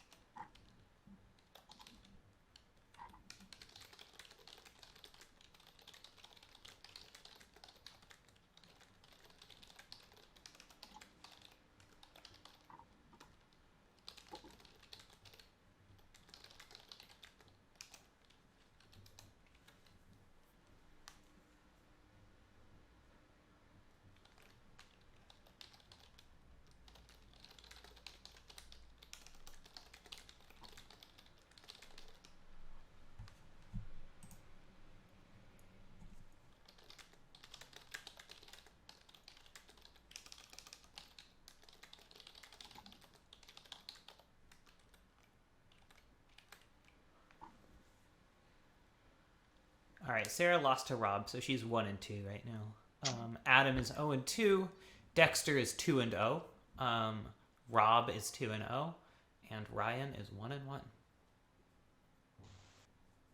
Val is 1-0. Cass is 1. Val is 1-0. Cass is 0-1. James, it's like is it twin combo plus Reanimator? It's very sweet, and I love it a lot. So only Val, Rob, and Dexter have a chance at 4-0. Yeah. I'm rooting for Dexter. I like his deck a lot. Yeah. I feel like of all of the places that you sort of wanted to be in this cube draft, probably green-white aggro was the one that, generally speaking, people most wanted to be and weren't quite, and Dexter was the closest, so. Well, this is a pretty good spot for Ryan. Val is gonna... Val basically, I mean, if Ryan compulsives here, you could also just run out Arcane Artisan. yeah, with force backup, it just seems like having unburial rights as an option is better. Like, if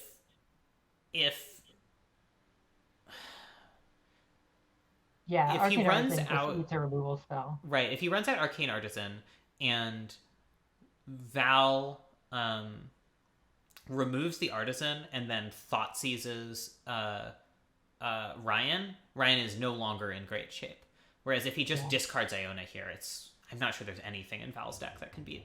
Compulsive could also hit a mana leak. Unburial Rights Iona. Then you're just golden. Yeah, I'm not sure what Ryan is tanking on here. Maybe consulting Val's deck list in another monitor or something, but I guess one of the risks of compulsive Iona is that Val could just land a creature, equip the creature with Jite, and ride that to victory, but with Iona being a 7/7, it seems difficult for that to work entirely. The rare compulsive research, discard a land and another card. Although it's possible that Ryan just discards gifts here. Guess not.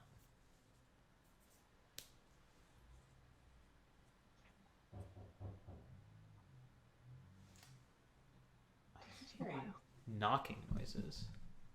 Yeah, I hear it from your side too. I'm gonna see if Liz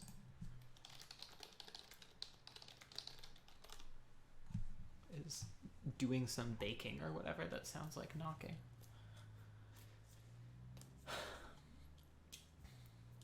Because Val doesn't even get a hit in with Jite this turn, so he'd need something with 5 or more power to make, I guess 4 or more power, because there's also a Skull Clamp.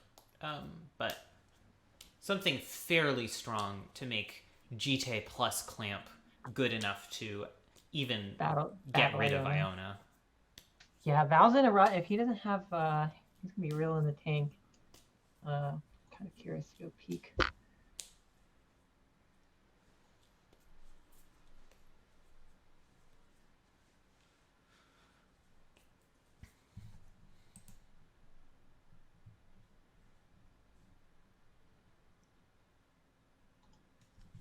Yeah, there's some wild ones, Kenyon.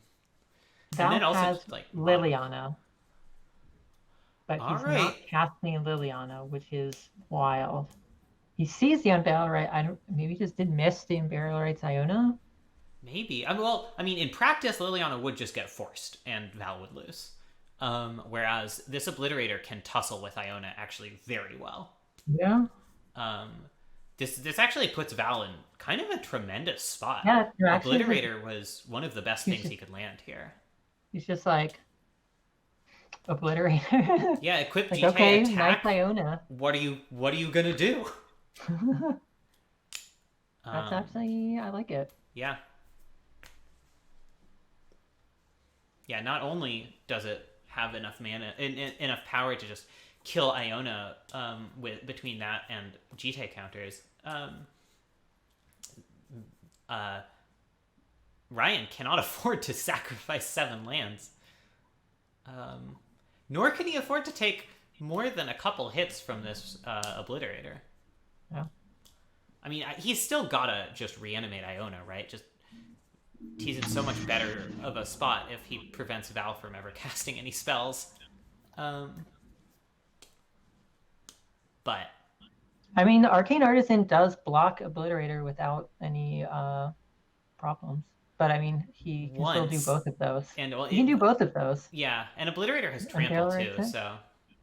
Yeah.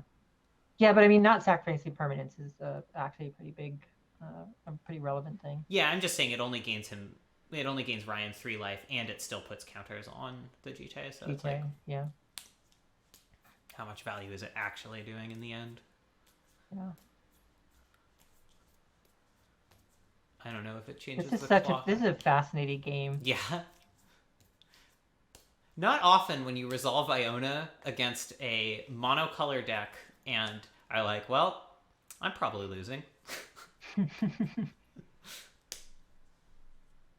I mean, Ryan does have a lot of cards he could draw. I think. I haven't actually looked at his list. A bounce spell would be pretty good. If only he'd taken Brazen Borrower. Yeah, he doesn't have. I mean, he could tap it with Pestermite or Deceiver Ryan's Exarch. looking for his outs here. Yeah. Pestermite Exarch. Oh, yeah. Just highlighting Venser for us as his big out. Yeah. Yeah. But gift actually means he can gift into Venser with Feldon, and that's probably good enough. Yeah. So he's maybe he was saying, this is my plan. Yeah, I think that's it. I think never mind. I guess Ryan's winning. This has been this is good. Backs and forths just in terms of who we think is winning, let alone who's actually winning. We're just trying to keep up. Yeah. This Feldon looking real strong in Ryan's deck, for sure. Ryan could also just like find with gifts here a Kiki Jiki as well, and then as soon as he can get a Pestermite or Exarch, just win the game off of that. Not that Iona is not going to be enough regardless. Yeah, he's got the fort, like... You got to get at least one other card here. You got to get either Pestermite or Deceiver or Kiki Jiki. Just so... Click? I guess... Isn't it click? I just don't know how useful that is, but I guess it means that... I guess it clocks Val pretty effectively in combination with Iona. No, you know, Pestermite could do that. Yeah, almost click has one more power. Yeah. Wow, what a sweet line from Ryan. I'm really impressed by this.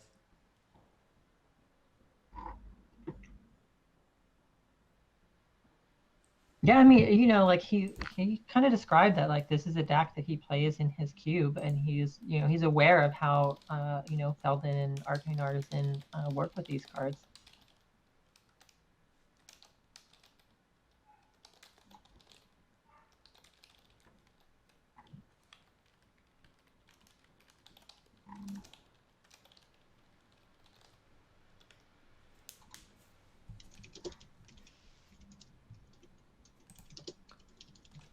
Yeah. Feldon is a card that always seems like it's going to be really good and often doesn't quite get there, but yeah. Ryan is really squeezing full advantage out of him in this deck. And I am impressed, personally. Oh, we got to get team names, too. I forgot about that. You totally forget. You usually like on people's I know. about it. We've been figuring out matchups and stuff, I guess. Oh my god. Okay. Apparently there are Mario's Pizza locations, not just in Capitol Hill. Oh, so, got a pretty good pizza coming.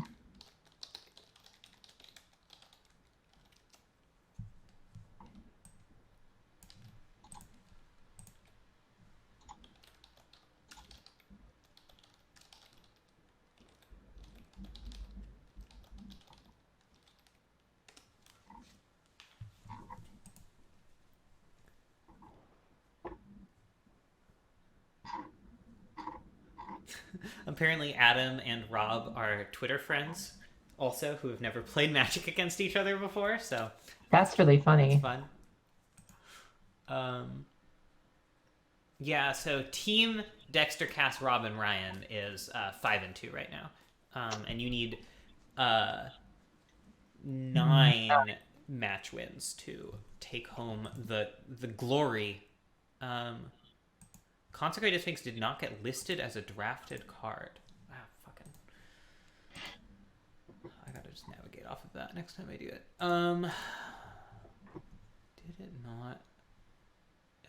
Did I screw up the thing somehow? That is one of the bottom cells, so maybe the cell... Yeah, I might have screwed up the numbering on the bottom cells or something. Because it matters less, but... Where is Consecrated Sphinx in here? Ryan has it? Yeah, second to last, I guess. Weird.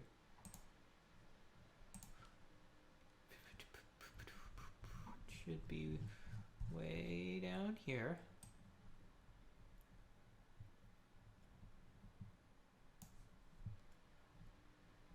Somewhere.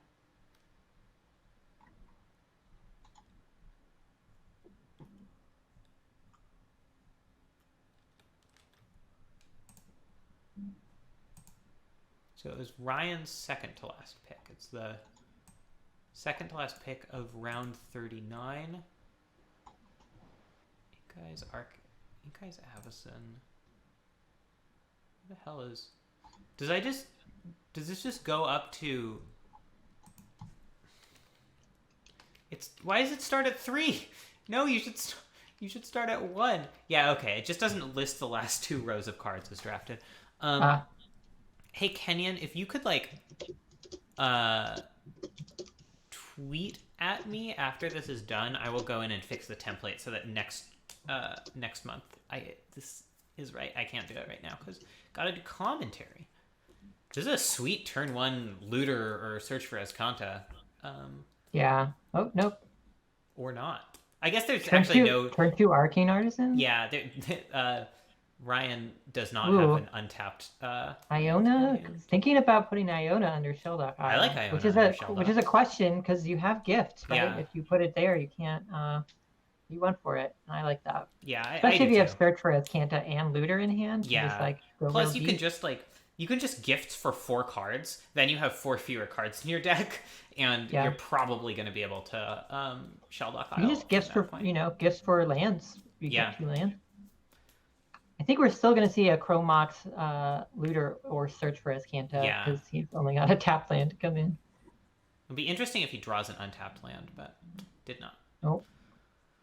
Wonder I'm what he's guessing imprinting. Looter. Click, maybe? Maybe Arcane Artisan now that Iona's out of the conversation. For now. Or is it Charm just to get red mana? Yeah, I was thinking about that. I'm looking at it. An Arcane Artisan.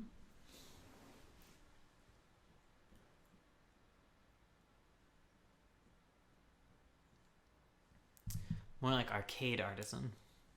Beat boot. The GTA does make Search a little bit more tempting than Looter. Even though I think Looter is generally speaking the better card. Yeah. I just think he, like, even if Looter gets killed, like, he needs to get his lands. That is true. I mean... Search can help, but it's not guaranteed to help. Well, neither is Looter. I guess they're both about as effective. The thing about Search is that if you have Search and you really need lands, you basically have to mill anything that's not a land. Whereas with Looter, true. if you draw a good card that's not a land, you can just discard a different card from your hand. Yep. Yeah, I would imprint Is It Charm here, but... Wow, looking at Click there.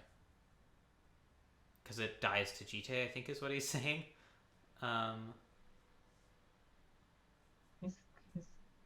Or maybe he's saying that Click can maybe get rid of a creature in Val's hand? But I think it's more likely he's saying it dies to GTA. Magic is hard. Gotta make these decisions. That's true. Spellskite does answer GTA fairly effectively. I mean, GTA deal 4 damage to your face isn't bad either, but... Imprinted Looter was not anticipating that. He was indicating it as a possibility. I guess so, but... Yeah. I don't know. Looter, with an Iona under Sheldock Isle, Looter seems really, really strong. Yeah. Yeah, I probably would have imprinted... I mean, Charm helps that as well, so I probably would have imprinted Click over Looter. Though also, if he doesn't draw a land, then Looter is like an awkward play, right? Like you're going to run out Artisan into Click or something rather than Looter. Ugh, Drana's a strong one. Even without like the GTA value, Drana's really good. Ooh, GTA Drana, that's strong. The other awkward thing about Search is that like it doesn't actually get rid of cards from your deck unless you have unless you choose to put them into your graveyard. Yeah.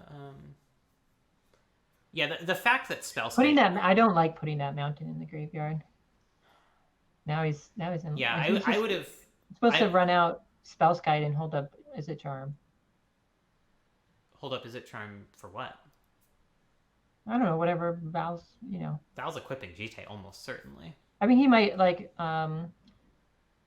Also, he doesn't have the mana to do both Spellskite and Izzet Charm. He only has 3. Well, that's what I'm saying. Don't put the mountain. Yeah. Yeah, I would have. And you might just Izzet Charm to draw 2 cards and discard 2 cards.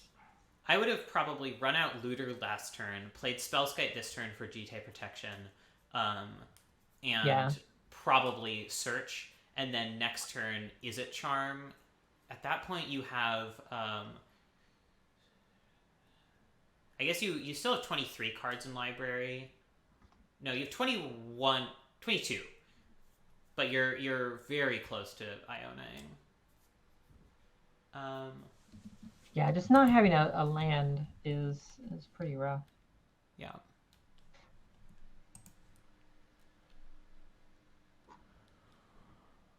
Dexter lost to Charles. Oh, whoops. No. So the only person live to EXO, I guess, Rob and Val are both live to EXO. Although Val, partly just because he's only played 1 match, so we don't have much information there. He's down a game here. Yeah. Although this is looking. They're 1-1 here. This is the game for all the marbles. Because remember, Val just steamrolled with. Right. A curve game 1. I mean, I think he steamrolled despite drawing like lots of lands. Okay, Dexter's team is so Cass suggests team should have called approach. And Dexter suggests team helipad. Should have called approach. Cass is 0-1. Should have called approach, man. Team Sauce Boss is the other team. Sauce Boss, that's a good one. That is. Team Sauce Boss. Team with a 4. Just so we're clear about that. Team with a 4? TE4M. Okay. The 4 is instead of an A.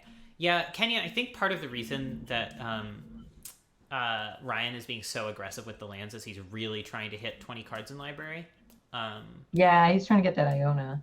But unclear if that's going to be enough here, especially with a active Jite. Drana can already safely attack into Iona with nothing else going on.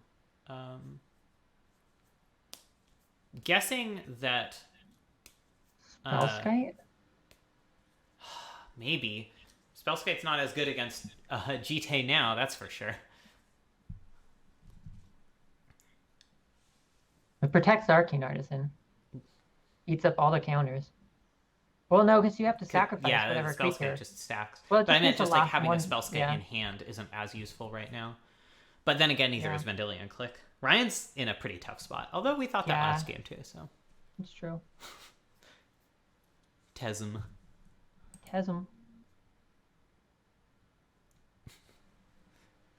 Okay, the knocking was Liz trying to knock grated ginger into her bowl, which, that bodes well for things going into my mouth later, so I can't begrudge it.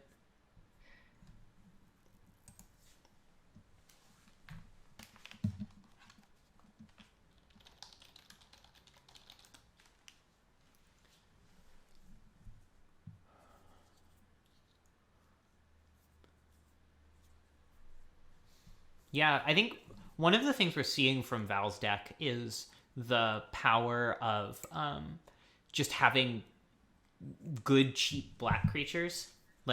Obviously, that's not sufficient, but... because he didn't really go on the, strong 4-drop plan like I did. Yeah, Yeah, He's got the Obliterator. He doesn't really have. He's got Chupacabra, but didn't have like Marin or Abyssal Persecutor or some of those other cards. All right, they have agreed on Team Helipad. Ryan is on 23, which means that next turn he can Iona if he uses the Izzet Charm. Yeah. Yep, there's Izzet Charm. Draw 2, discard 2. But Dexter will have, or say, Val will have up Liliana minus at that point too, and GT enough GT counters to really crack through Iona. So yeah, and that Drana is very strong, very big. Yeah. Yeah, actually, next turn, 1 GT counter is sufficient to make Drana eat Iona. Drana get big fast.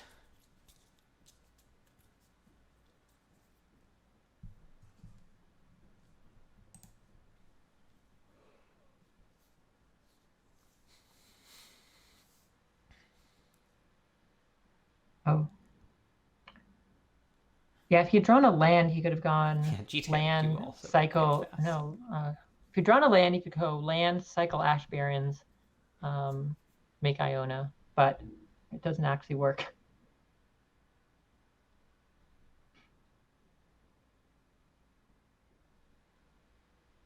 Why doesn't that work?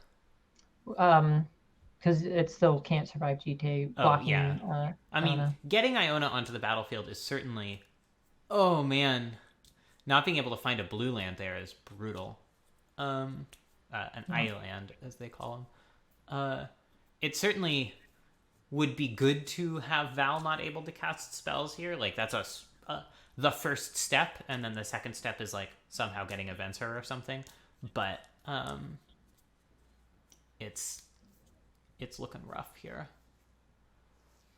All right. Well, I sure do hope Val demonstrates the mono black plan, because I did not succeed in my attempt. We have yet to have an exo mono black deck. I think we have yet to have an exo primary black deck even. If I recall. Yeah, Sarah's deck was not primary. Nor was actually was Cass's even exo. I think she went 3-1 with the Reanimator deck. I think so.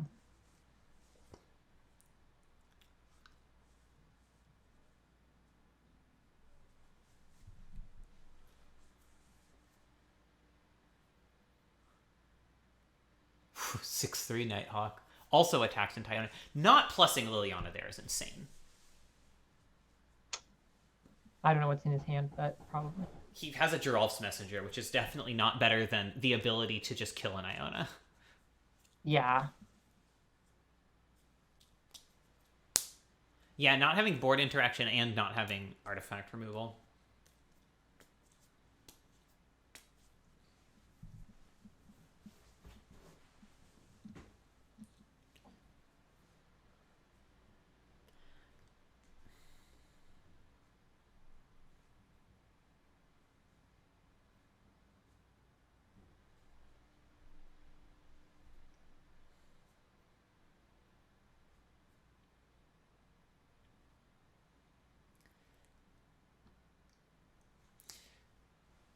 So Ryan isn't just dead this turn.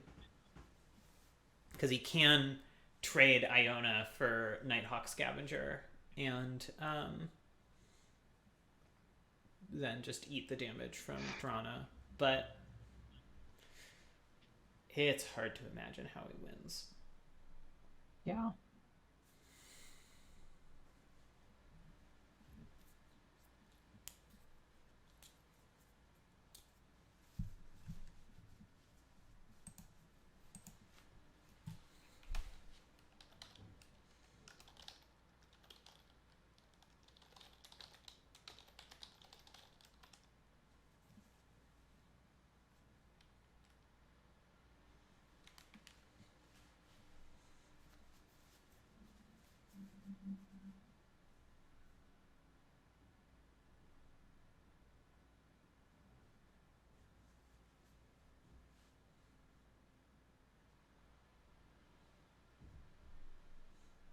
Well, comboing is a way to win if you can make it happen. It seems really hard to make it happen through 3 GT counters. He's got Deceiver Exarch. Yeah, but Deceiver Exarch can't combo with Splinter Twin on the turn it enters the battlefield. Also, Right, GT. no, on the... Yeah, no, you just tap down the Drana. Yeah. And then win on the untap.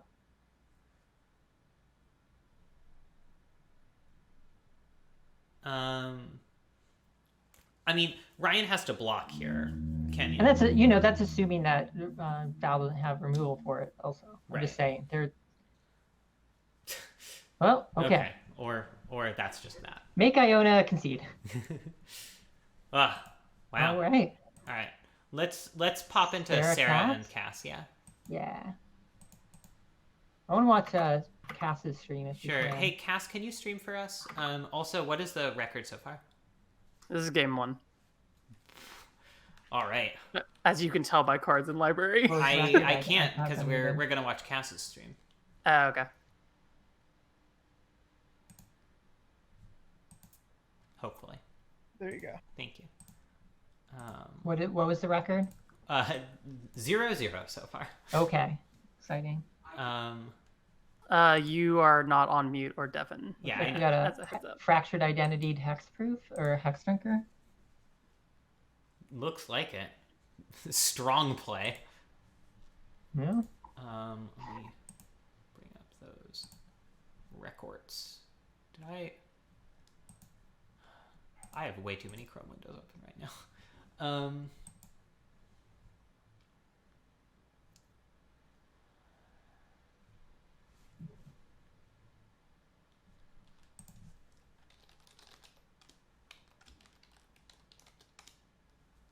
All right, Val helping to pull back Team Sauce Boss. Team Sauce Boss. Team Sauce Boss is now 4-5, so only down by 1 match. With Val's victory and Charles's victory against Dexter.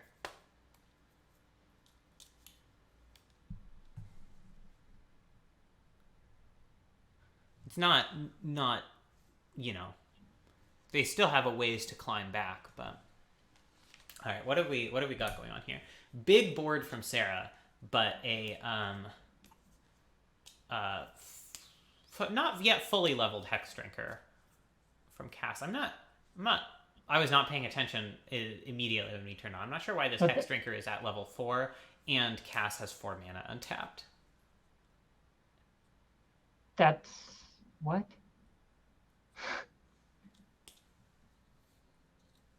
Oh shit. I mean, maybe she's bluffing something, but she does have Cryptic. But like, it seems like it doesn't seem like Sarah is in a position to like necessarily play around a bluff a lot. Yeah. Ugh.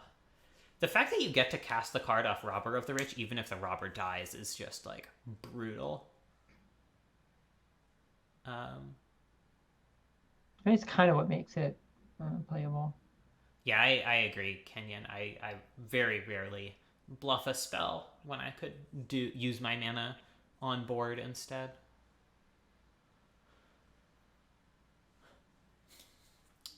What did Sarah hit with Narset? Anything?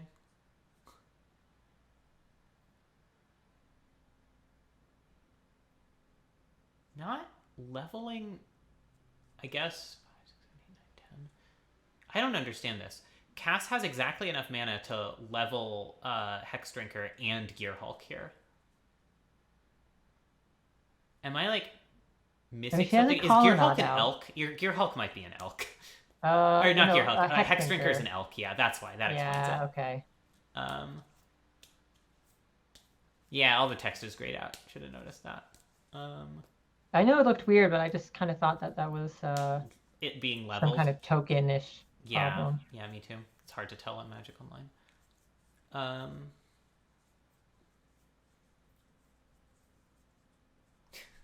Good old elk drinker.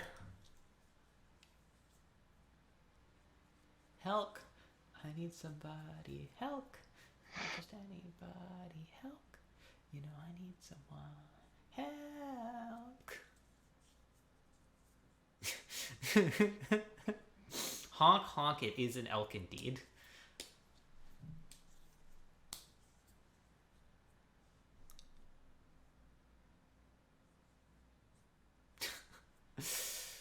Sarah just going ham bone over there. Gearhulk Cryptic is not the worst.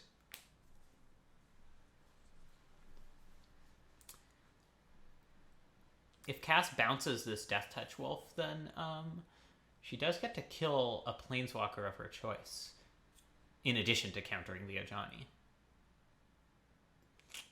This is why I tend... Well, it's hard to know whether you're supposed to activate Planeswalkers before or after you cast spells. In this case, I wonder if activating it after would have been better. Just because bouncing a Planeswalker here... I guess bouncing Narset would be pretty bad for Sarah, too, so...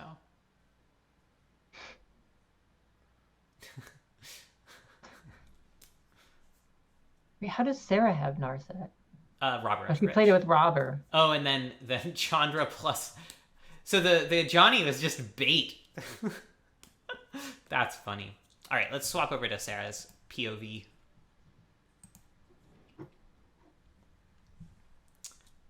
This does seem like a sweet matchup.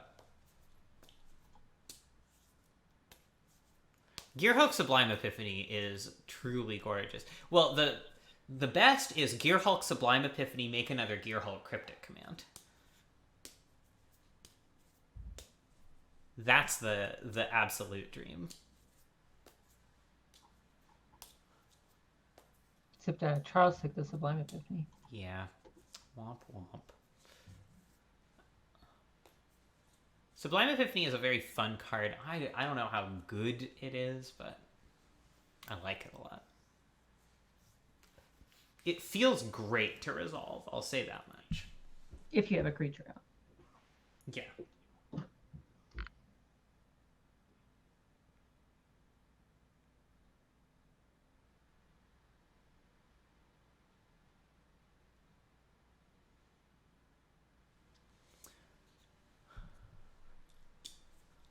Well, I'm glad to hear that, Kenyon. I should really have like a separate homework sheet for Rotos or something where people list the cards that overperformed for them and stuff like that, like I do for table drafts. I guess I could just set that up right now.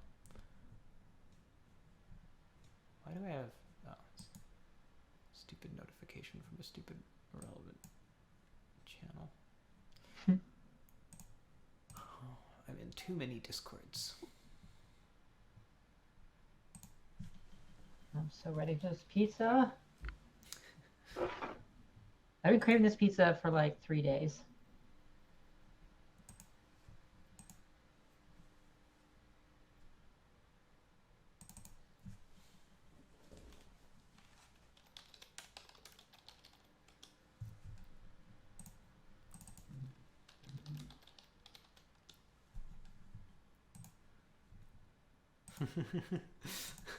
That's pretty funny, Kenyon.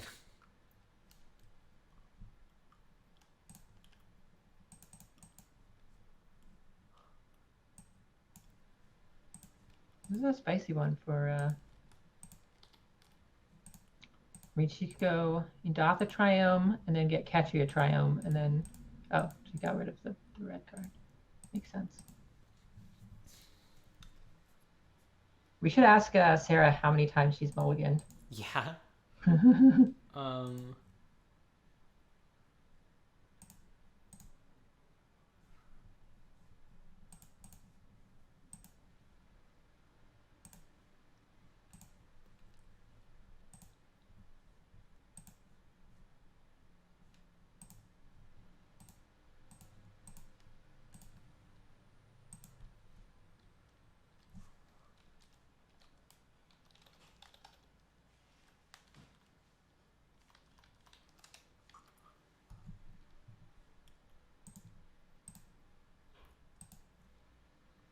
Ooh, Delver flip on turn 1.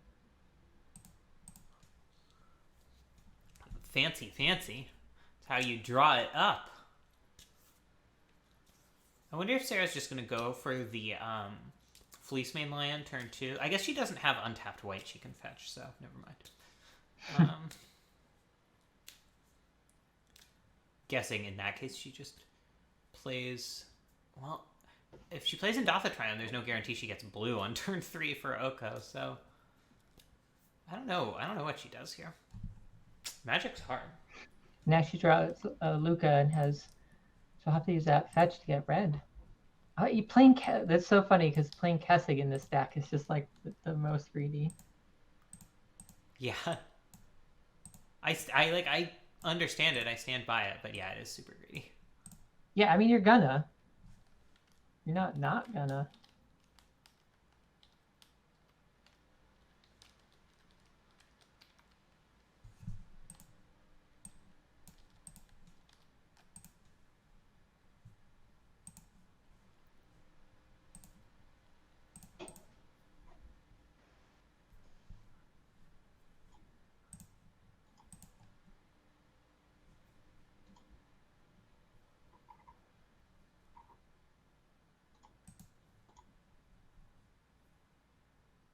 It looks like my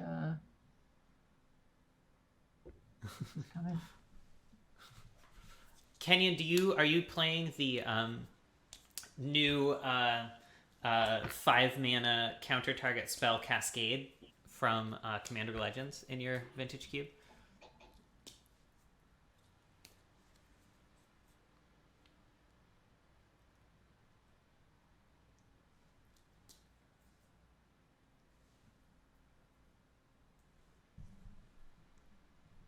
So Cass is the one with all the cheap counter spells, right? Yep. So... Negate, Essence Scatter, Condescend.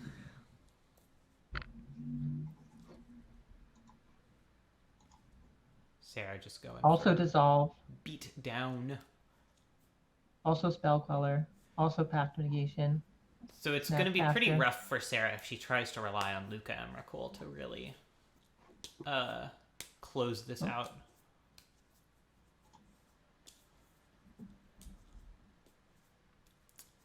I mean, Cass is winning has this race, to win. but not by a lot. Of course, yeah, and I guess this Condemn is not super useful at this point against Hexy Drinksy. Ooh, so Sarah could just pro everything this Hex Drinker, and I guess it's not actually... That doesn't change the clock at all.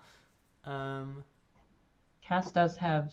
No, doesn't have Brazen Bar. It does have Dungeon Geist and Mana Void. Wait. No, that's the wrong thing. Yeah, it is. I said that when I was like looking at the card, Kenyon. It's like, this is kind of awkward because like this card is terrible both in decks with counterspells and decks with a lot of Cascade. So you kind of want to play it in a deck that wants none of the things that it is doing. Cass actually has a lot of answers to a big brain Hex Drinker. So we're Cast Out, Riftwing with 5 mana, Day of Judgment. Yeah, just a lot of them. So I like the not trying to go all in because you need to do something about this. I love me a Mystic Confluence, Kenyon. It's not in this cube too just good because for it's this too cube. strong. Yeah.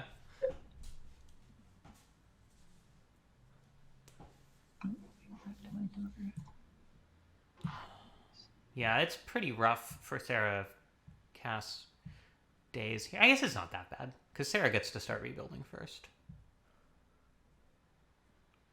Days of Judgment. Ooh. Oh, yep, that's bad. Rip. Yeah, I feel like it was. I think Cass was just not really that worried because Cass had a million ways to deal with it. Yeah.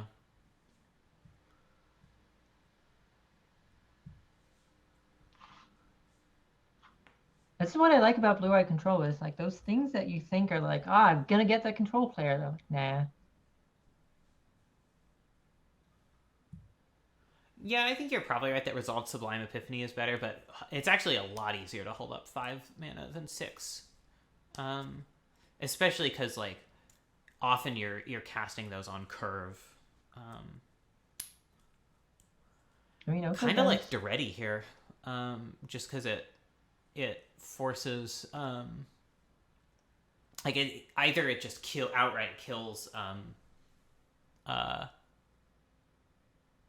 the Delver, or it you could also just elk the, assuming you can resolve something through a counterspell. Yeah, obviously if Cass has a counterspell here, game's You basically play over. Fleece Mane and Oko the. Yeah, and just trade the Fleece Mane for the Elk. This is a little bit more card advantageous, but I mean, if Cass has an answer for any of this, like that's just it. I just don't think you can play around that at this point. Yep. This is also better against Cass having a specifically Essence Scatter, I guess. Oh right. Oh, Colonnade. Boom. Never mind. Yeah. Yeah, Sarah forgot about Colonnade. All right, back to Cass.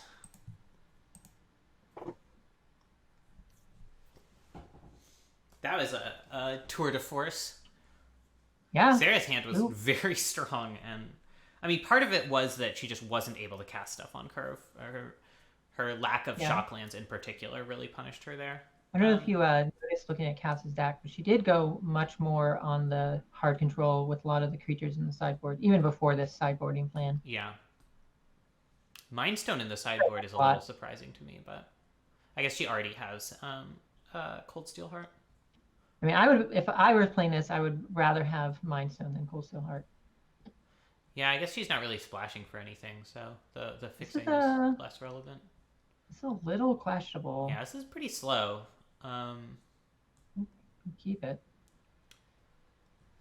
Sort of depends how good the stuff Sarah runs out early is against Baron. Day makes this a lot better. What is happening?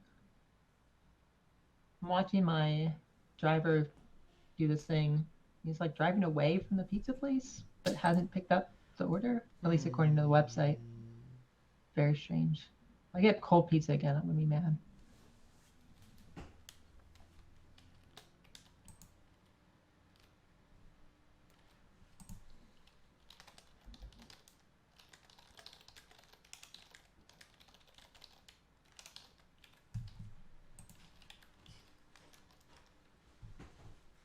Oh yeah. I think I would just jam Baron. Leave up Neutralize. Yeah, just jam him. All right, so Ryan is done.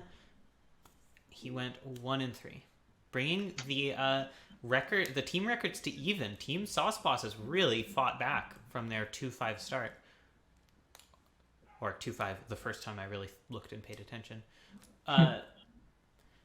Yeah, Baron's doing work.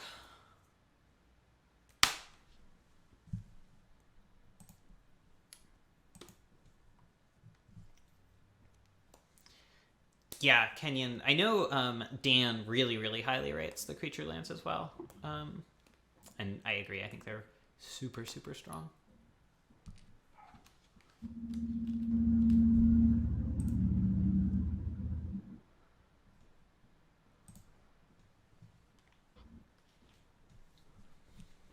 And it's so nice that I have 8 more days of vacation after this. Nice.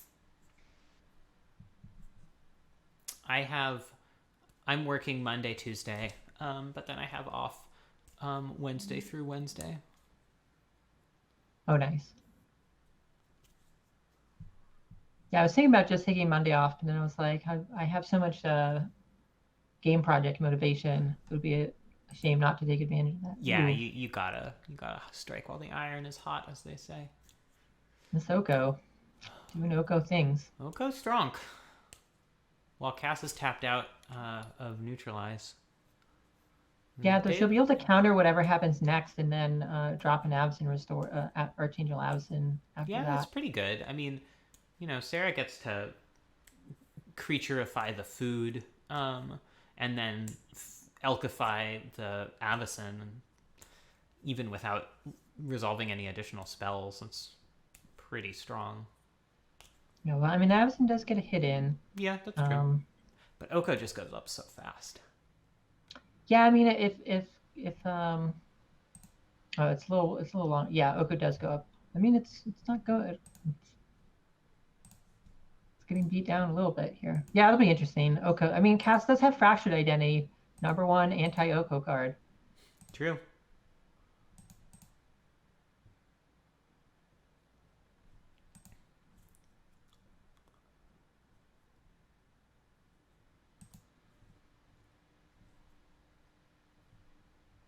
Yeah, you gotta do this.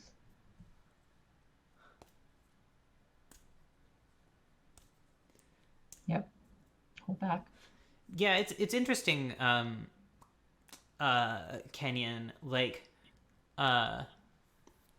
Oko is really strong in the sense that like it answers like the big like 4+ power creatures really effectively for way under rate. But it's only okay against the really aggressive decks because it puts up blockers, but it puts them up relatively slowly, and they can sort of ignore Oko for a while.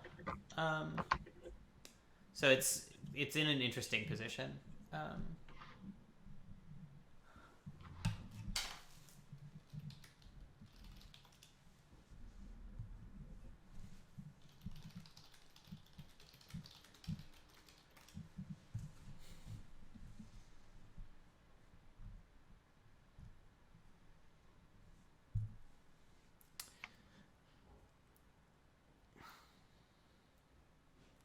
Robert. Well, it probably just gets blocked by an Avacyn. I wonder how much Sarah's playing around the Avacyn here. I'm guessing not a lot.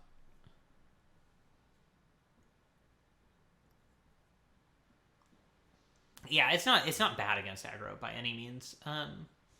But there are certainly some situations where aggro can just ignore the Oko and just not really the fact that it could absorb damage, it doesn't matter all that much. But if it comes down really early, that usually doesn't work. White decks also have just answers to it in terms of like banishing light and stuff like that. What got Roberted? I didn't see it. I didn't see.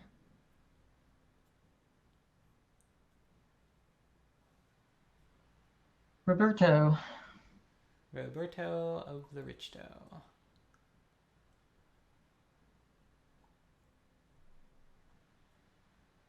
Huh. I'm not sure what the double block was about, but I guess it doesn't matter really either way. Just saves you from looking up whether Sarah has Selesnya Charm. Sure. Did Sarah plus Oko before attacks? Yeah, it looks like she did. That was a little loose.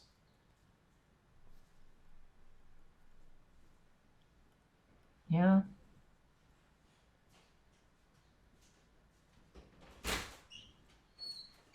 Ooh. Let me know if this is worth some thumping. It is. Didn't even taste it. I trust you. Yeah, this is a very good ginger cookie. It's got powdered ginger, grated ginger, and candied ginger in it. Sarah's gonna lose both her creatures.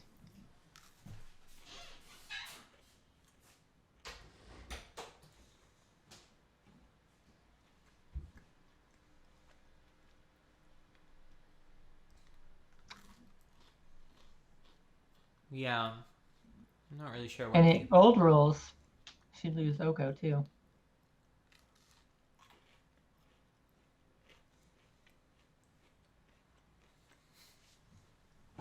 So weird how many cards functionally changed with that switch. Yeah.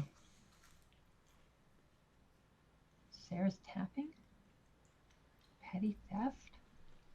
Oh, it doesn't transform if it's not on the battlefield. No, yep. But that's interesting because now it can come down again. Yeah, but... Which means Cass can just Wrath. Yeah, I mean, Sarah attacks here. Cass is forced to either, take a bunch of damage or play Avacyn and have it get elked. Yeah, I would expect Sarah to Cass to take it Day of Judgment.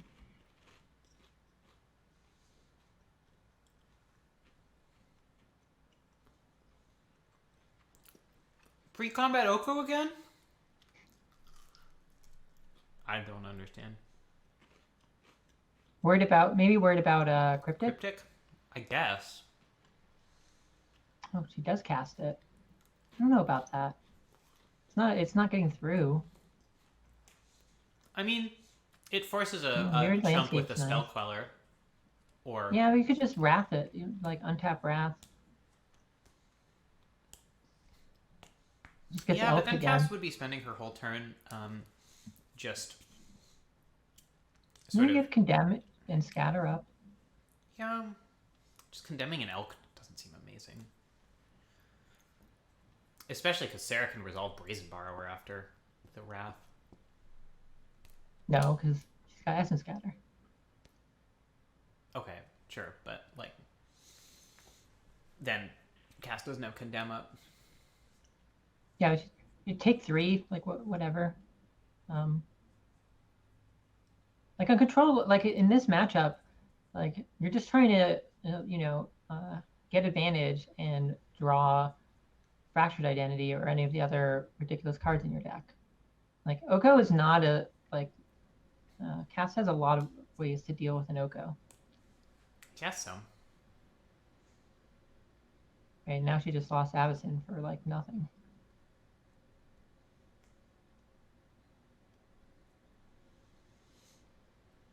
I should be able to Day of Judgment the Brazen Bar. But...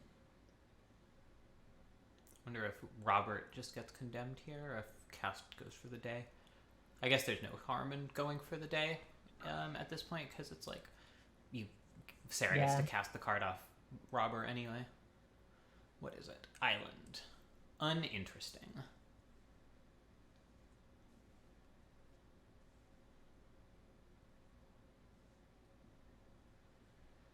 All right. And Oko's already activated, if you will.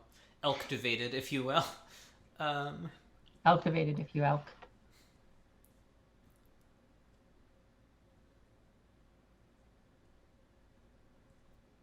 Ooh. That's a pretty good one. 2 cards in Sarah's hand, up to 3 with this Waterlogged Grove, up to 4 with the Ren 6 activation.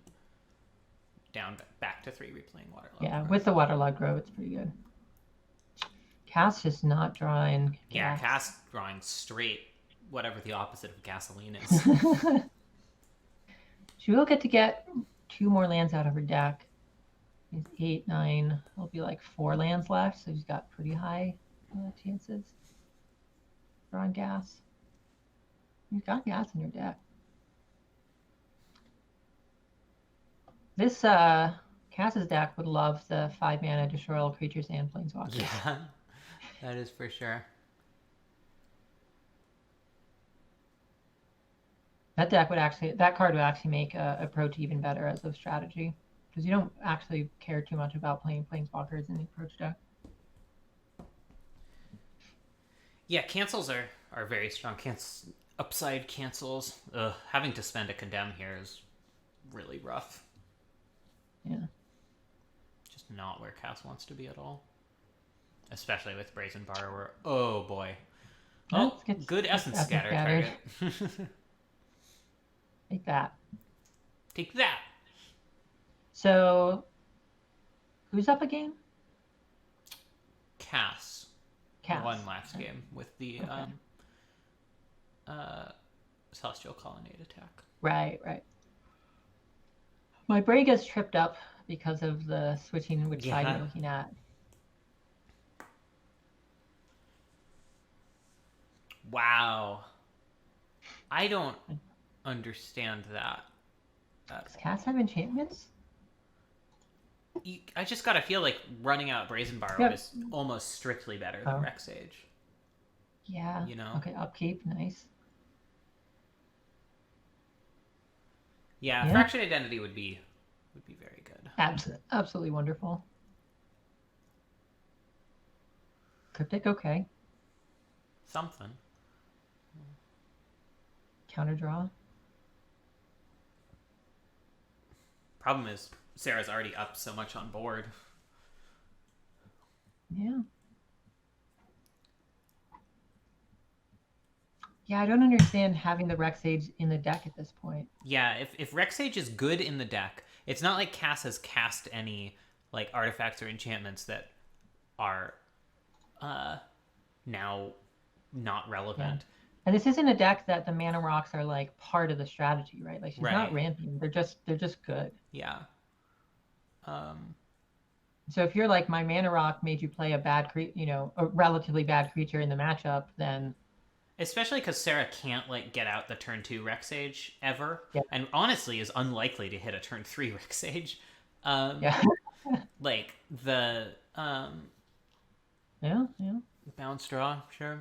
But even, I would be bouncing given, the red and 6. Given that Rexage is good here, or is like in Sarah's deck, I just don't understand playing it over Brazen Borrower. I would have been bouncing the Ren and 6 because if Ren and 6 gets ultimate, then that's really bad. Is this game 3? Maybe this is game 3. We only watched one, so if I thought you said it was 0-0 when we started. I think this is game 2. Yeah. Yeah, I don't like bouncing Oko there. The ultimate doesn't do anything, and Ren and 6 ultimate very much does. All right, Rob is waiting for Val, as is Dexter.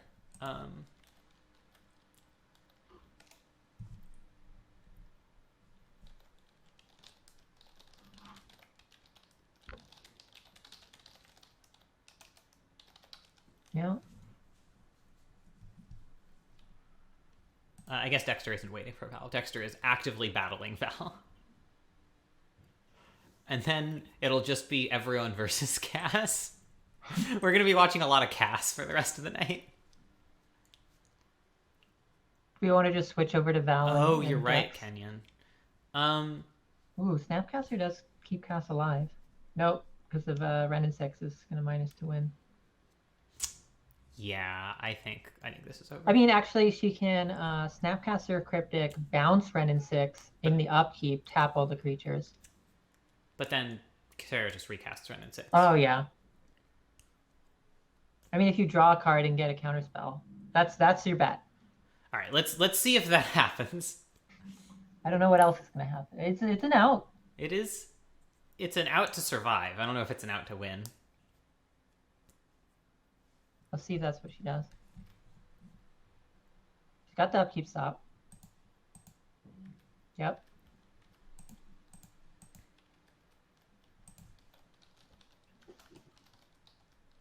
Yep.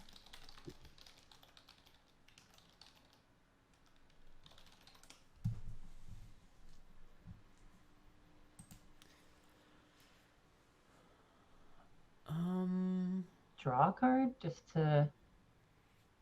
That's weird. Yeah, I don't know. Well, I guess... Lightning all right. Helix. Let's bounce to Val and Dexter. Right.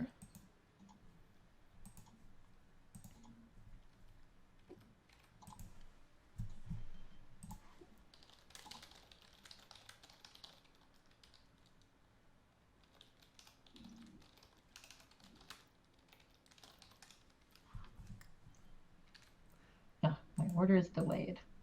I'm so sorry. Hey friends, what is the record? I am down a game, and this is game 2. All right, thank you. All right. What's the record? Val is up a game.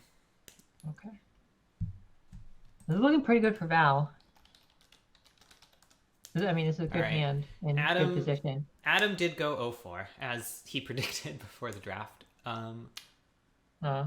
Puts Cass at 1-1. I felt like he could have had a strategy and just kind of didn't take some of the cards he needs. Like, yeah. It seemed like he was in a color set that was open, and just didn't take a strategy. Like this is one of those things that I talked about during the draft. Is like, he was wide open, had his choice of cards, had a reasonable deck, But like in Roto, you have to be like, how am I winning all of these matchups? Yeah. Right. All right, so we don't actually have that But- many Cass games left yeah. to watch. It's Cass versus Charles is Cass's final match, and then Val has this one and then a Val versus Rob. So Yeah. we'll finish this The other up. thing I want in the Roto deck, which I'm not always good at actually making happen, is you really want to be able to win decisively, right? Like when possible. Uh-huh. Yeah, Kenyon, you're right. There was no way for Cass to have an out there because they couldn't both bounce the Renin 6 and tap all the creatures and draw the counterspell needed to get rid of the Renin 6 on the way back down. Yeah, I was big brain cryptic commanding. Mega cryptic command. Too much brain. Cryptic command with escalate. You think that card would be better?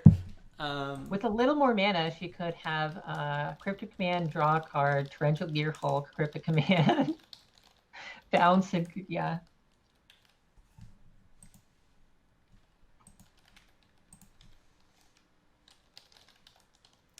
Even that still doesn't work.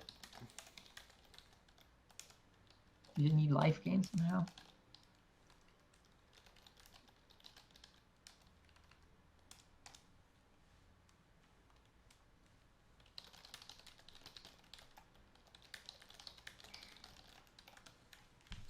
Gideon Jira. He's gonna get Blood Chiefs thirsted.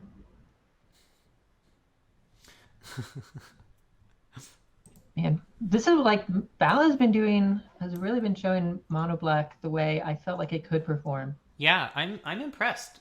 Val also had a string of bad runs in Roto, but last time managed a 3-0 or a 3-1 with Fire Stack, Plan. and this time seems on track to do very well with Mono Black, a deck that has historically performed very poorly.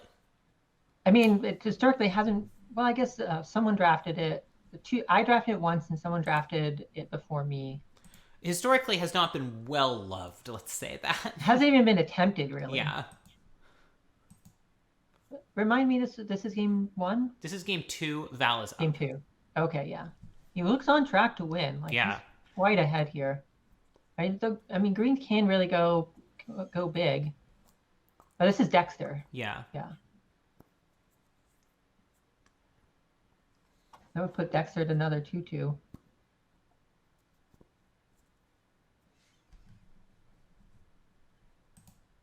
Yeah.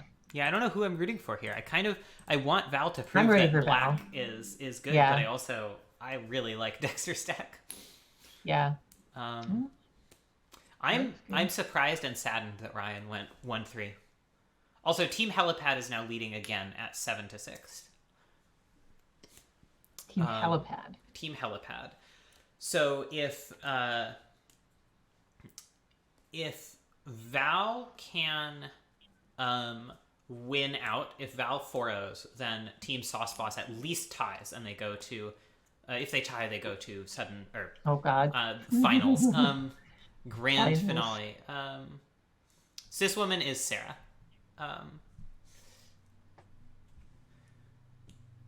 Acceptable job, Sarah. I'm gonna say good job, but you know. I think your deck could have been really good if you'd gotten a few Shocklands. I think from the games we saw, the lack of being able to do things on curve when you needed to was like really the killer. Oh, this Black Sun scene, this is good. Yeah, get to potentially just kill your own Murderous Rider, draw a bunch of cards. I mean, Elspeth versus Liliana. Elspeth is certainly the winner there, but yeah, what I would have done, he might do it anyway, is he's attacking first. I might have just Black Sunned for 1, and then you can attack Elspeth down to 3. for 2. Yeah. I don't like losing Liliana here. Better. Though, I mean, he's got Go for the Throat, so Elspeth, sends Hierarch into the air to kill Liliana, and then it doesn't. You could just kill it now, too. Yeah. Yeah, this is reasonable. and then just save Black Sun for more pressing threats. Yeah. Though I mean, Dexter has 3 cards in hand. Val would have Go for the Throat and an active Liliana on the board. Oh, Sarah, can you fill out the homework sheet as well, please? If you haven't yet. I didn't check. There's a different I like tab a Roto for homework Roto sheet. Draft.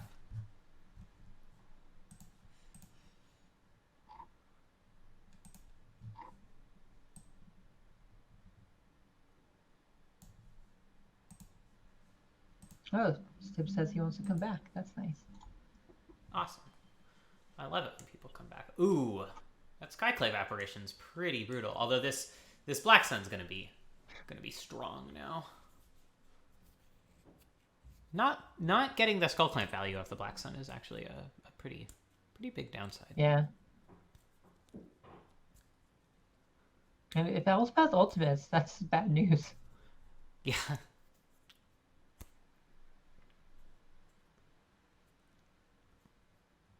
Yeah, Val does need some. He seems so far ahead, and Yeah, Sarah, I feel like whatever sort of ended up happening, you probably wanted to be in a deck that was playing a Danto Vanguard. yeah. I also think there's a world where you could have you could have just come in under Rob and taken Goblin Guide, taken Stormkirk Noble, that sort of thing, and sort of forced like Rob this at into all. Big Red. Oh god, this is terrible. Yeah. I don't understand why Val didn't Black Sun for 2. You get back. Oh no, you don't get back Liliana. You get back a creature. Yeah, you get back. You get a 3/3. You get a 3/3. Which is pretty good. Yeah, but like Dexter's got Angel of Sanctions. Yeah, and Dexter still can flash back Angel of Sanctions. This is why that's card. He doesn't have enough so mana good. for it right I mean, now. soon he can flash it. Yeah. Yeah, Val seems so far ahead, and now just brutal. Should have gone for that Black Sun Zenith play of the turn before. Yeah, Sarah, sometimes you just gotta draft the same deck several times if it's open. I mean, if you want to be spiky about it, you don't have to be spiky about it. I'm not like ragging on you for choosing to go wild if that's your feeling. Yeah, God, it really seemed like Val was crushing this, and then this is what happens with mono black is you like, particularly with Liliana, I find it seems like you're ahead, and just weird things happen. I mean, I do think that not running out the Black Sun either of the turns it was possible is part of what's the problem here. Especially just accepting that you lose your dude to get Skullclamp value. Yeah, because then if he Black Sun's there, he gets back a creature, which he can then later put Skullclamp on, and do something. Yeah, that was the turn after, but yeah. Right. Yeah, the turn after.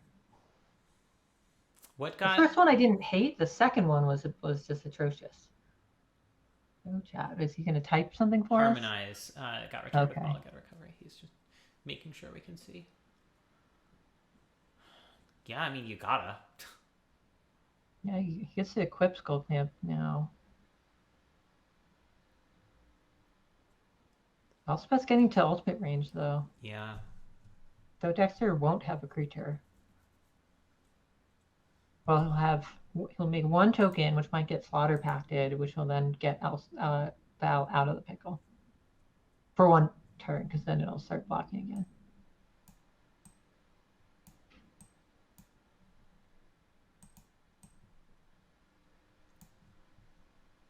He could have been here. He could have been attacking here.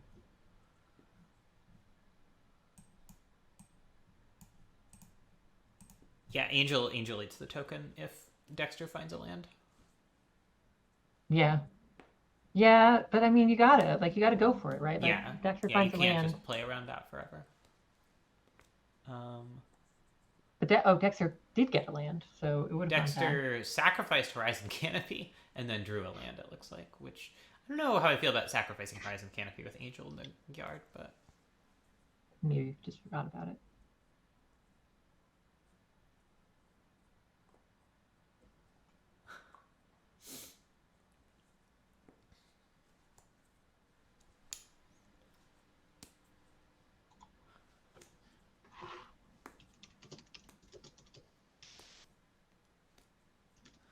We should do a like Roto championship or something where there are actual prizes of some sort. To force everyone to be max spike. Problem is, I don't know if we have enough people who are like willing to draft like hardcore enough to necessarily fill out an 8-person pod of that.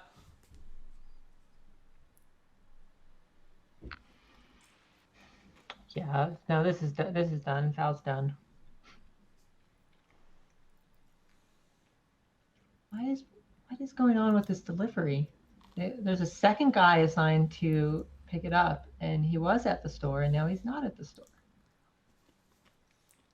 Kenyon, maybe for April Fools.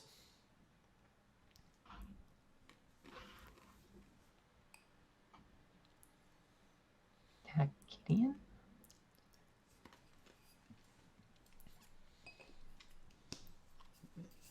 Man, Quetzy and I had such a sweet April Fool's draft format planned for this year, and then fucking COVID. Rip. Yeah, we did one year an April Fool's Cube Spear Rotisserie. So it was Cube Rotisserie, but with a bunch of conspiracies in the cube, which are just like wildly, ridiculously powerful. And with a bunch of like extra sort of silly-ish rules, like you could draft Cogwork Librarian and it would work, quote unquote. It would you would be able to exchange it for 2 draft picks later on.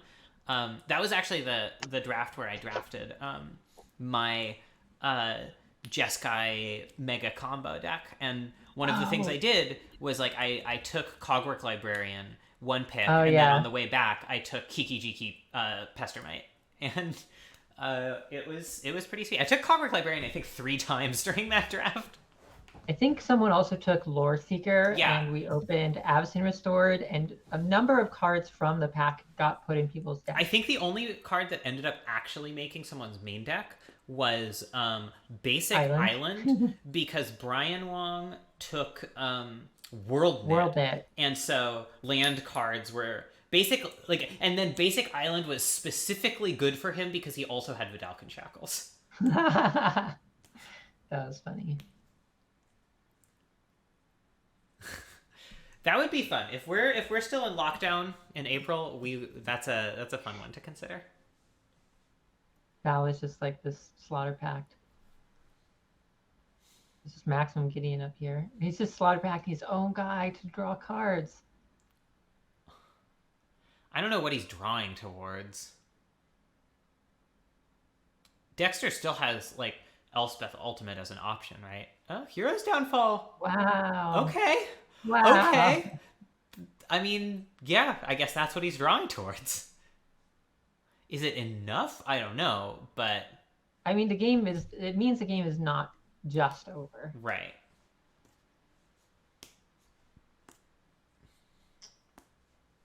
Wow. Dexter could have ultimated it.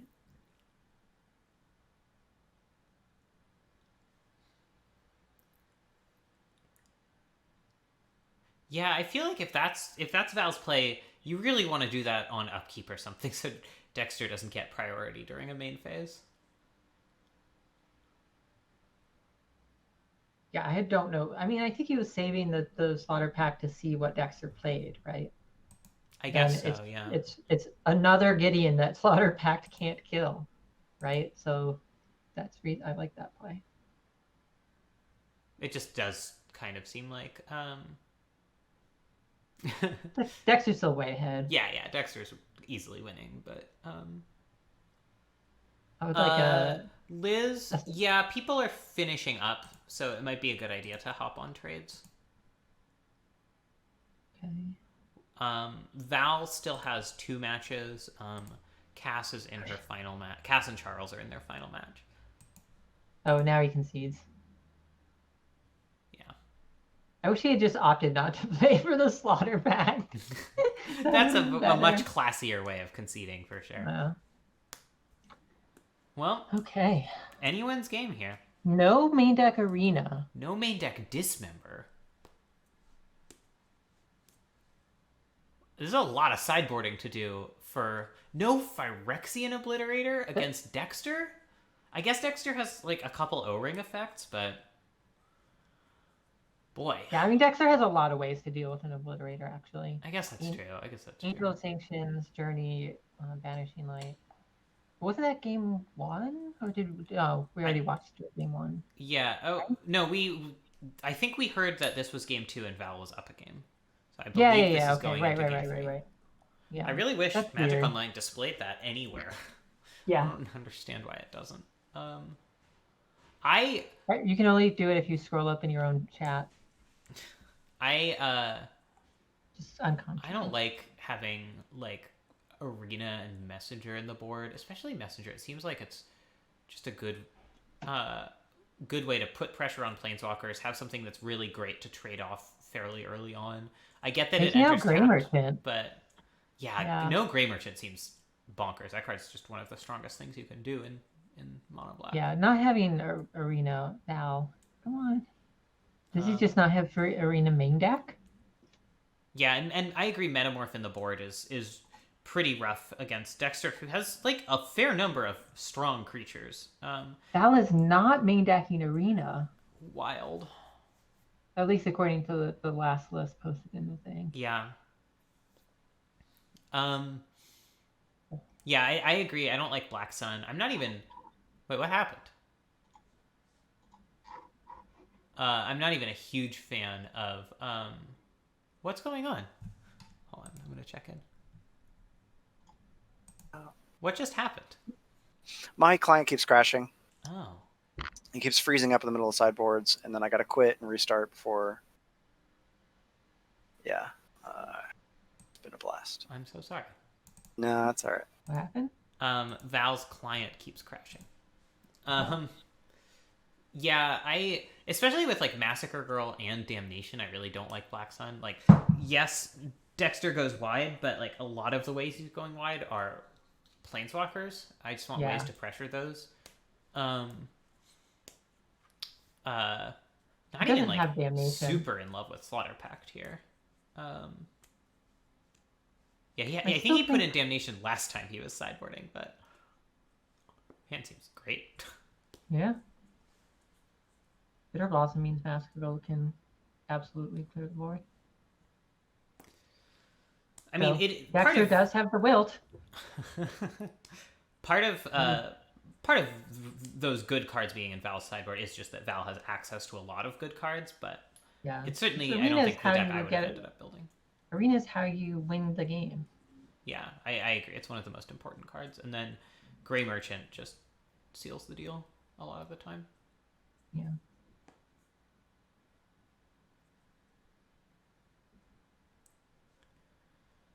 But yeah, especially on the play, Bitter Blossom into Thief of Sanity into Dismember is very strong. This Massacre Girl is looking terrible, but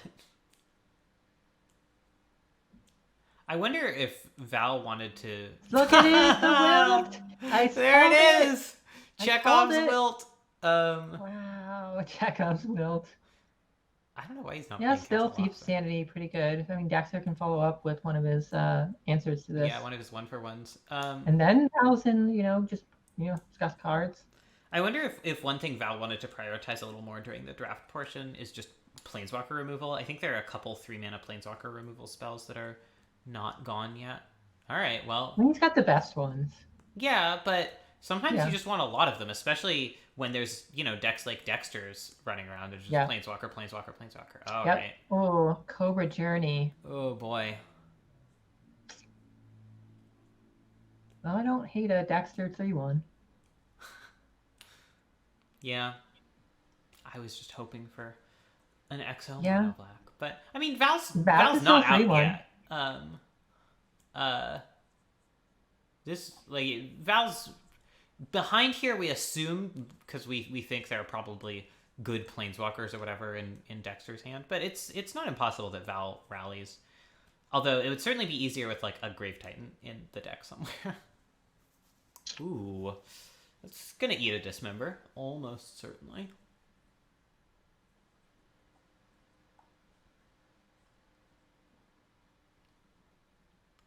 Hero's Downfall gives Val a lot more flexibility to deal with whatever Dexter has coming down the pipe.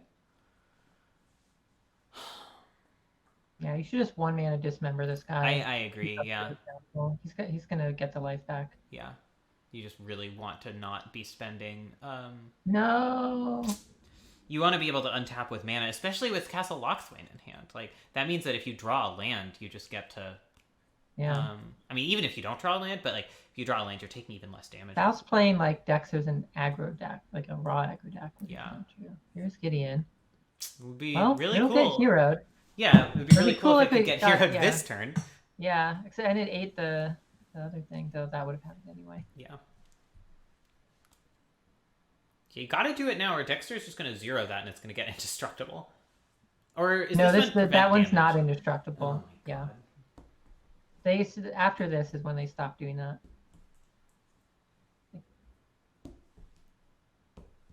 What is happening with my food? This is Massacre Girl. Unbelievable. Huh. I mean, I guess I can see getting pressure out there.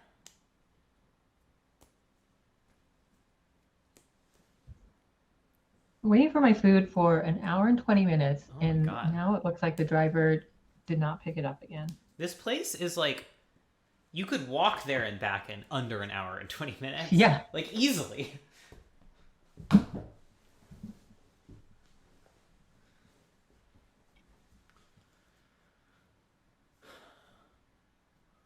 Ain't no party like a Gideon party. Because a Gideon party is mandatory. I mean, Teferi's good here. It gets attacked down to 1. Because Val is presumably just killing Gideon here.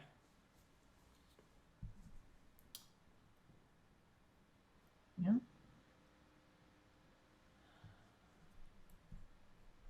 I don't know. I might just kill Teferi and attack Gideon.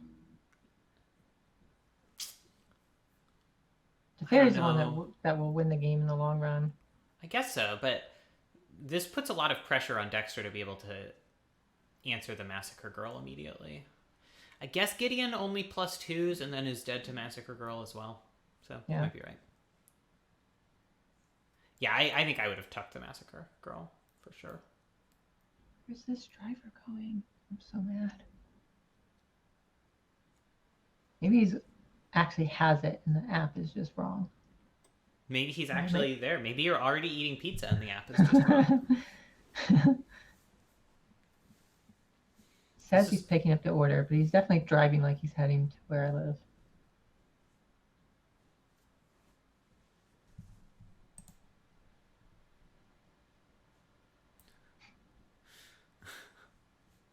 Good old Magic Online.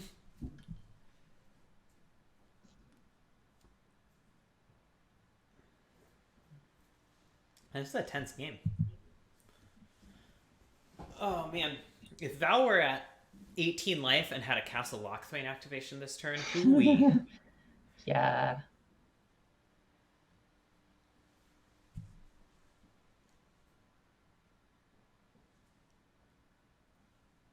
Well, doesn't protect Teferi.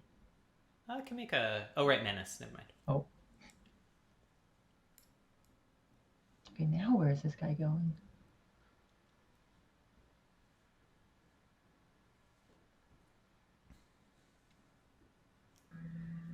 I'm just crying. I should be eating pizza by now.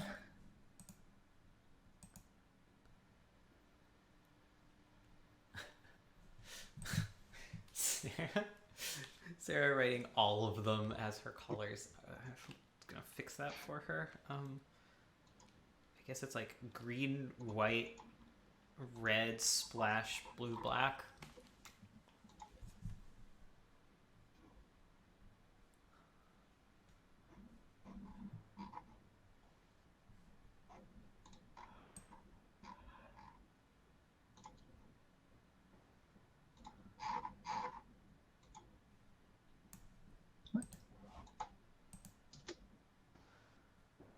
Squire for the blocks.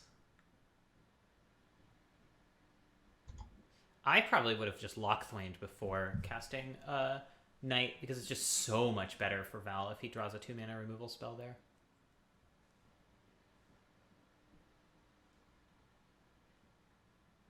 I kind of feel like, man, this...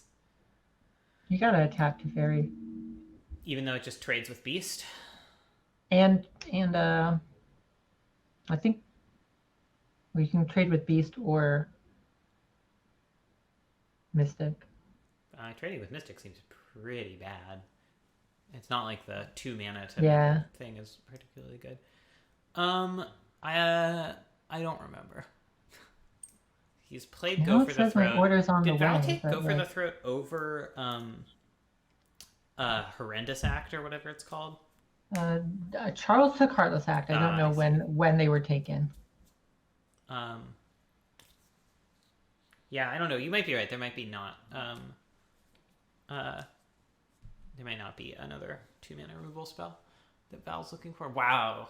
Oh right. I guess you don't tuck Massacre Roll. This is why I would have killed Teferi. Like Teferi's just gonna run it.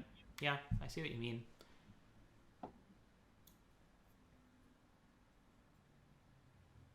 Val is playing like he's afraid that his life total is in danger. Yeah, it's very strange.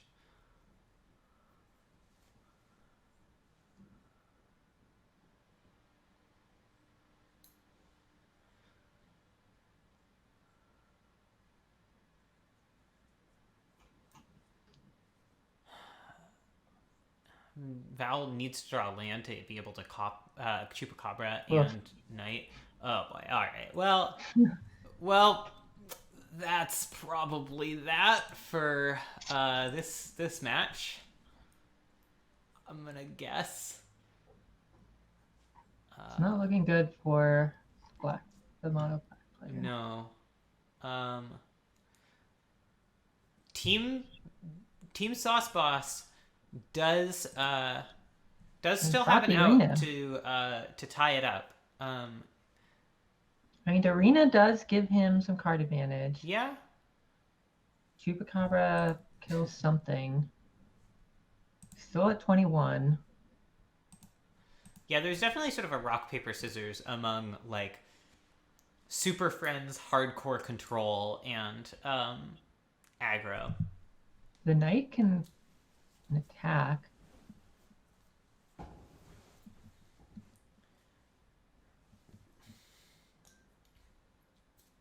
Dexter, I think, lucked out to a degree by being on the same team as Rob. Especially missing Kitchen Finks from his deck.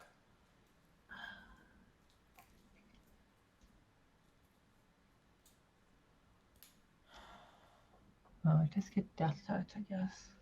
Yeah. I mean, I don't hate this attack. Like, you got to attack because you're not going to block the sword. Yeah. Because of Elspeth. It's just going to eat the soldier, but... Yeah, but, you know, that's better than not eating the soldier. Yeah. I mean, to a certain extent, once you're aggro enough, Sarah, it kind of doesn't matter if the Planeswalker doesn't defend Oh, did he get Batterskull? Yeah, he got Batterskull. I thought it was sword. I missed that, yeah. I didn't pay attention. Well, in that case, not a great attack. I guess it's still... No, I guess it actually still does tussle with Batterskull here. I mean, he has to pay the mana to Death Touch it, and then Dexter can just untap, put... Now Dexter loses the other thing. Yeah, I mean, it's the Death Touch. It's still better than not attacking, I think. Yeah, that's true. You'd still rather trade the Knight for the Germ token and the Soldier. Like, Dexter could still have made the Batterskull and moved it onto something if he wanted to. Yeah, because now he's going to get attacked by a 10/10 sword-wielding beast. Sarah, just talk to the Magic Online folks about implementing that, and then we can see what we can do.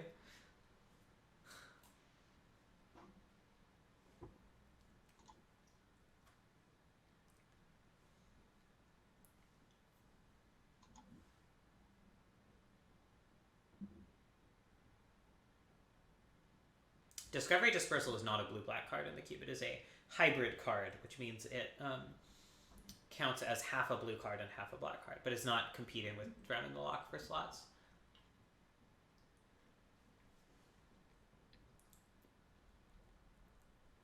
What does Drowned in the Lock do? UB, I think destroy target creature with converted mana cost less than or equal to the number of cards in its controller's graveyard or counter target spell with converted mana cost, etc., etc. That's a pretty strong card. Well, it's very versatile.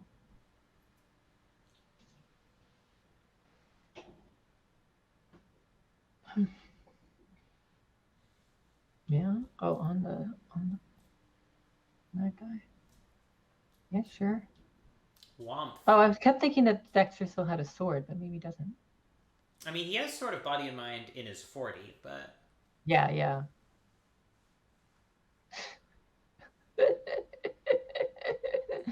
Those just green-white super friends. Sometimes the friends are just super. Yeah.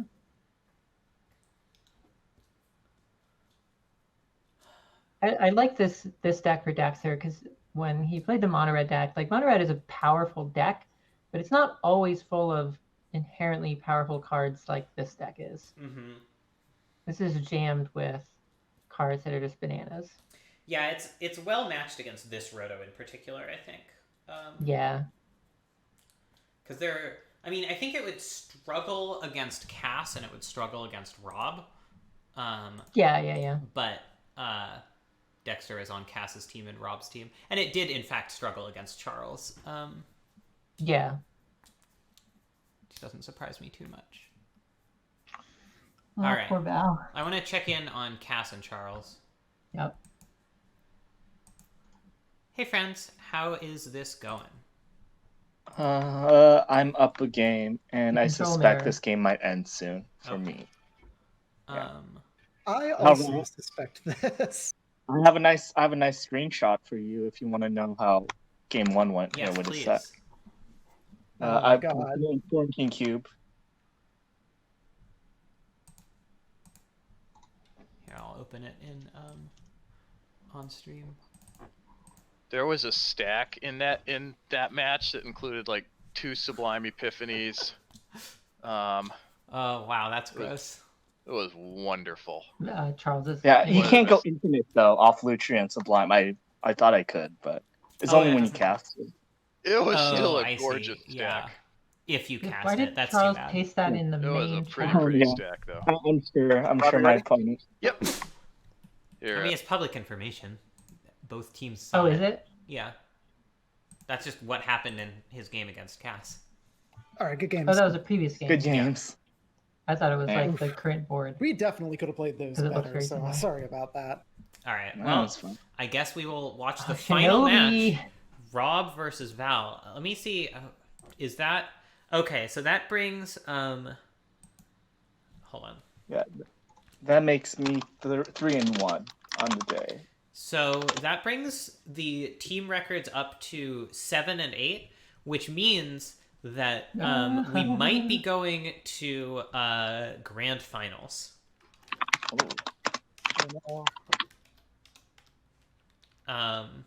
So anyone who thinks your deck is the best on your team, Charles, please keep it together for now. Sure.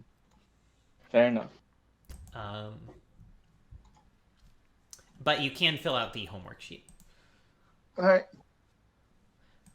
All right. I mean, Quetzy. Charles and Dexter both did well. Yeah. Quetzy, let's move to Wowie. Wow, I'm already in Wowie. Whoa. Amazing. Hey Rob, Oh, yeah, you're mono red. can you stream your match for us as well? I am. Oh, you want Rob too also? I said Rob, but yes. Sorry, I didn't hear hold that. on. Val, do that Rob, Baka. But would we'll watch, watch Rob. Val first. I was gonna say we could watch Rob since we've just been watching a bunch of Val. I mean, Rob is. Yeah. Okay. Sure. Let's switch to Rob. They're both up. Okay, so if I take Dire, Rob, if can I you take increase if the I don't size take of your Daredevil, hand? then you can just Daredevil Thussies me. That doesn't seem fun. I think it seems entirely fair. Rob, can you increase your hand size so we can see it better on stream.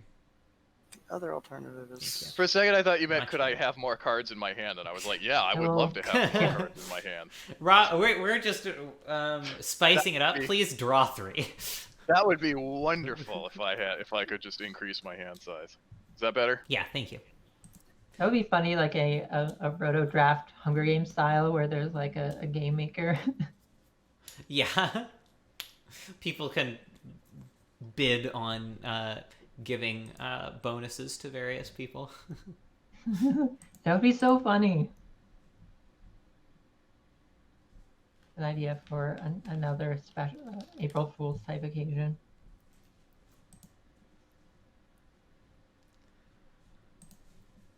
It just absolutely would not work on Magic Online, sadly, but... Well, you could do it not like during the game, but like post-draft. Yeah, that's true. Where you'd have like whoever's on commentary like trade someone a treasure chest and let them open it and put the cards into their deck. Something like that. Yeah, things like that. You could even you could do something like to time walk. Your opponent skips their next turn. It's just like your opponent presses F6 at the beginning of their next upkeep. Yeah, no, I would think more like less during the draft. Yeah, you could do it during the draft. It's just less it's just awkward.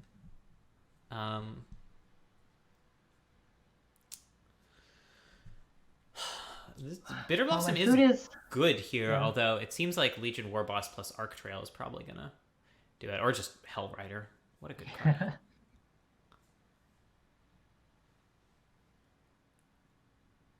My driver's almost here, so I will be grabbing some food shortly.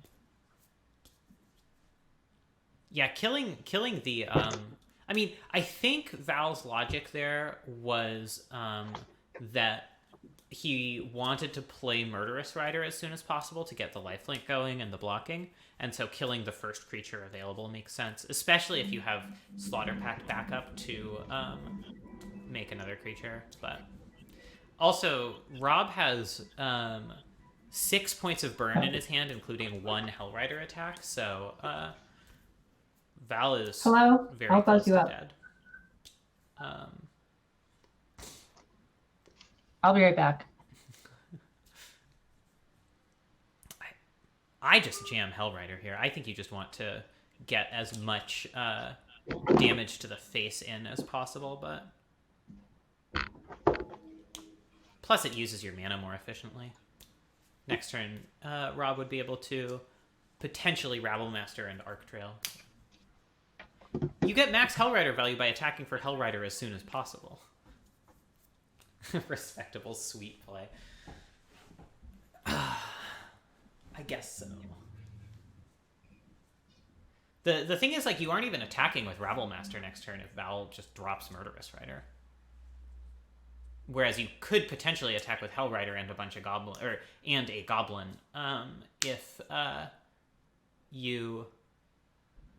Yeah, I agree, Kenyon. You just want to. Oh, I guess that's why. I still don't think you want to trade 1 damage for 1 damage there, like at all. I guess Val is kind of priced into Arc Trail plus Lightning Strike here, which sucks. Unless Rob just goes for the Bitter Blossom kill. Oh, that's a lot rougher with a Murderous Rider on Suspend.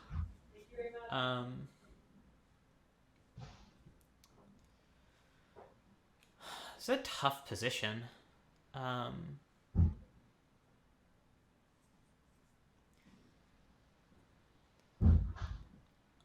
feel like the play might just be let Val sit there and die to Bitter Blossom unless he wants to start attacking with Massacre Girl, in which case you Lightning Strike the Murderous Rider if it lands and then just attack with Hell Rider, which I think is what Rob is going for. Like, the only thing that really matters here from Val's side is life gain.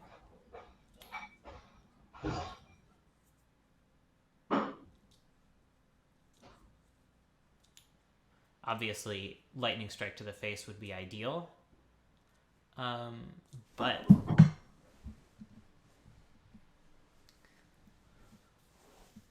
Oh, wow.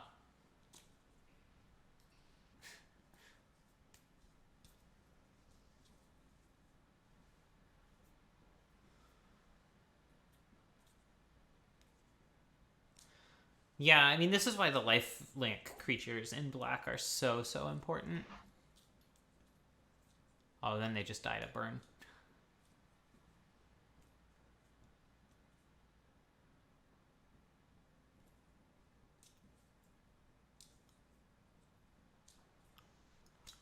I mean, most colors have no counters. Val could have picked up some and been a little bit more blue. Geralf's Messenger, holy shit. That seems terrible here. So, let's see. Rob could strike Val down to 6. Attack with Hellrider. Val is forced to block, goes to 5, goes to 4 off of... oh. Alright, not quite enough. If Rob had drawn a land, it was just game, because you just Arctroll the blocker. Yeah, yeah. I have so much pizza now. Congratulations. I got Big Mario's, and they just make giant. I bought a whole pie of giant pizza. It's got to be like 22 inches or something. It's a me, Big Mario. I mean, you still just slam Hellrider and attack here. It's just no. I think so. No alternative.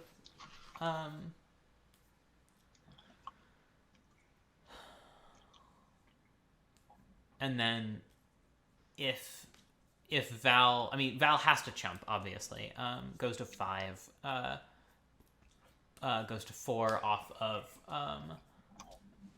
Bitter Blossom next turn. Pretty much is priced into landing Murderous Rider. But even so, Rob can abrade Murderous Rider, attack with Hellrider, even if it just gets eaten, it doesn't matter. Why are you tapping 2 mana, Rob? Rob, why aren't you playing Hellrider, Rob? Oh, come on. No, no!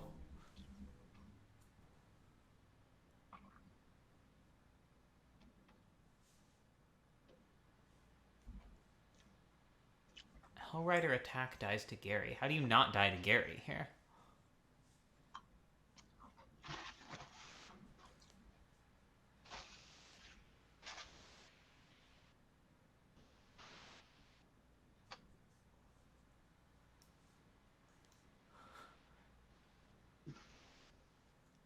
I guess so.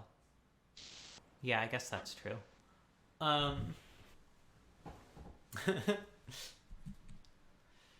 Yeah, Nixo's doing work here. I mean...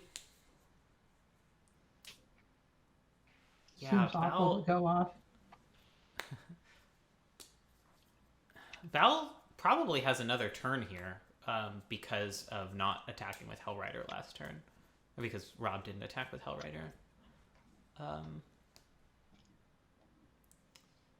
We'll see if that's enough. I mean, Val can put through a lot of damage. I mean, Rob does have a braid, so he can kill something. Yeah, but killing Geralf's Messenger doesn't do very much. No, but if Val attacks, Rob can just braid Murderous Rider.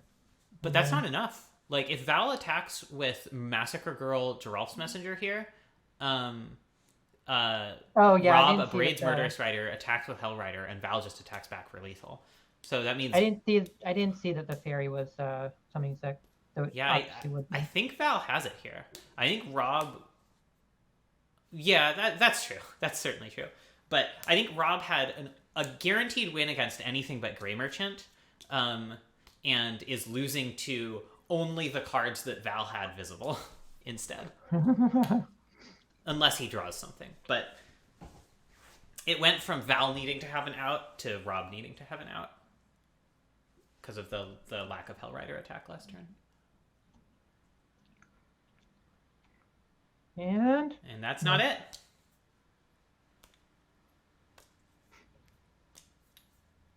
Yeah, Rob is dead because he can't block Massacre Girl. Oh, he right. And blocking, if he blocks yeah. Geralf's Messenger, it just undies for lethal. Is this game 3? No, I think this is game 1. because Val just came off of his last match that we watched. Right.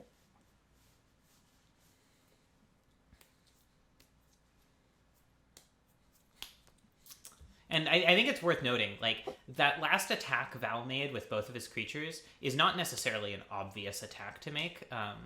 It sort of, if you're just playing by instinct, it sort of feels like it doesn't play around Hellrider very well, but it was the right attack, and it did win Val the game.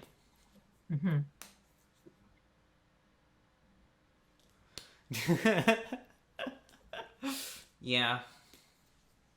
So Rob does have a... Rob is our last 4-0 candidate. Yeah. That is true.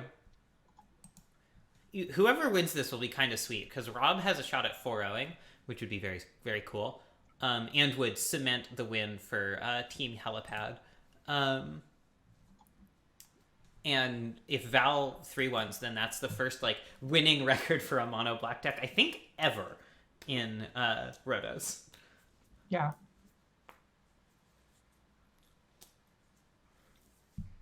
And People haven't it even ties it up attempted for it. Team Sauce Boss.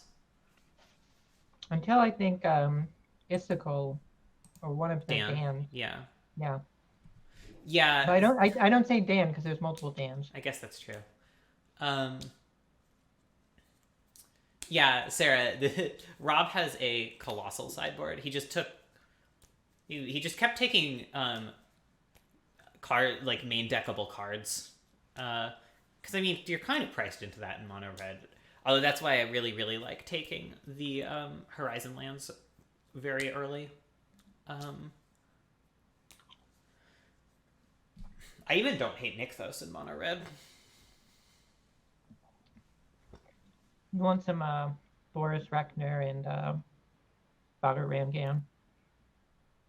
Reckoner for sure. I don't know how much I like Ramgang here.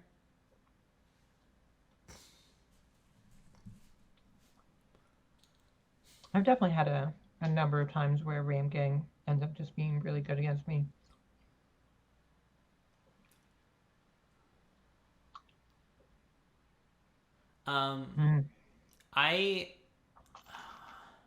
Okay, having Goblin Guide in the sideboard is just disrespectful.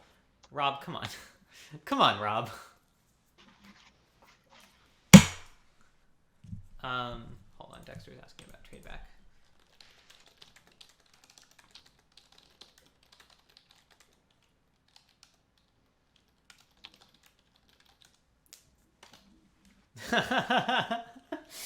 Wow, you played yourself, Sarah. You absolutely played yourself. Ha ha ha ha. That's so funny.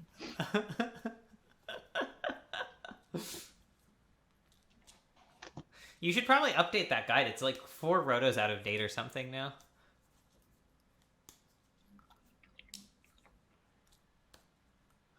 He moved in. That's amazing.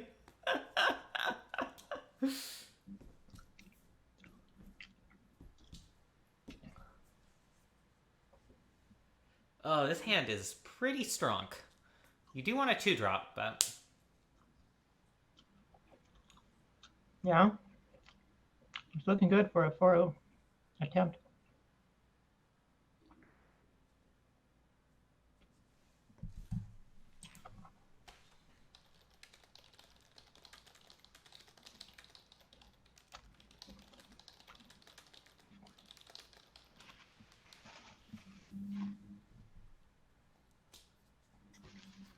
Yeah, I feel like Rob morally should have this, but he's making some odd decisions. There's like, I don't know if you heard me say, there is not a Goblin Guide in his 40 right now. I did hear. I mean, he does say that he drafts great decks and then plays them abysmally. I was pretty surprised when we were doing the interview, and he said, yeah, you know, I feel like this deck has a lot of sideboard options. You know, I can side out Goblin Guide on the draw. And I was like, I'm really not supposed to just be screaming, like, don't side out Goblin Guide on the draw, oh my god, because that's genuinely helping deck build, but, destroy me. Ooh, Jite is a very strong one here. Oh.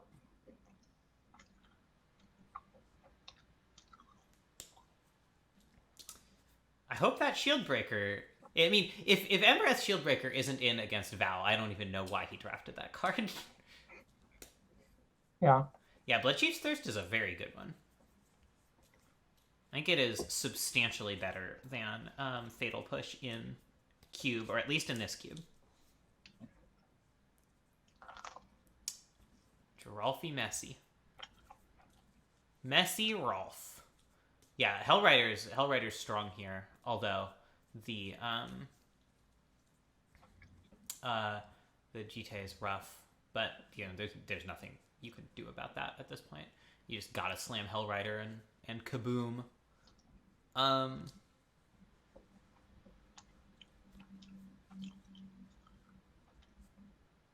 You can. I guess you Concept next turn. You could what? Zealous Concept. No, Rob, you gotta attack with Hellrider, my guy. Like, I get that he's sort of trying to set up a light up the stage to find his Embereth Shield Breaker, and I get that like that could be like an answer to GT, but ooh, that's a weird one from Val too. I guess Val found that second removal spell. So this does mean that GT can't GT up. Yeah, I know. This is just very strange. This worked out incredibly well for Rob. No, cast Phoenix of Ash. Yeah, just cast Phoenix, I think. He's thinking about Bone Crushing in response to GT, but GT can't even equip this turn. Cast Phoenix, please cast Phoenix. It's now that I should mention the eternal caveat. We are at our 5 and 3/4 of the draft day, and it's like it is really difficult to keep your play skill at a high level through all of that magic.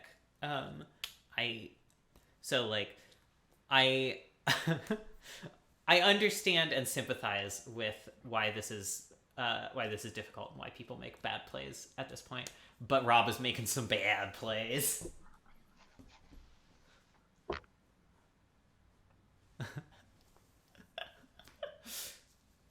Yeah, Rob is really playing this like a controller. I'm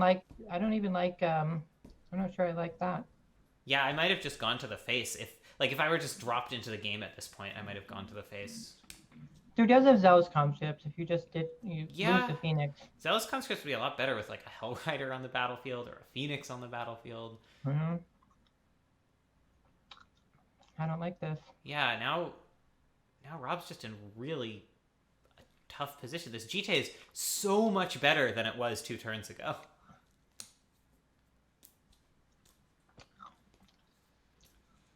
Like, if Rob had played Hellrider instead of Light Up the Stage, either Val kills Hellrider, in which case he has a Legion War Boss dealt 3 extra damage through that and is dealing another 5 extra damage this turn, or Val has Hellrider dealt 4 extra damage last turn and is dealing another 4 extra this turn, plus an attack with Zealous Conscripts, potentially.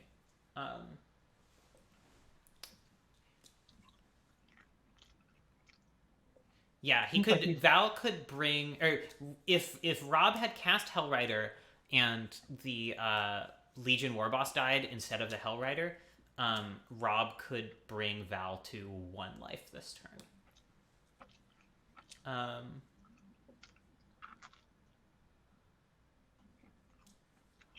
This is not super efficient mana usage. I mean, I get wanting to save the cards in hand, but... And all of that would have been before Val ever had a chance to equip GT. Phoenix is decent against GT because it just comes back. Yeah, that's true. Bigger.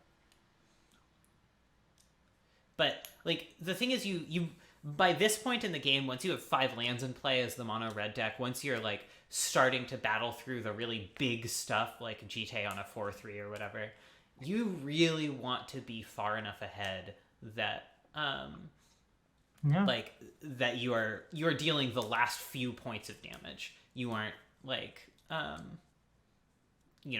getting your opponent down to 13.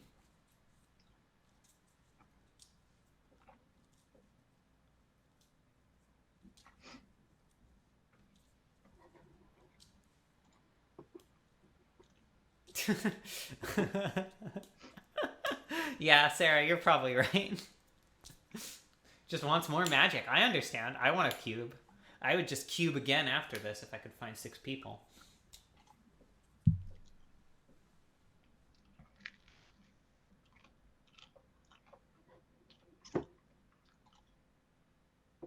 Now, in the future, what we should do is organize a cube weekend where we all go out to like a cabin. Yeah.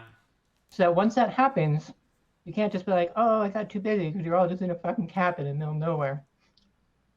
The And problem also is you then get to, people are hang like, out. oh, I'm tired. I can't possibly do a 7th cube draft today. Do you remember your wedding and how much cubing was done that night? I mean, I was not paying a lot of attention to how much cubing was happening, honestly. There was a lot of cubing. God bless Jesse for running this.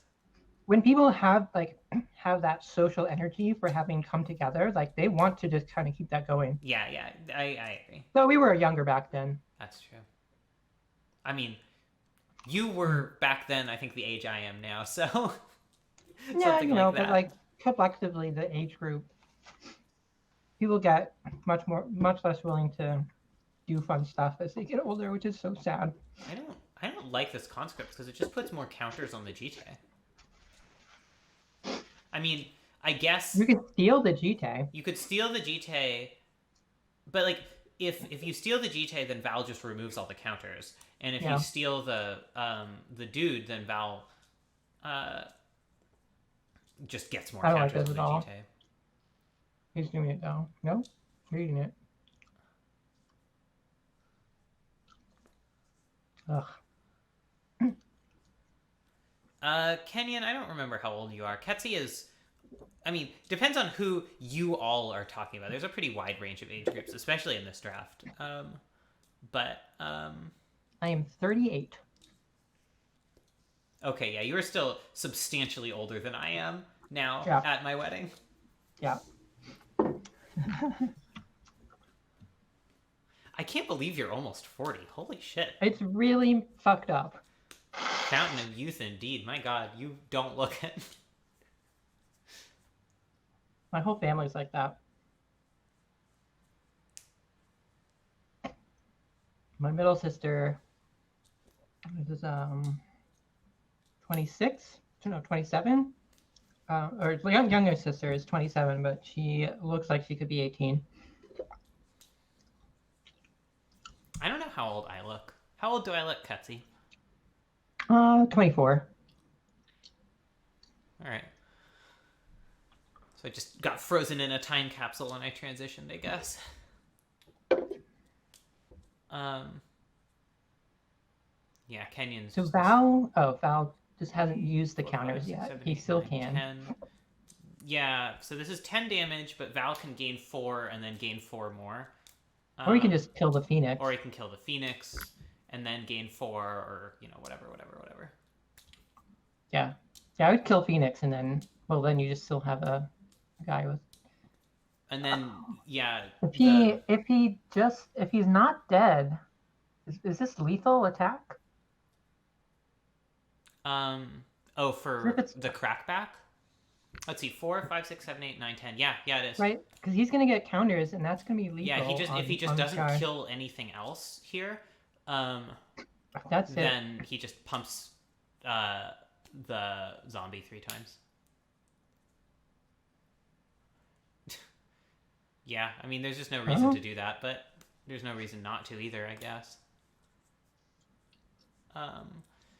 Oh man, this is a rough one to watch as an aggro player myself. An aggro aficionado.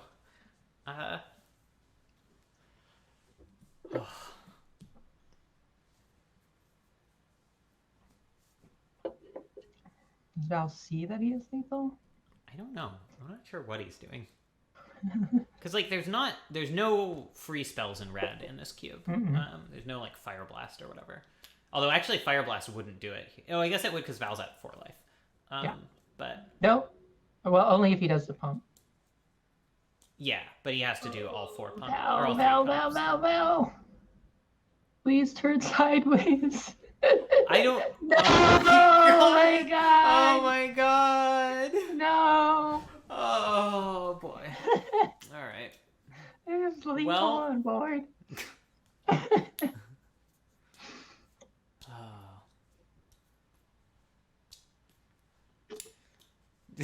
I mean, it's probably still handily winning, honestly. Val, I think so. I If mean, you can he just kill the really Phoenix badly at will. misplays these GT counters somehow, he could end up in a position where Rob has a chance to just kick Burst Lightning him for lethal. Oh my god, the braid. This is oh man, this is hard to watch. I mean, this is, to be fair, like this is what end of day roto matches often. Yeah. Like, it's just like trading misplay for misplay back and forth. Yeah, I agree, Kenyon. Like the damage you're potentially stopping by blocking like a Hellrider here is less than the just life gain from the counters.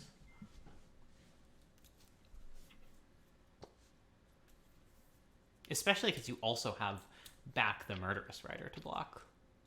Which also gains life. Yeah. Jesus. What? Come Okay. on, Val. He's really playing a super dangerous game here with these counters.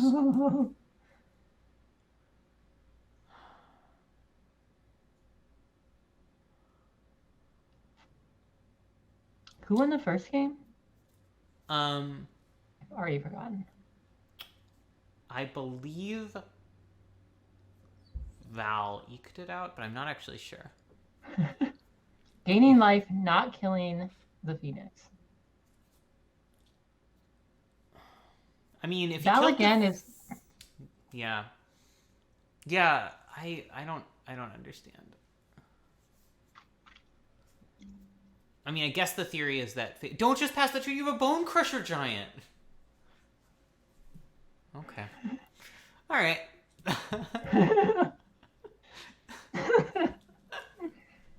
Is he holding up Burst Lightning for a hypothetical 2 toughness creature? I don't. What's going on?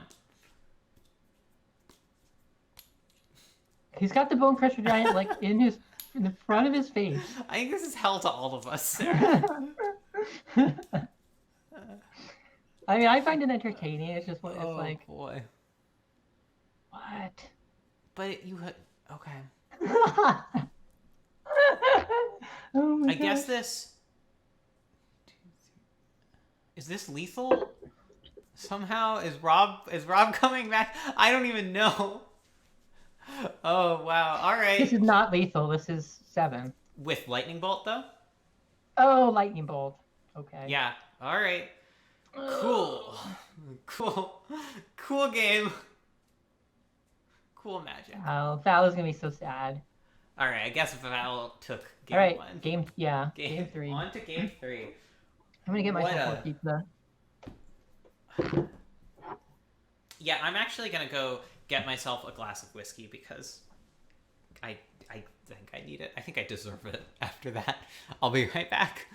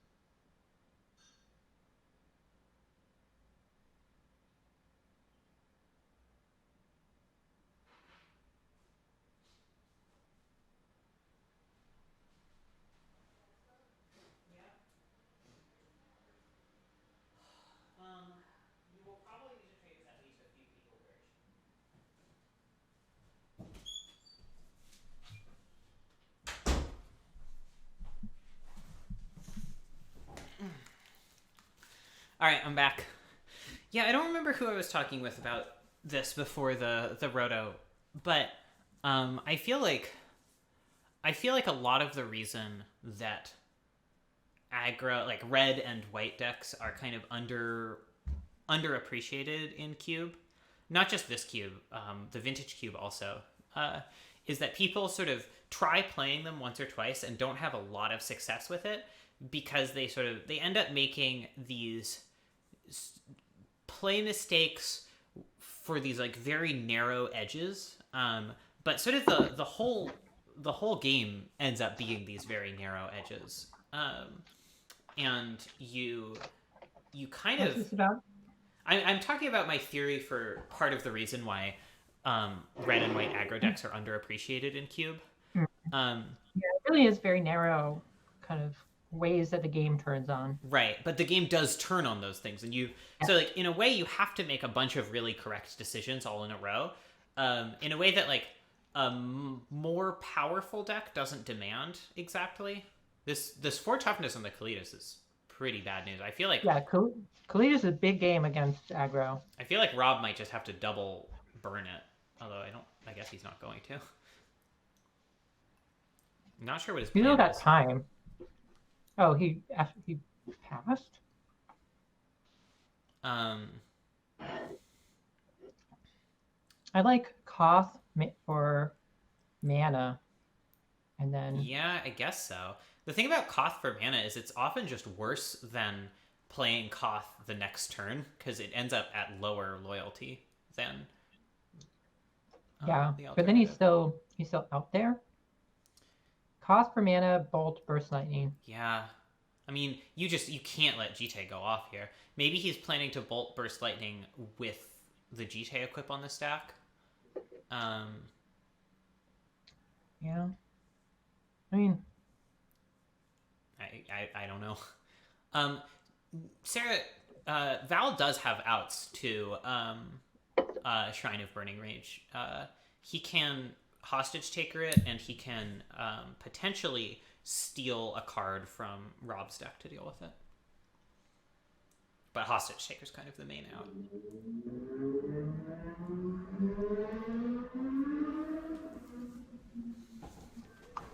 Yeah, I feel like if your plan is to just double bolt it, then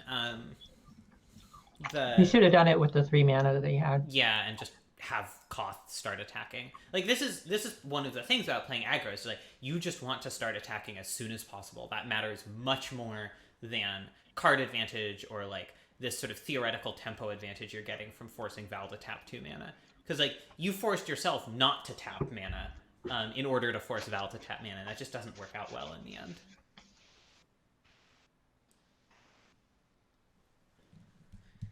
Getting rid of Rick Kalidas is pretty good. The Val does have ways to get back. Mm-hmm. Kalidas was really, and the more I think about it, is really actually pretty big for Black and Roto. Oh, we should switch back to Val's stream, actually, now that I think about it. All right, Val has Obliterator in hand, which is that's really hard for Red to game deal with. against Red. Yeah, I'm really glad he thought to side that in.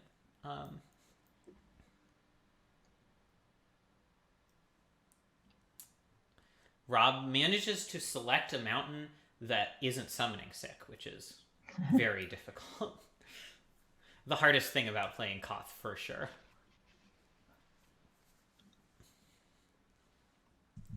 Yeah, Obliterator plus GT is just going to be very, very difficult for Rob to force his way through.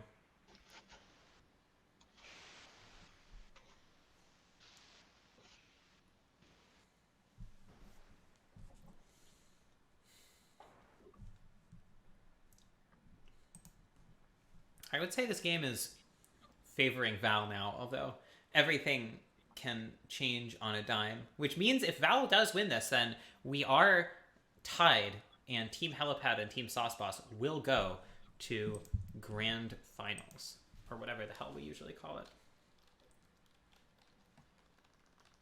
it. I think Val sees the GT interaction with Phyrexian Obliterator, which is to say, equipping.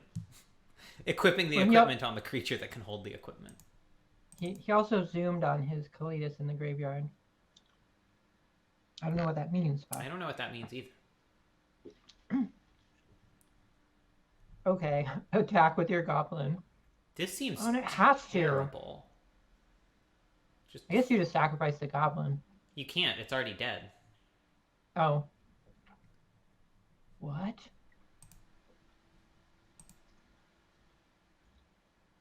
Swear to God. You is played what it S2G stands for, post-combat. Kenyon.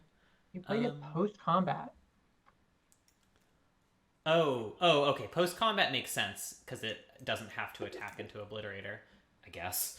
I mean, Rob might just be going for the big blowout lethal attack, although I don't... I mean, because if he can keep Koth... Yeah, I if guess... he can ultimate Koth, he can just go... Yeah. I don't know. But I just go... But how does he beat Rob just GK attacking with the, Koth yeah, here? the GK. I mean, if he has artifact Or removal Val here... attacking Koth. If he has artifact removal for the GK... Oh yeah, did he have a Braid in hand? He might have had a Braid, I don't remember. I don't think he had it when I was looking. But he could also have even the Steel so, Breaker. this Obliterator is going to be really difficult to beat with... See, I mean, this is why having Koth, or having Val... Not attacking Val with Koth as early as possible is really punishing Rob. I guess he doesn't have a Braid. Because if Val were at 11 here, he would be so much closer to just dead off this shrine if Val had managed to, or if Rob had managed to proc some artifact removal.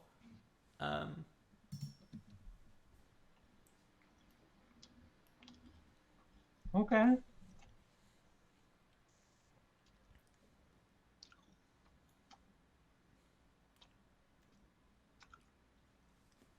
I just don't see anything Rob's doing outracing this GT.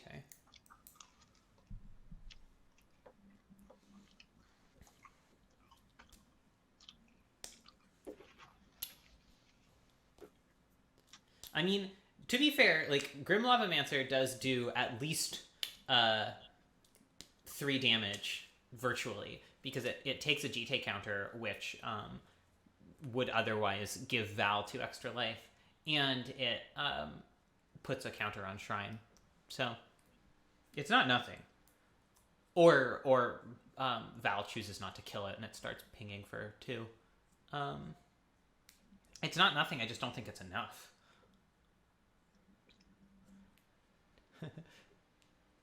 Null Priest back Kalitas would be kind of sweet. I think that's what he's going to do.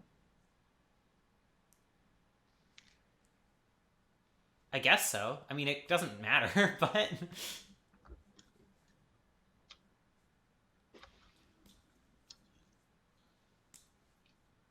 Val at virtual 21 here.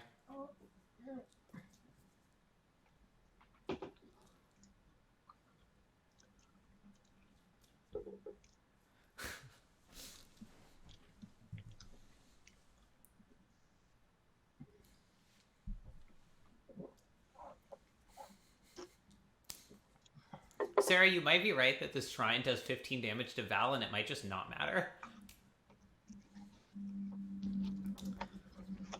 I mean, so... I guess Rob already used Lightning Bolt Burst Lightning.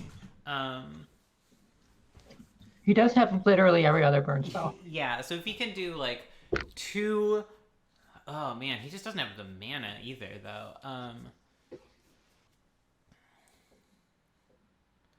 If...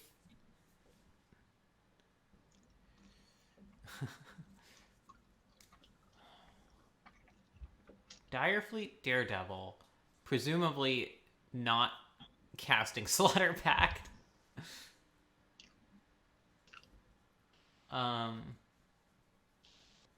Slaughter Pact, the absolute worst card to possibly Direfleet Daredevil.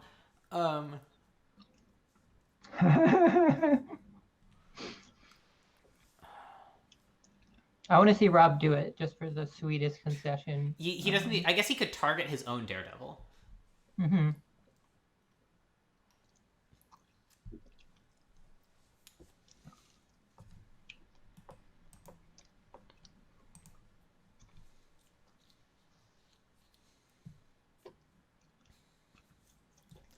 pepperoni, and pepperoni is just the ideal pizza topping. God, I hate it so much.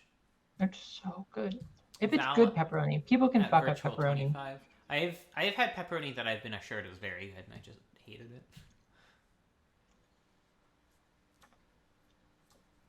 Gonna get back to the dishes for the sick rub-ins.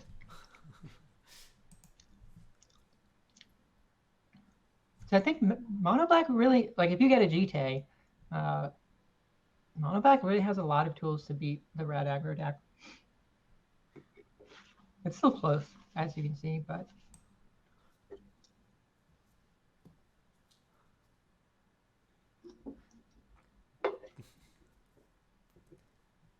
I don't actually like killing the Daredevil there. I think if I'm Val, I just want to spend all of that GTA stuff on life gain if I possibly can. yeah. Well, as we know, Bao has a way of not using GTA's counters to win. I mean, because he's at 9 life right now.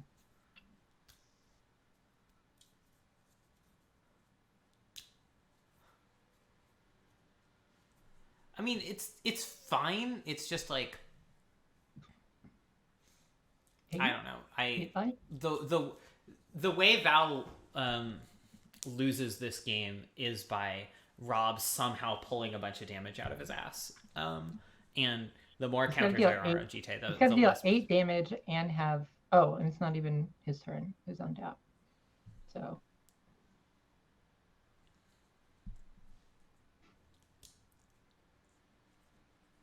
Oh, in fact, Rob doesn't even have mana up for his shrine. You could just shrine the obliterator and just be... There's so many good ways that Rob could have conceded. All right. Let me go on to public chat. You won in spite of your trip to Punt City, which is the way it should have worked out. So both of you spent some vacation time in Punt City, let me just say. Yeah, it's been a long day. So that brings the teams to even. I hate that so much.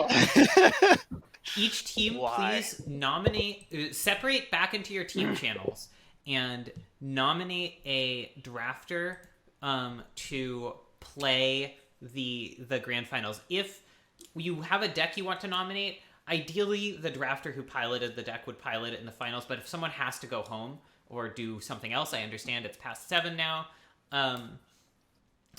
feel free to hand their deck off to someone else. Hopefully Liz can do those trades. Got it.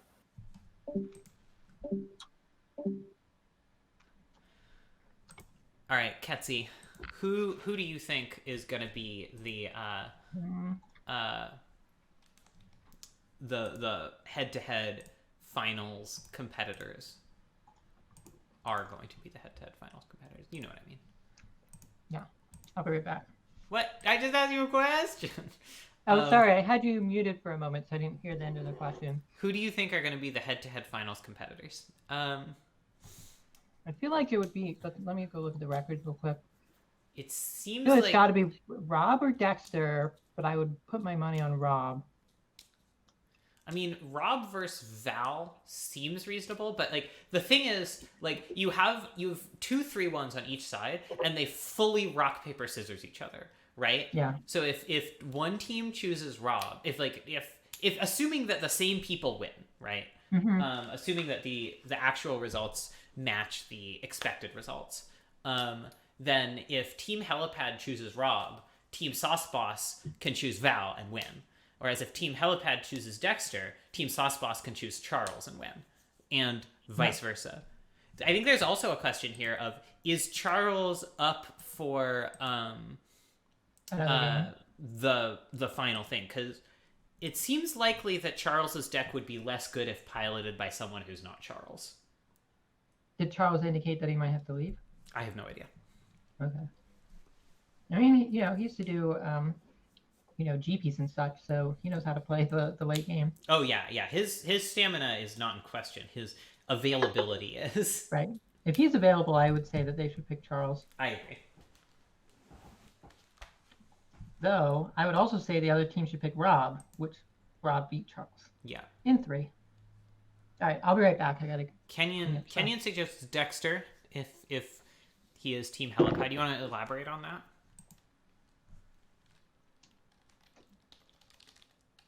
Dora.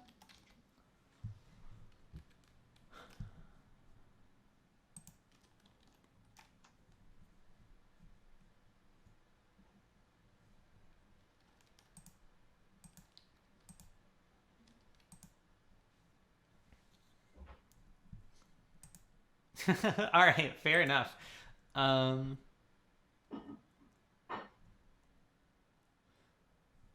right, it sounds like they've decided. All right, have both teams decided? Yes. What is the matchup? We're running this back apparently. Rob versus Val rematch. Yep. All right. I'm curious. What was the logic behind that? We figured the other team would pick Rob, and I think I have the best matchup against it. All right. The logic behind that is that Dex has to go play D&D because otherwise I would have absolutely loved to offload this responsibility. Yeah, I think we were aware that the person y'all wanted to nominate is going to have to leave. It's interesting because there's if everyone is available, there's an interesting rock paper scissors where each team has theoretically a trump card against the other team. So it's kind of a leveling game, but also it does very much depend on who's available. How many drafts is it? All right, good luck. Have fun. We're doing best of 5. Going to grand finals. I'm not sure. I feel like it's a number in a row now. Yeah. So the way this works, just logistically, is you do one match,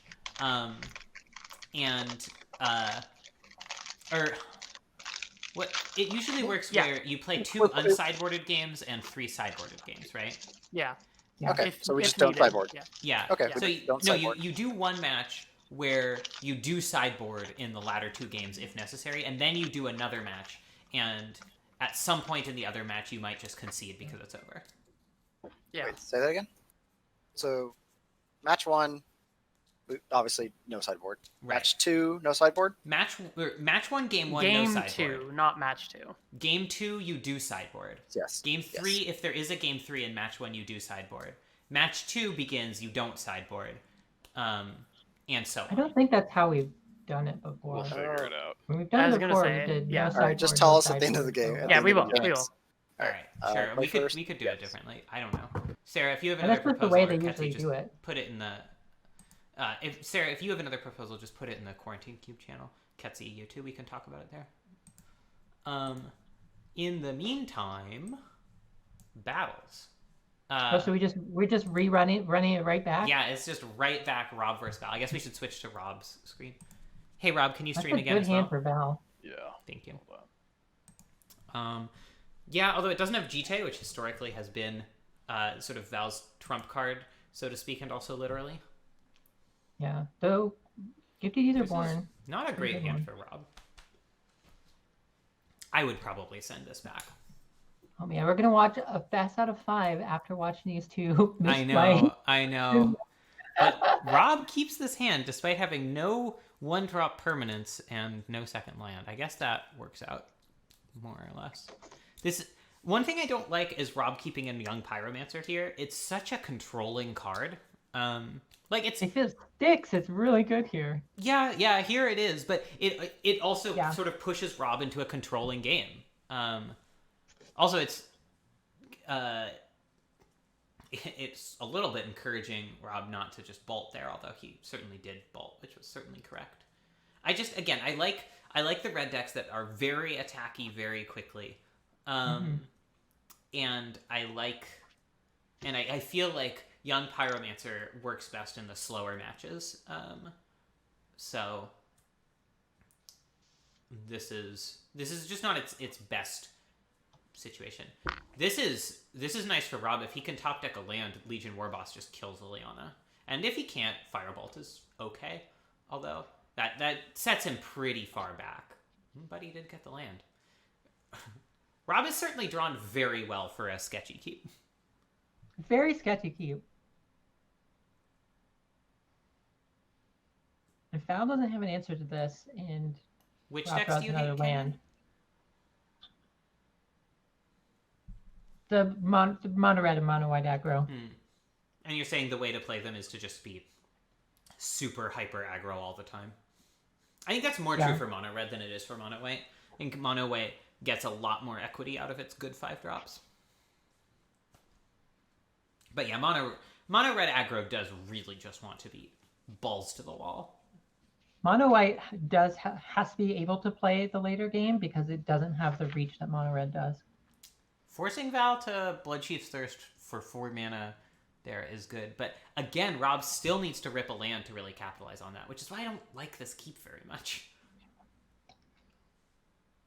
His hand would have been very bad if Rob hadn't ripped land, and it's still, like, he's still, after a few 1-for-1s are traded, he's still just sort of left with a board of a 1/1 and a lot of burn in hand, but, like, it's not lethal burn, and the 1/1 isn't going to get him there. Hellrider might if Val doesn't land something big enough fast enough, but Val could easily land something big enough fast enough. I'm kind of seeing a lightning strike to the face here. Yeah, I agree. I think you do have to start going to face. There's just no two ways about it. That's brutal. If Val doesn't tap any more mana, then Rob cannot kill that easily. I might just burst lightning it anyway. Whoa. I'd probably abrade it, honestly. I guess abrade's like the card against GT. Yeah. I think it's like, normally I don't like to like keep my only out against their trump card, but I think against GT you have to, given how things turn out. It's not like abrade is going to be dead later either. It's just a question of like, how likely are you to want to throw the burst lightning at their face?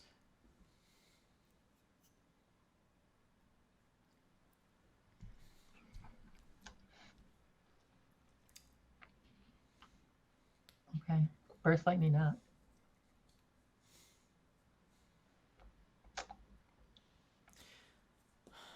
Yeah, this is like... Maybe lightning strike it, because you're probably going to untap and burst lightning the other one, and then you want the mana different.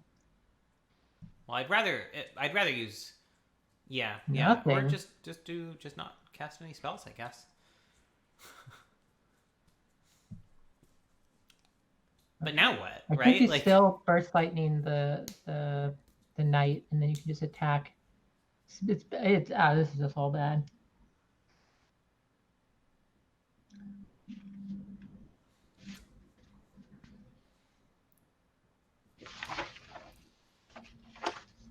Yeah, this is why I don't like keeping super burn heavy hands unless they are very close to just having lethal in hand, because I feel like if I was Rob, I would like sideboard out some of that burn.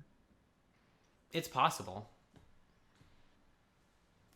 I mean, the thing is, the burn is very good if Val goes into like a Bitter Blossom Phyrexian Arena. Oh kind of boy. Thing. Oh man. This is the end of it. Well, I mean, conscripts can do some stuff. For more creatures, Kenyon. Rob has a lot of creatures in his sideboard. Or just like you just run out big Hellrider. stuff like Okay. Chandras. Chandras don't match up great against Val's Planeswalker removal, but how much of that is he Yeah, likely to have kept in? The conscripts here, if Val isn't careful. I mean, these are main board games, I guess I should mention, but if Val doesn't have anything and Rob draws land for conscripts, that's basically game over. yeah, that's true. Val's only got one card in hand. So he's got Lochthwain and...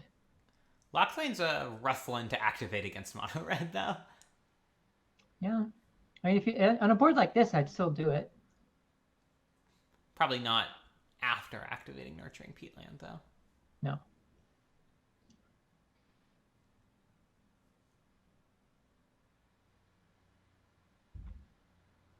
Okay.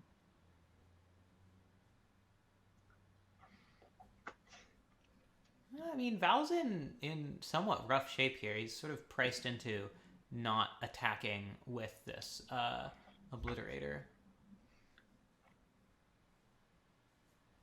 Can't possibly attack if you're Rob, right? No. Fire Prophecy is good, though. Yeah. Yeah, I mean, this is the where braid is awkward. This is where having used a Braid instead of a Burn spell that can go to the face would have paid off for Rob. You think so? Do you just bottom a Braid here? Because finding a land is so important. I think I agree. I think I like that line. If Val had GT, he would have GT. Yeah, Val, he would have. right? He would have GT'd for sure. Like if Val has nothing here, that's the end.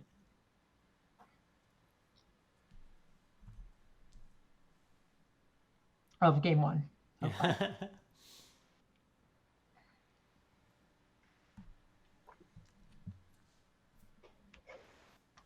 Drana's a nice one.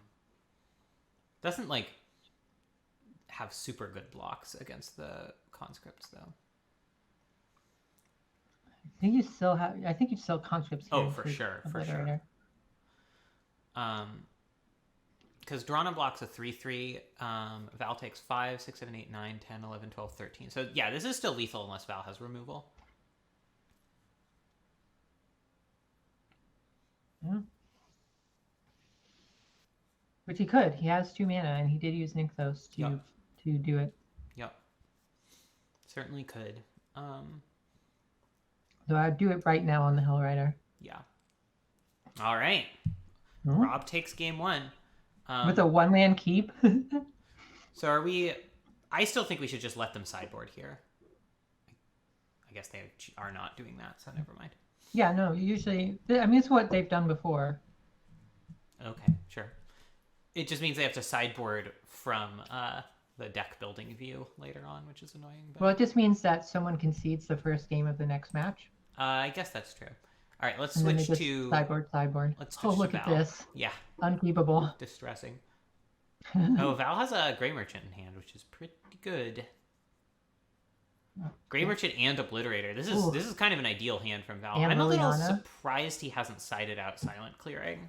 Yeah. It seems pretty rough against Rob.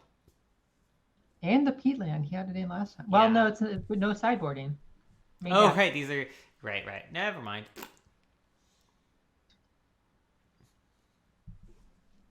It's getting late in the day for me too, and I have bourbon now, so what's it gonna do? Oh, I was gonna get scotch, and then I just totally forgot. I was too distressed waiting an hour and a half for my pizza. Did Val mulligan? Unbelievable. Holy shit. He had 2 of the best cards in his deck against Rob. Wow. Did he not like the Silent Clearing?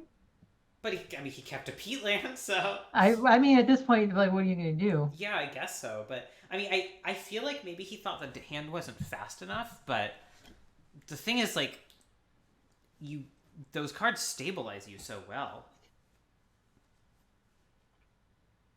Well, he might unmulligan. Yeah. Not going to unmulligan you into an Obliterator. But No. Nighthawk Scavenger, very good, though. Not a 2-drop. No. Sadly. It doesn't take much for a knight to become a goblin blocker. Yeah. I mean, Nighthawk Scavenger is a goblin blocker on its own, because it has Death Touch. Yeah. It has base power 1 for some reason. As though it wasn't good enough. Mask. Yeah, Knight of the Ebon Liege is actually a really sweet card against against aggressive decks. It triggers on either player. Yeah. I'll have to consider that if I... Is that right? Yeah. Uh-huh. Ah, sorry.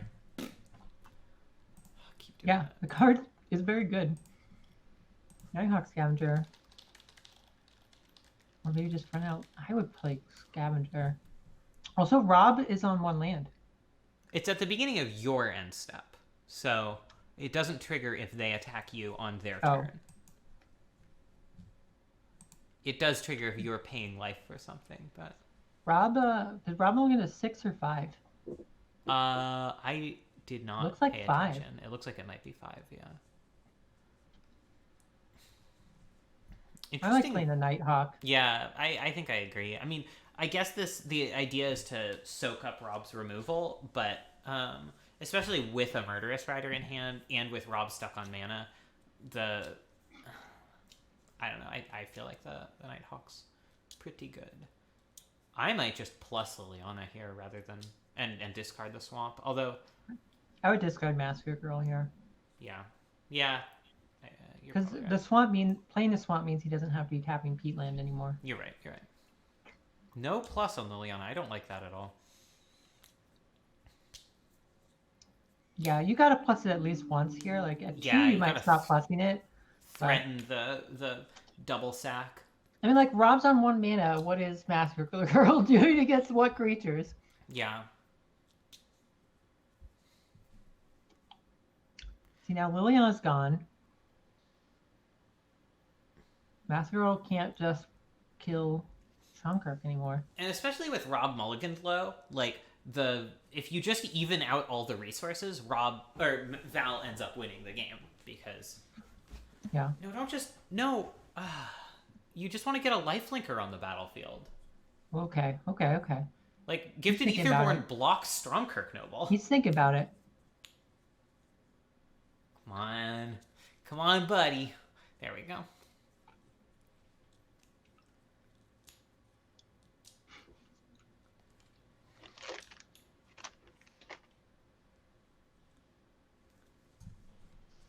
All right.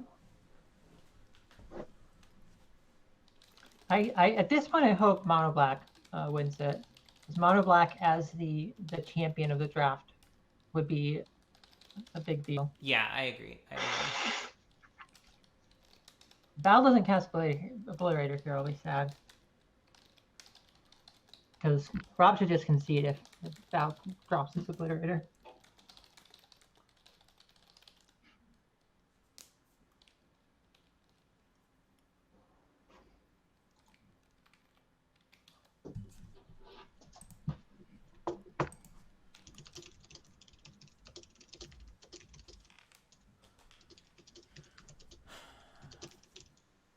Yeah, and it looks like Val is doing that. And I suspect you're right that this prompts a concession. I guess not. I said it should prompt a concession. I said I suspect you're right, not it's Yeah. definitely right.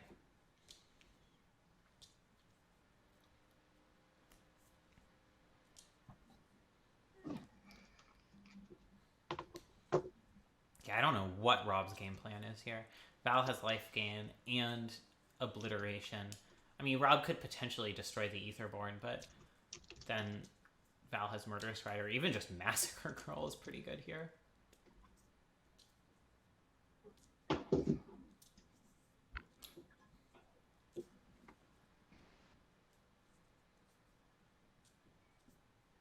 You just jam.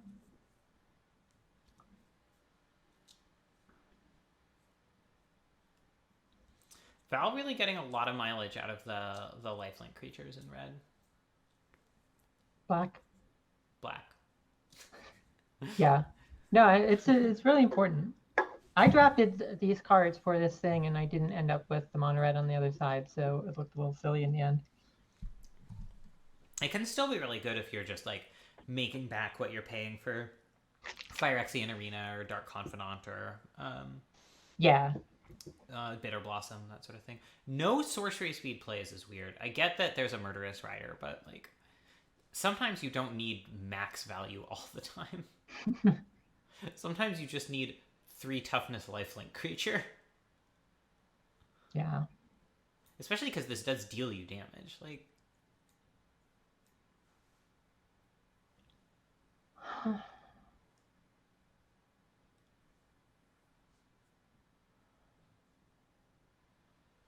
that figures. Well, this should be it. If this doesn't prompt a concession, I will be a little bit surprised. I mean, maybe Rob is a never conceder, but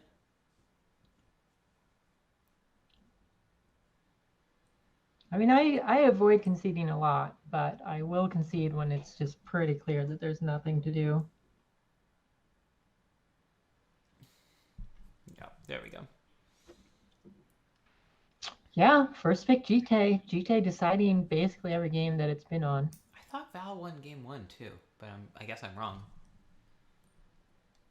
So we are 1-1 now. Let's switch over to No, Rob. Val didn't win. He could have won, but he flubbed it. Classic. That was the Drawl's Messenger with lethal GT counters on it. I thought that was the end of the last match. I don't know. What is time has lost all meaning. This is year 14 of the round robin match. We have never not been rotoing. We have always been at war with mono red in or mono black. We have always been on commentary. Have you even left your house in the past 6 years? No. Who knows? We've always lived in the castle. What is that one from? Rob won with a sketchy one land keep. Yeah, I guess I just thought We've Always Lived in the Castle is actually the title of a really, really good horror story, or horror novel, by the same woman who wrote The Haunting on Hill House, which is a good but not as good horror novel. I strongly, strongly recommend We Have Always Lived in the Castle. I don't really like horror, but maybe not then. I tolerate it a lot more in writing than in not writing. Like video, like horror films or shows, like I just do not care about. Oh, maybe so. I've read some horror-ish fanfic, and been okay with that. It's like psychological horror too. I don't know. I like it a lot, but yeah, I like that a little. I like that a little more I would for sure. say. What is Val sideboarding? Or sorry, what is Rob sideboarding? All right, he is taking out some burn. He's getting help from, or no, Val is getting help from Sarah. As it should be. Rob is all alone.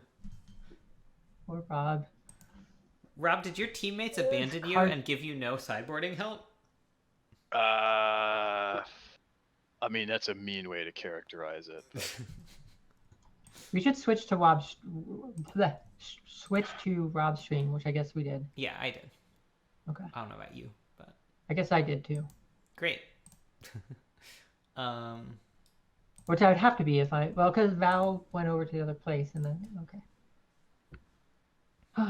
I'll be right back. Well, it'll start shortly. I'll appreciate the Team Helipad with the 31133113. Team Sauce Boss with the slightly more diverse 3122 or I guess 31312204 on Team Helipad.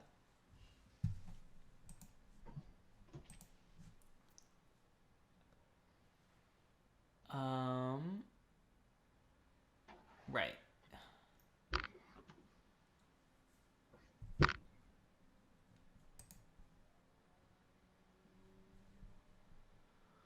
Sarah, what's going on? So Val didn't get to hit submit, so we're just we're sideboarding before the match, and then just starting match 2, basically. Sorry, I didn't sideboard first. I thought we would just concede first. Okay. Why did they start a new match? I thought we would just concede. Val. Yeah, we concede here. Val... Yeah, so someone just concede the match and then just pre-sideboard and then go to a new match. Val flubbed Magic Online somehow. Okay. And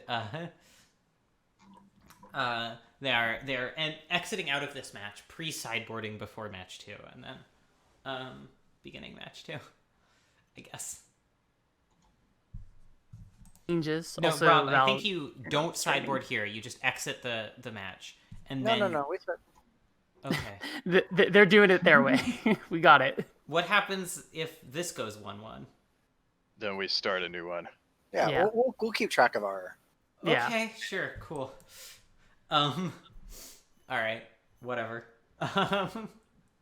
So it is 1-1 presently. I'm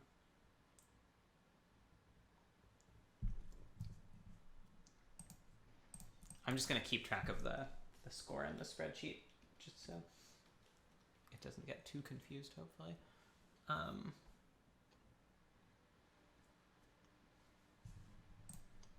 Yeah, I agree with you, Quetzy, that the coolest thing to happen here would be for Mono Black to win the finals. Yeah.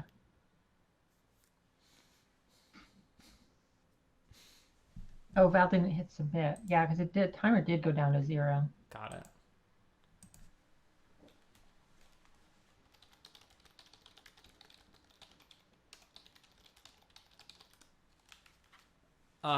This seems pretty mediocre, if I'm being honest. Yeah, I might have sent that one back too. Seems okay, I guess. This one? Yeah. Oh, I didn't see the previous one. The previous one is 5 lands. Oh. Or no, 4 lands, a burn spell, the creature that destroys an artifact, and Ember, whatever. Yeah. Snulligan. But what is he putting a land back? What did he put back? I think he put back a burn spell. I'm not sure. I don't know why it doesn't say the card you personally put back, but oh well.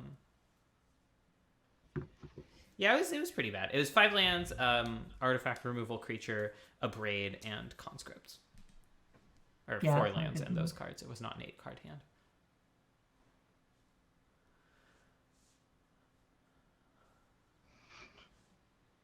Running out Mountain over Shatterskull is bold.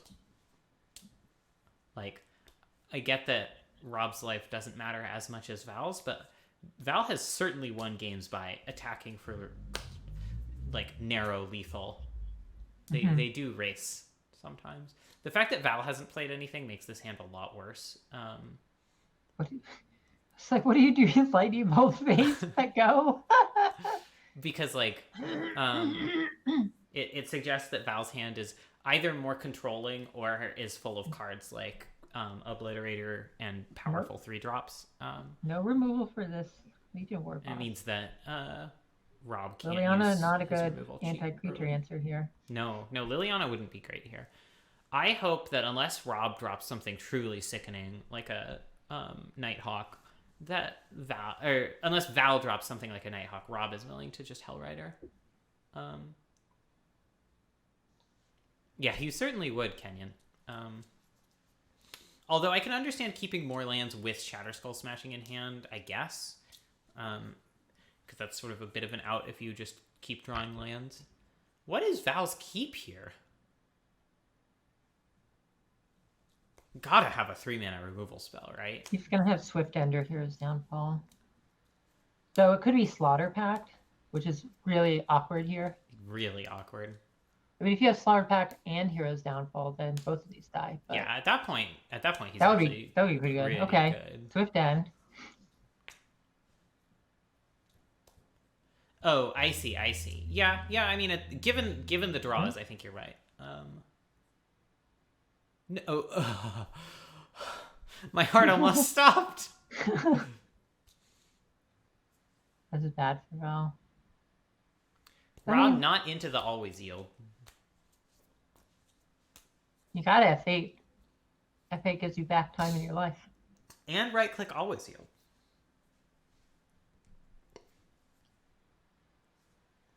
You're not casting anything in response to that Warboss trigger ever. Not ever. Yeah. I don't think that Rob is a mid-go player. Yeah, I think you're probably right. Kalidas? I know for a lot That of would be people who good. draft with us, like, the upside is everything except for Black Midgo, and Sun. the downside is Midgo. Black Sun. That was pretty pretty good. And just like nothing. Oh, that's pretty good too. Pyro's pretty good. Yeah. Pyro plus Bolt plus Conscripts could actually do it. Like if Val just slams an Obliterator here, I think he loses. Yeah. Loses by actually a fair amount. This is why Zell's Conflict is just one of my favorite cards in Yeah, the red deck. it's super, super strong. You're just like, I'm a 12. I could be dead. All I right. just Bolt Face, I think.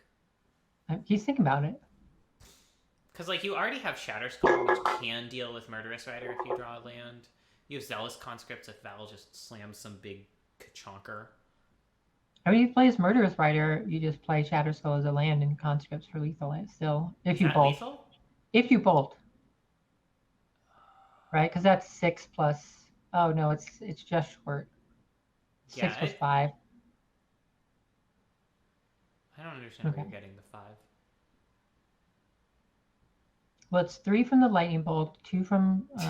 Or you could neither bolt Rider nor play Celeste Conscripts. That's another option. Yeah, I don't know what's that about. What is happening? So it's 3 plus 5 plus you get an extra 1 from the What is going on? I don't know how to play Magic anymore, I think. It's 3 plus 5 plus the 1 from the Pyromancer token, so it ends up being plus the Pyromancer. 9 and puts the opponent to 3, which would have been lethal with this Char draw, but it's plus the Pyromancer. Right. I'm saying the Pyromancer token gets you 1 damage. No, the Pyromancer itself. Pyromancer itself is dying. I've lost track of what was even happening.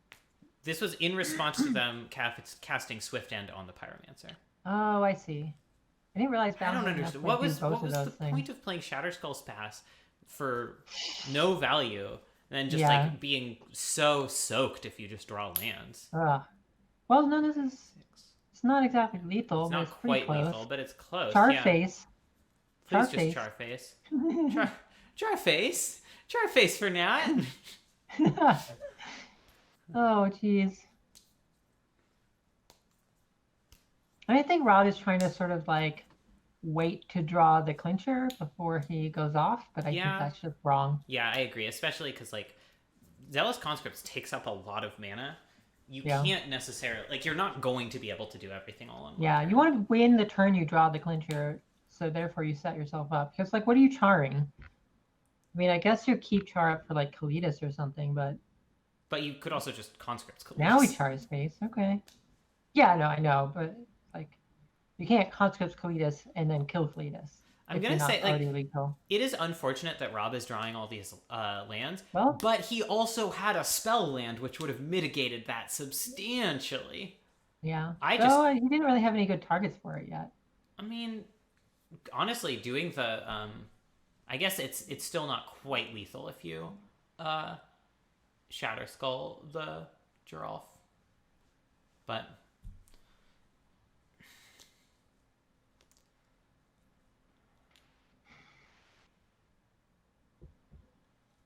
Val still has 3 cards in hand. Yeah. I mean, if any of them are instant speed removal, it's hard to imagine Rob winning. All right.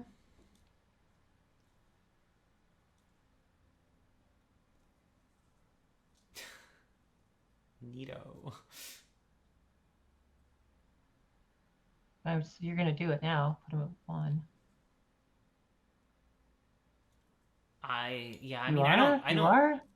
don't like conscripting here. You don't think so?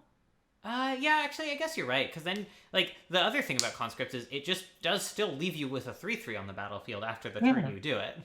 Which I guess is a very strong reason to have done it many turns ago. Yeah. Yeah, many turns ago, char face, conscripts, messenger, put you at, low. Mm-hmm. And then just force Val to have a removal spell or a blocker or something. Yeah, I mean Val can just attack into it and get back a 4/3. Well, you can't just attack into it because then you just don't block and conscripts attacks back. Yeah, exactly. So yeah, it's just a much better position. Spell for conscripts. Yeah. But that that puts Dismember.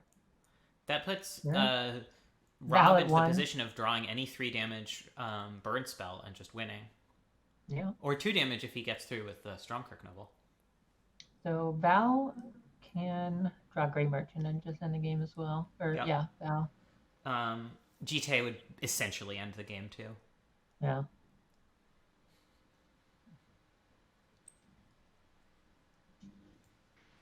It's kind of anyone's top deck here, although certainly Val is winning on board by a lot.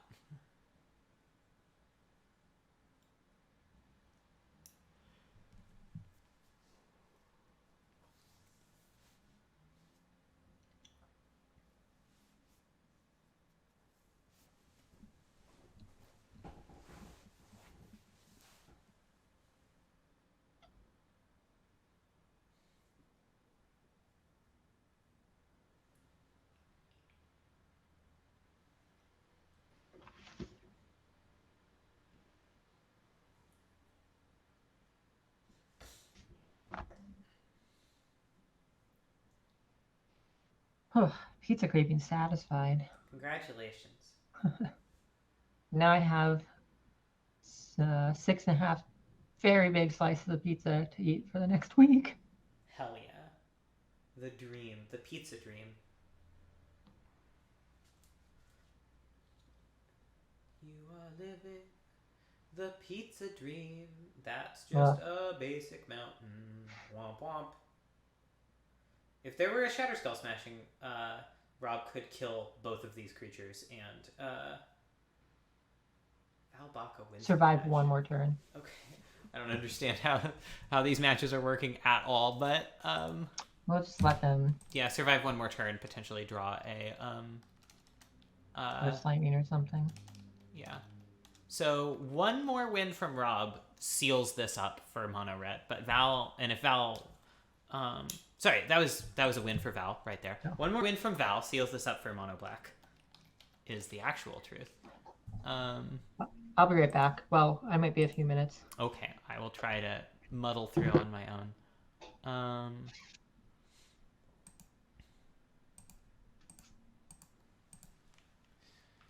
All right.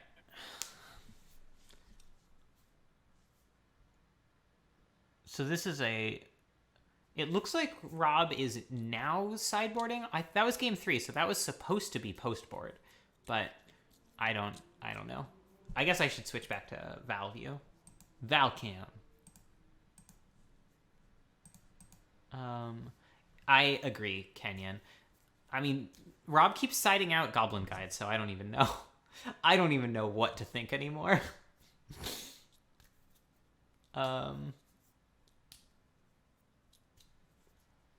Just baffling. Well, Sarah, the issue isn't that he didn't draft enough 1-drops. The issue is that he is not putting the 1-drops in his deck.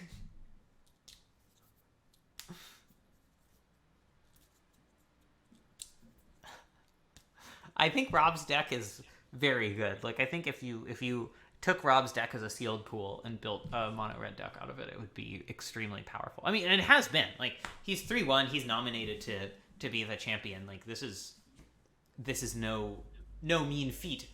Val now actively choosing to keep in Nurturing Peatland against mono red burn, which I do not like. Don't like it. No thank you. Kalidas is excellent against Rob's deck, though. Just very, very few cards that can 1-for-1 it. And it has lifelink. And it just makes all of Val's removal spells twice as good, basically.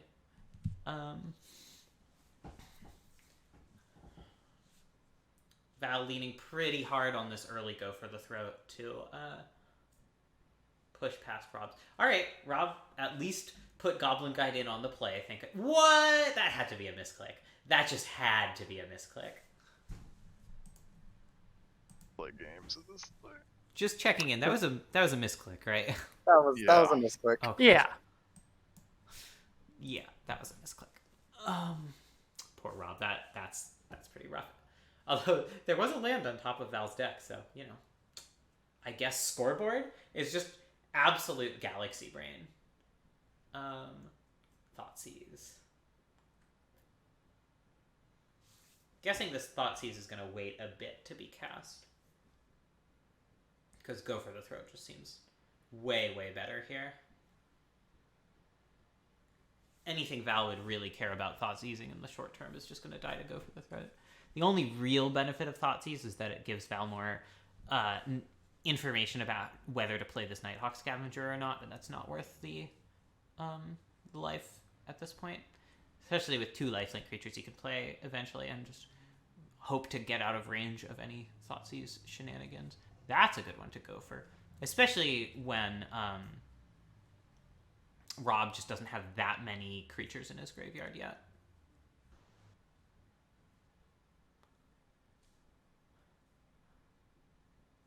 The funny thing about Goblin Guide, it has this duality about where it's like, it is probably the best creature in the deck on one hand, but on the other hand, it's almost never the creature you actually want to kill, because by the time you can kill something, Goblin Guide is just a 2/2 with a downside.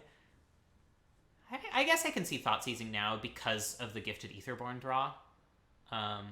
Also gives Val a chance to get rid of stuff that can kill the Etherborn. Like Lightning Bolt, although he might just go for the Bone Crusher Giant just because it's so much higher in value. I don't know. With Slaughter Pact in hand, I think getting down a Lifelinker and having it survive is just worth a lot more than getting card advantage. He gets card advantage back with Kalitas. Giant doesn't actually kill any of his creatures on its own. Just starting to gain life is so strong, which he can't do now because the Etherborn gets bolted and he just takes 2 more damage. Other than he resolves a Kalitas. Like, he's still in good position. He's just like, I think he would be in a substantially better position if he'd taken Bolt there.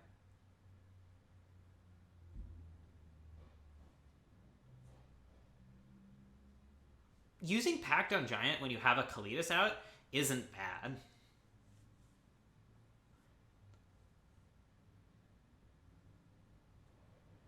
I guess so. I just think, like, Rob doesn't have Hellrider or Warboss yet. They're coming eventually, but by that point, I think it's more likely that Val will have just run away with lifelink stuff. And, like, obviously the Kalitas is going away now, but if Val had taken Giant, he would have had just more lifelinkers. Every lifelink hit is so valuable against Rob. Just, like, tremendous. Especially because it also blocks Goblin Guide for a turn. What has happened so far in this match? Val went for a Thoughtseize on Rob, saw a Lightning Bolt, Bone Crusher Giant, with a Gifted Etherborn in play. He took Bone Crusher, which I think was wrong. I think he wanted to take Bolt so that Etherborn doesn't die, so it can block Goblin Guide. Bone Crusher doesn't crush any bones in Val's hand, etc., etc., etc. I think staying alive with a lifelink creature is just very, very strong. Right. I still think Val's in a very good position, but I was very confused when I came back and there was a Thoughtseize being resolved against what looked like an empty hand. Other way, Thoughtseize. Oh. And here's that Nighthawk Scavenger. Phoenix doesn't quite escape yet, but it's pretty close. Oh, the Phoenix. That's nice. Ooh, a Hostage Taker plus Dire Fleet Daredevil plus Lightning Bolt is pretty sick. And Rob has no cards in hand right now. So it's looking like Mono Black might take the crown. Yeah, it really is. So it's pretty safe here for... Oh, are you watching Val now? Yeah, I'm watching Val. Okay. It's pretty safe here for Val to just run out Hostage Taker and not be too worried about it dying before next turn. And he does it. Obviously, if Rob can kill Hostage Taker, this is pretty terrible for Val. But what? I mean, he's playing around Rob being able to kill the Nighthawk Scavenger, which makes some sense to me, honestly. Yeah, I mean, Val is pretty far ahead. And just don't need to risk it. Yeah, just getting more creatures on the battlefield that block, having more control over the things that can go into the graveyard with Phoenix of Ash makes sense. Although, of course, Dire Fleet Daredevil also exiles a card from Rob's graveyard. But again, if Rob has a way of bringing back Phoenix of Ash, then the Dire Fleet Daredevil is much, much worse.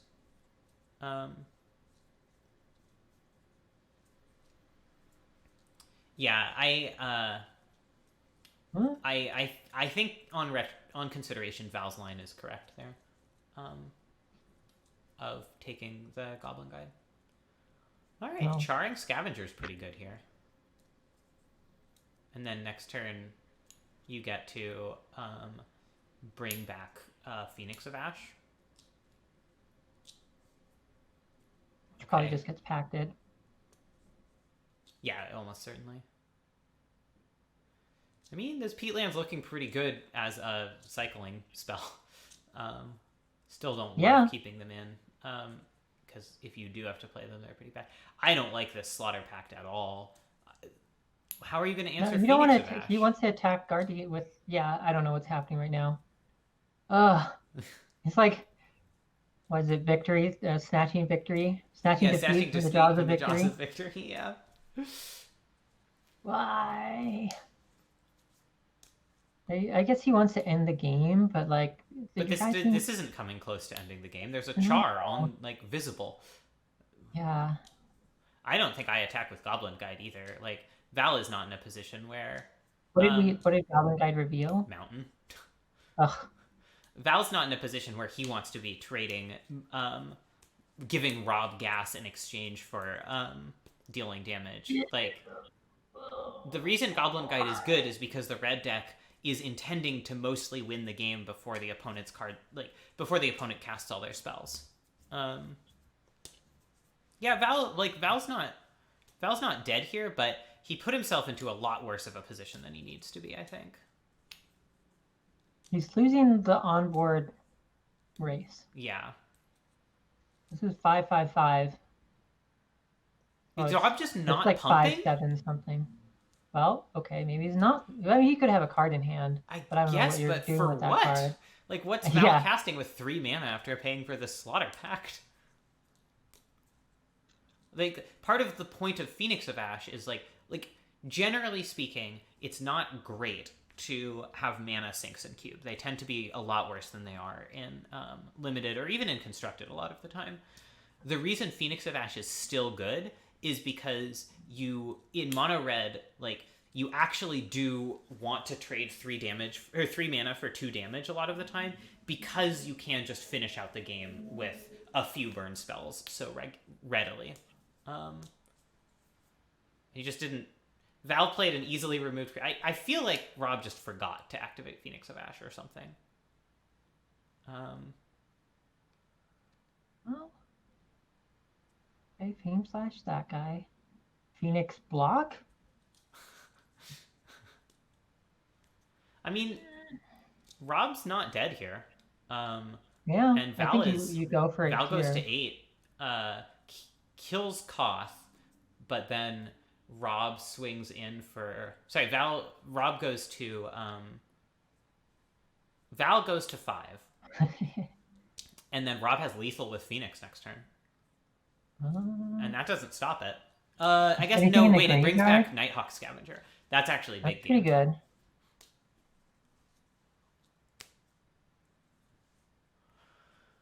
So it does require Rob to not draw anything. Yes, but that's a lot better than just being dead on board. And Rob, he's also going to help Rob draw something with a Goblin Guide attack. Presumably, yeah. I mean, you have to, because you have to kill Koth. You really do have to kill Koth. Counter. Is there any other target? I mean, Kalidas doesn't block Phoenix, so... No.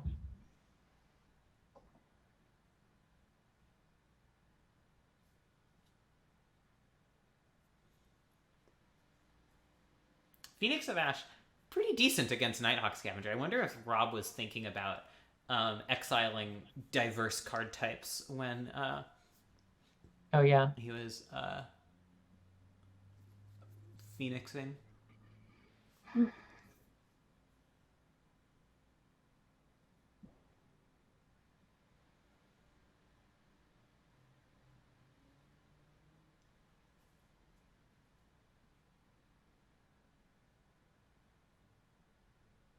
I think you. I mean, I get you wanting have to kill put Koth. Rob to 1, but I think you have to kill Koth here. You have to kill Koth. You just can't. You can't go to 1. You just can't. You're dead to so many more things. No. Oh, you revealed a braid, so it's over regardless. But I mean, assuming Rob knows that you can pump Phoenix of Ash, which is, I guess. No, I guess Rob can still just plus Koth. So. Oh gosh.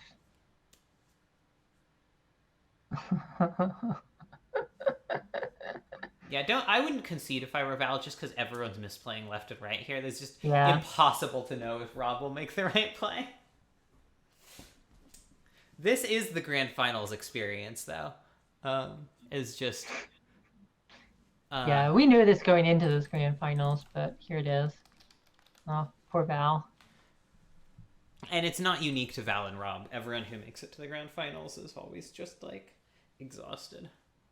This is why I think you're right that, like, Charles would have been a smart nomination from the other team. Yeah. All right, 2-2. We are going to game 5. Whew. Didn't the last one go to game 5 too? No. The last one was draft 12, which Cass No, won in this 4 is 14. games. Yeah. This is 14. 13 Oh, was a slaughtering by oh yeah, I remember one that team. one now. I remember that one now. And then draft 11 went to 5 games. What is this, their 4th match? So I don't know. I've lost count how many like Magic Online matches they've done.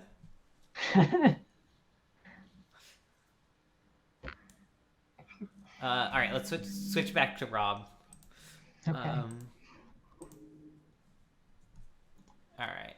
Goblin Guide in the sideboard. Figure of Destiny in the sideboard. I'm gonna cry myself to sleep. What is that? Is that Zergo Bellstriker in the sideboard? Just fucking kill me, please. Please don't actually kill me. Val has a lot of good cards against those cards.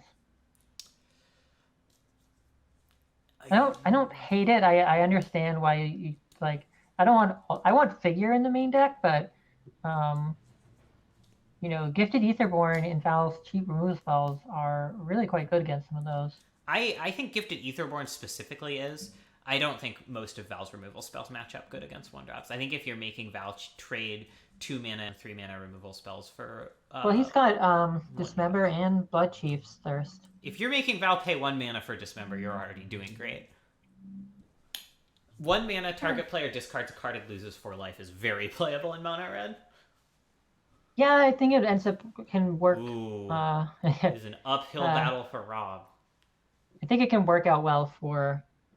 It can work still for the mono black player to do that. But it doesn't even have to be on the play. It can be 2 mana. But anyway, yeah. It'll be interesting to see if Rob can ever find his artifact removal against Jite. But like games like this, where Val isn't just immediately spitting out 2/3s, are like Rob could be putting way more pressure on Val by this point. Yeah. This is looking good for Val. Yeah, it is. So that really doesn't mean anything. No, anything could happen. Literally anything could happen.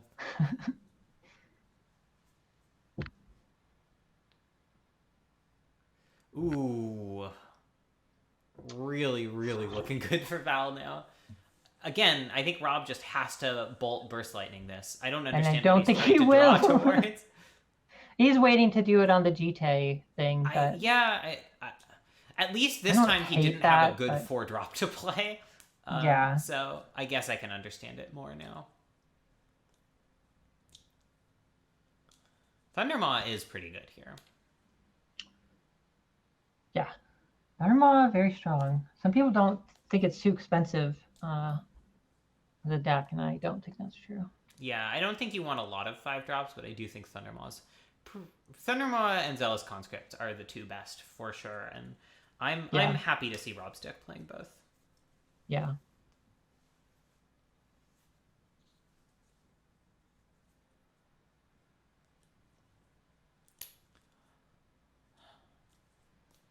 I mean, you don't need that many Thundermaw hits to win the game. I will say that.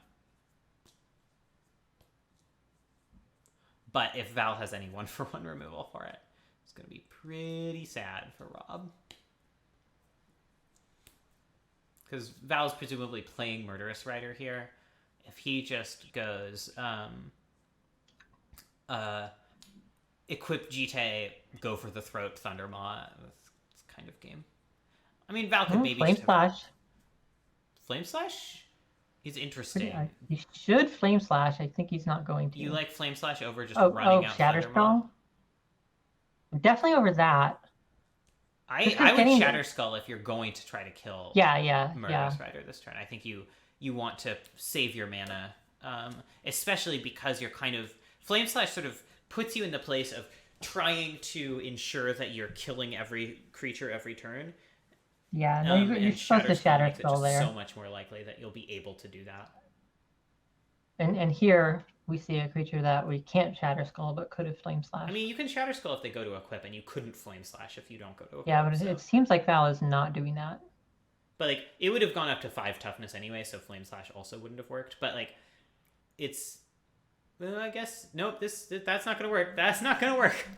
But like, wait, why doesn't it work? Because it goes up to a 5 toughness creature. What? Yeah, it's very strong. But like, if Val had played, Nighthawk or something, having Flame Slash in hand here would be way better than Shatterskull because you get to Thundermaw as well. Gotta be efficient with that. Yeah, no, I was saying you want to have your Flame Slash up. Yeah, no, I'm agreeing with you and explaining in more detail why to the viewers at home. Yeah, Kalidas has been outstanding here. I'm really impressed. Yeah, I think that card really makes this matchup viable.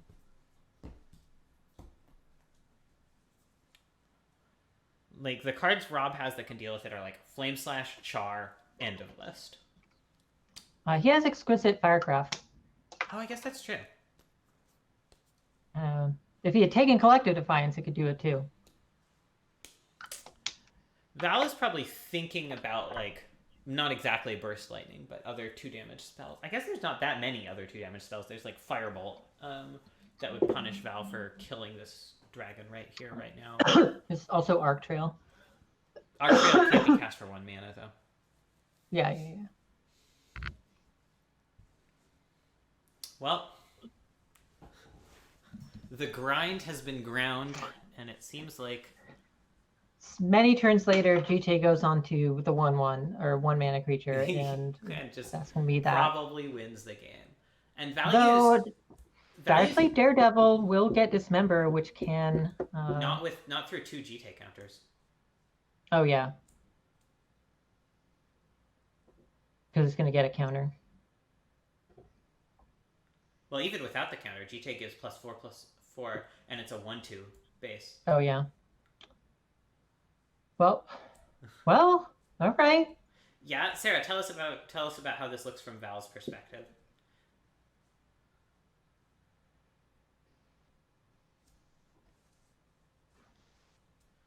This could do it. Val is presumably gaining life here, and then that's weird. I don't hate that. Because if he didn't do it, then it could... It's a 4/5 now? Well, it still dies to Dismember. Oh, yeah. So it's going to get Dismembered. In practice, this is the worst thing Val could possibly do.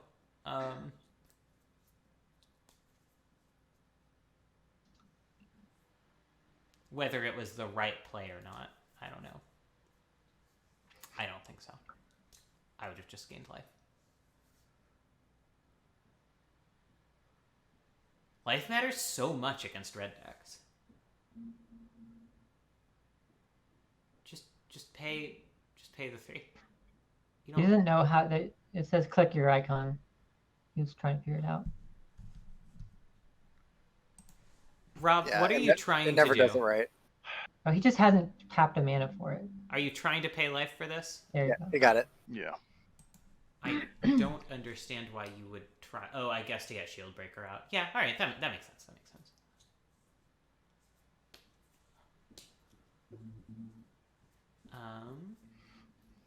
Val's still got a lot of action in hand. Yeah.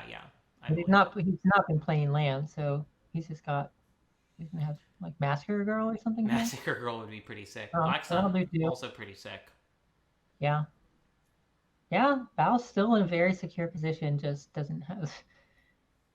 This gotta feel bad for Rob. Yeah, mean, he's one land away from kicking Shatterskull Smashing, which is nice. But yeah, Val did pay 4 mana for well, black. not long for this world for that. No, it is about to die. Oh, well. And this exactly works out. out. Oh, it does. Yeah. What? No, yeah.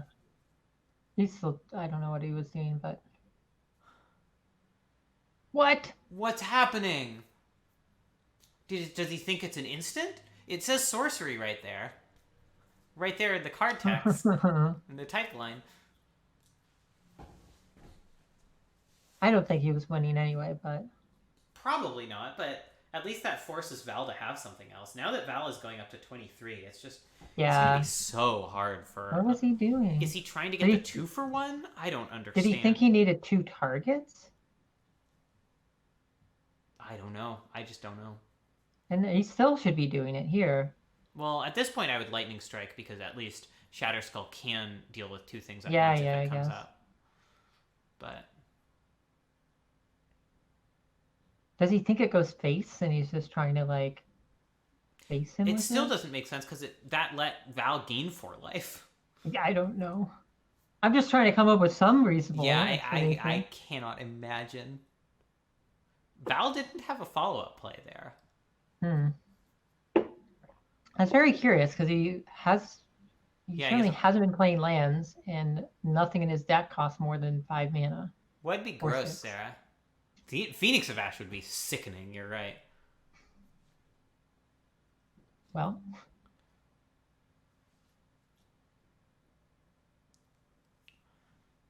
6 mana Liliana would also be really, really good here. Or Grave Titan. Actually, Grave Titan wouldn't be great. It does just... Grave Titan and a zombie just die to Shatterskull Smashing. Actually, 6 mana Liliana wouldn't be great either because of Shatterskull Smashing. No, can Shatterskull Smashing hit Planeswalker? It sure can. What?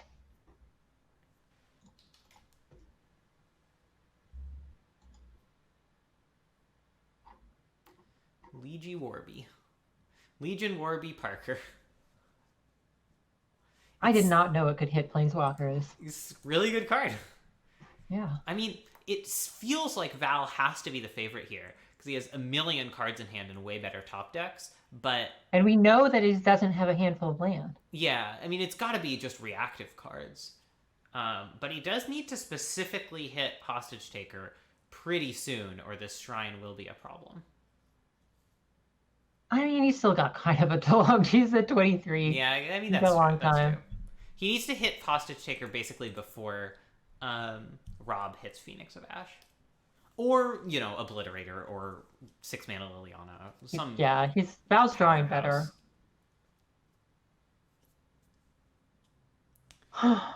He has Hostage Taker in hand and he's not hostage taking the shrine?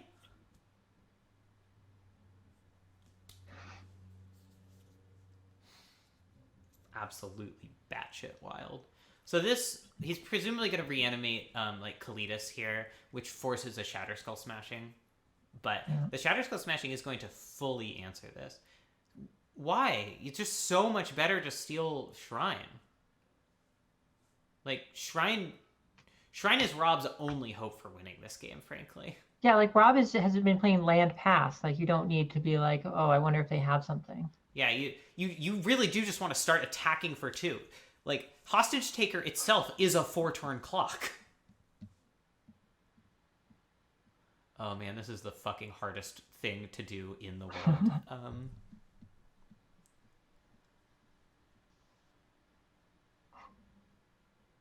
Alright, I think Rob figured it out. Yeah. You can't distribute 6 to 11 total damage. It's just the wildest text for Magic Online to display.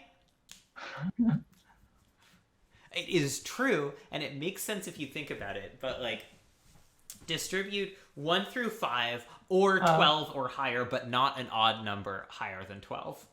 Sarah's saying now Hostage Taker is sick, and I don't think I agree because it's okay, you get the shrine.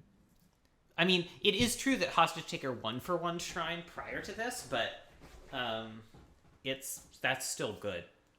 Yeah. I mean, which, yes, that does mean that Val doesn't get a clock off of it in the same way, but... He's at 23, Sarah.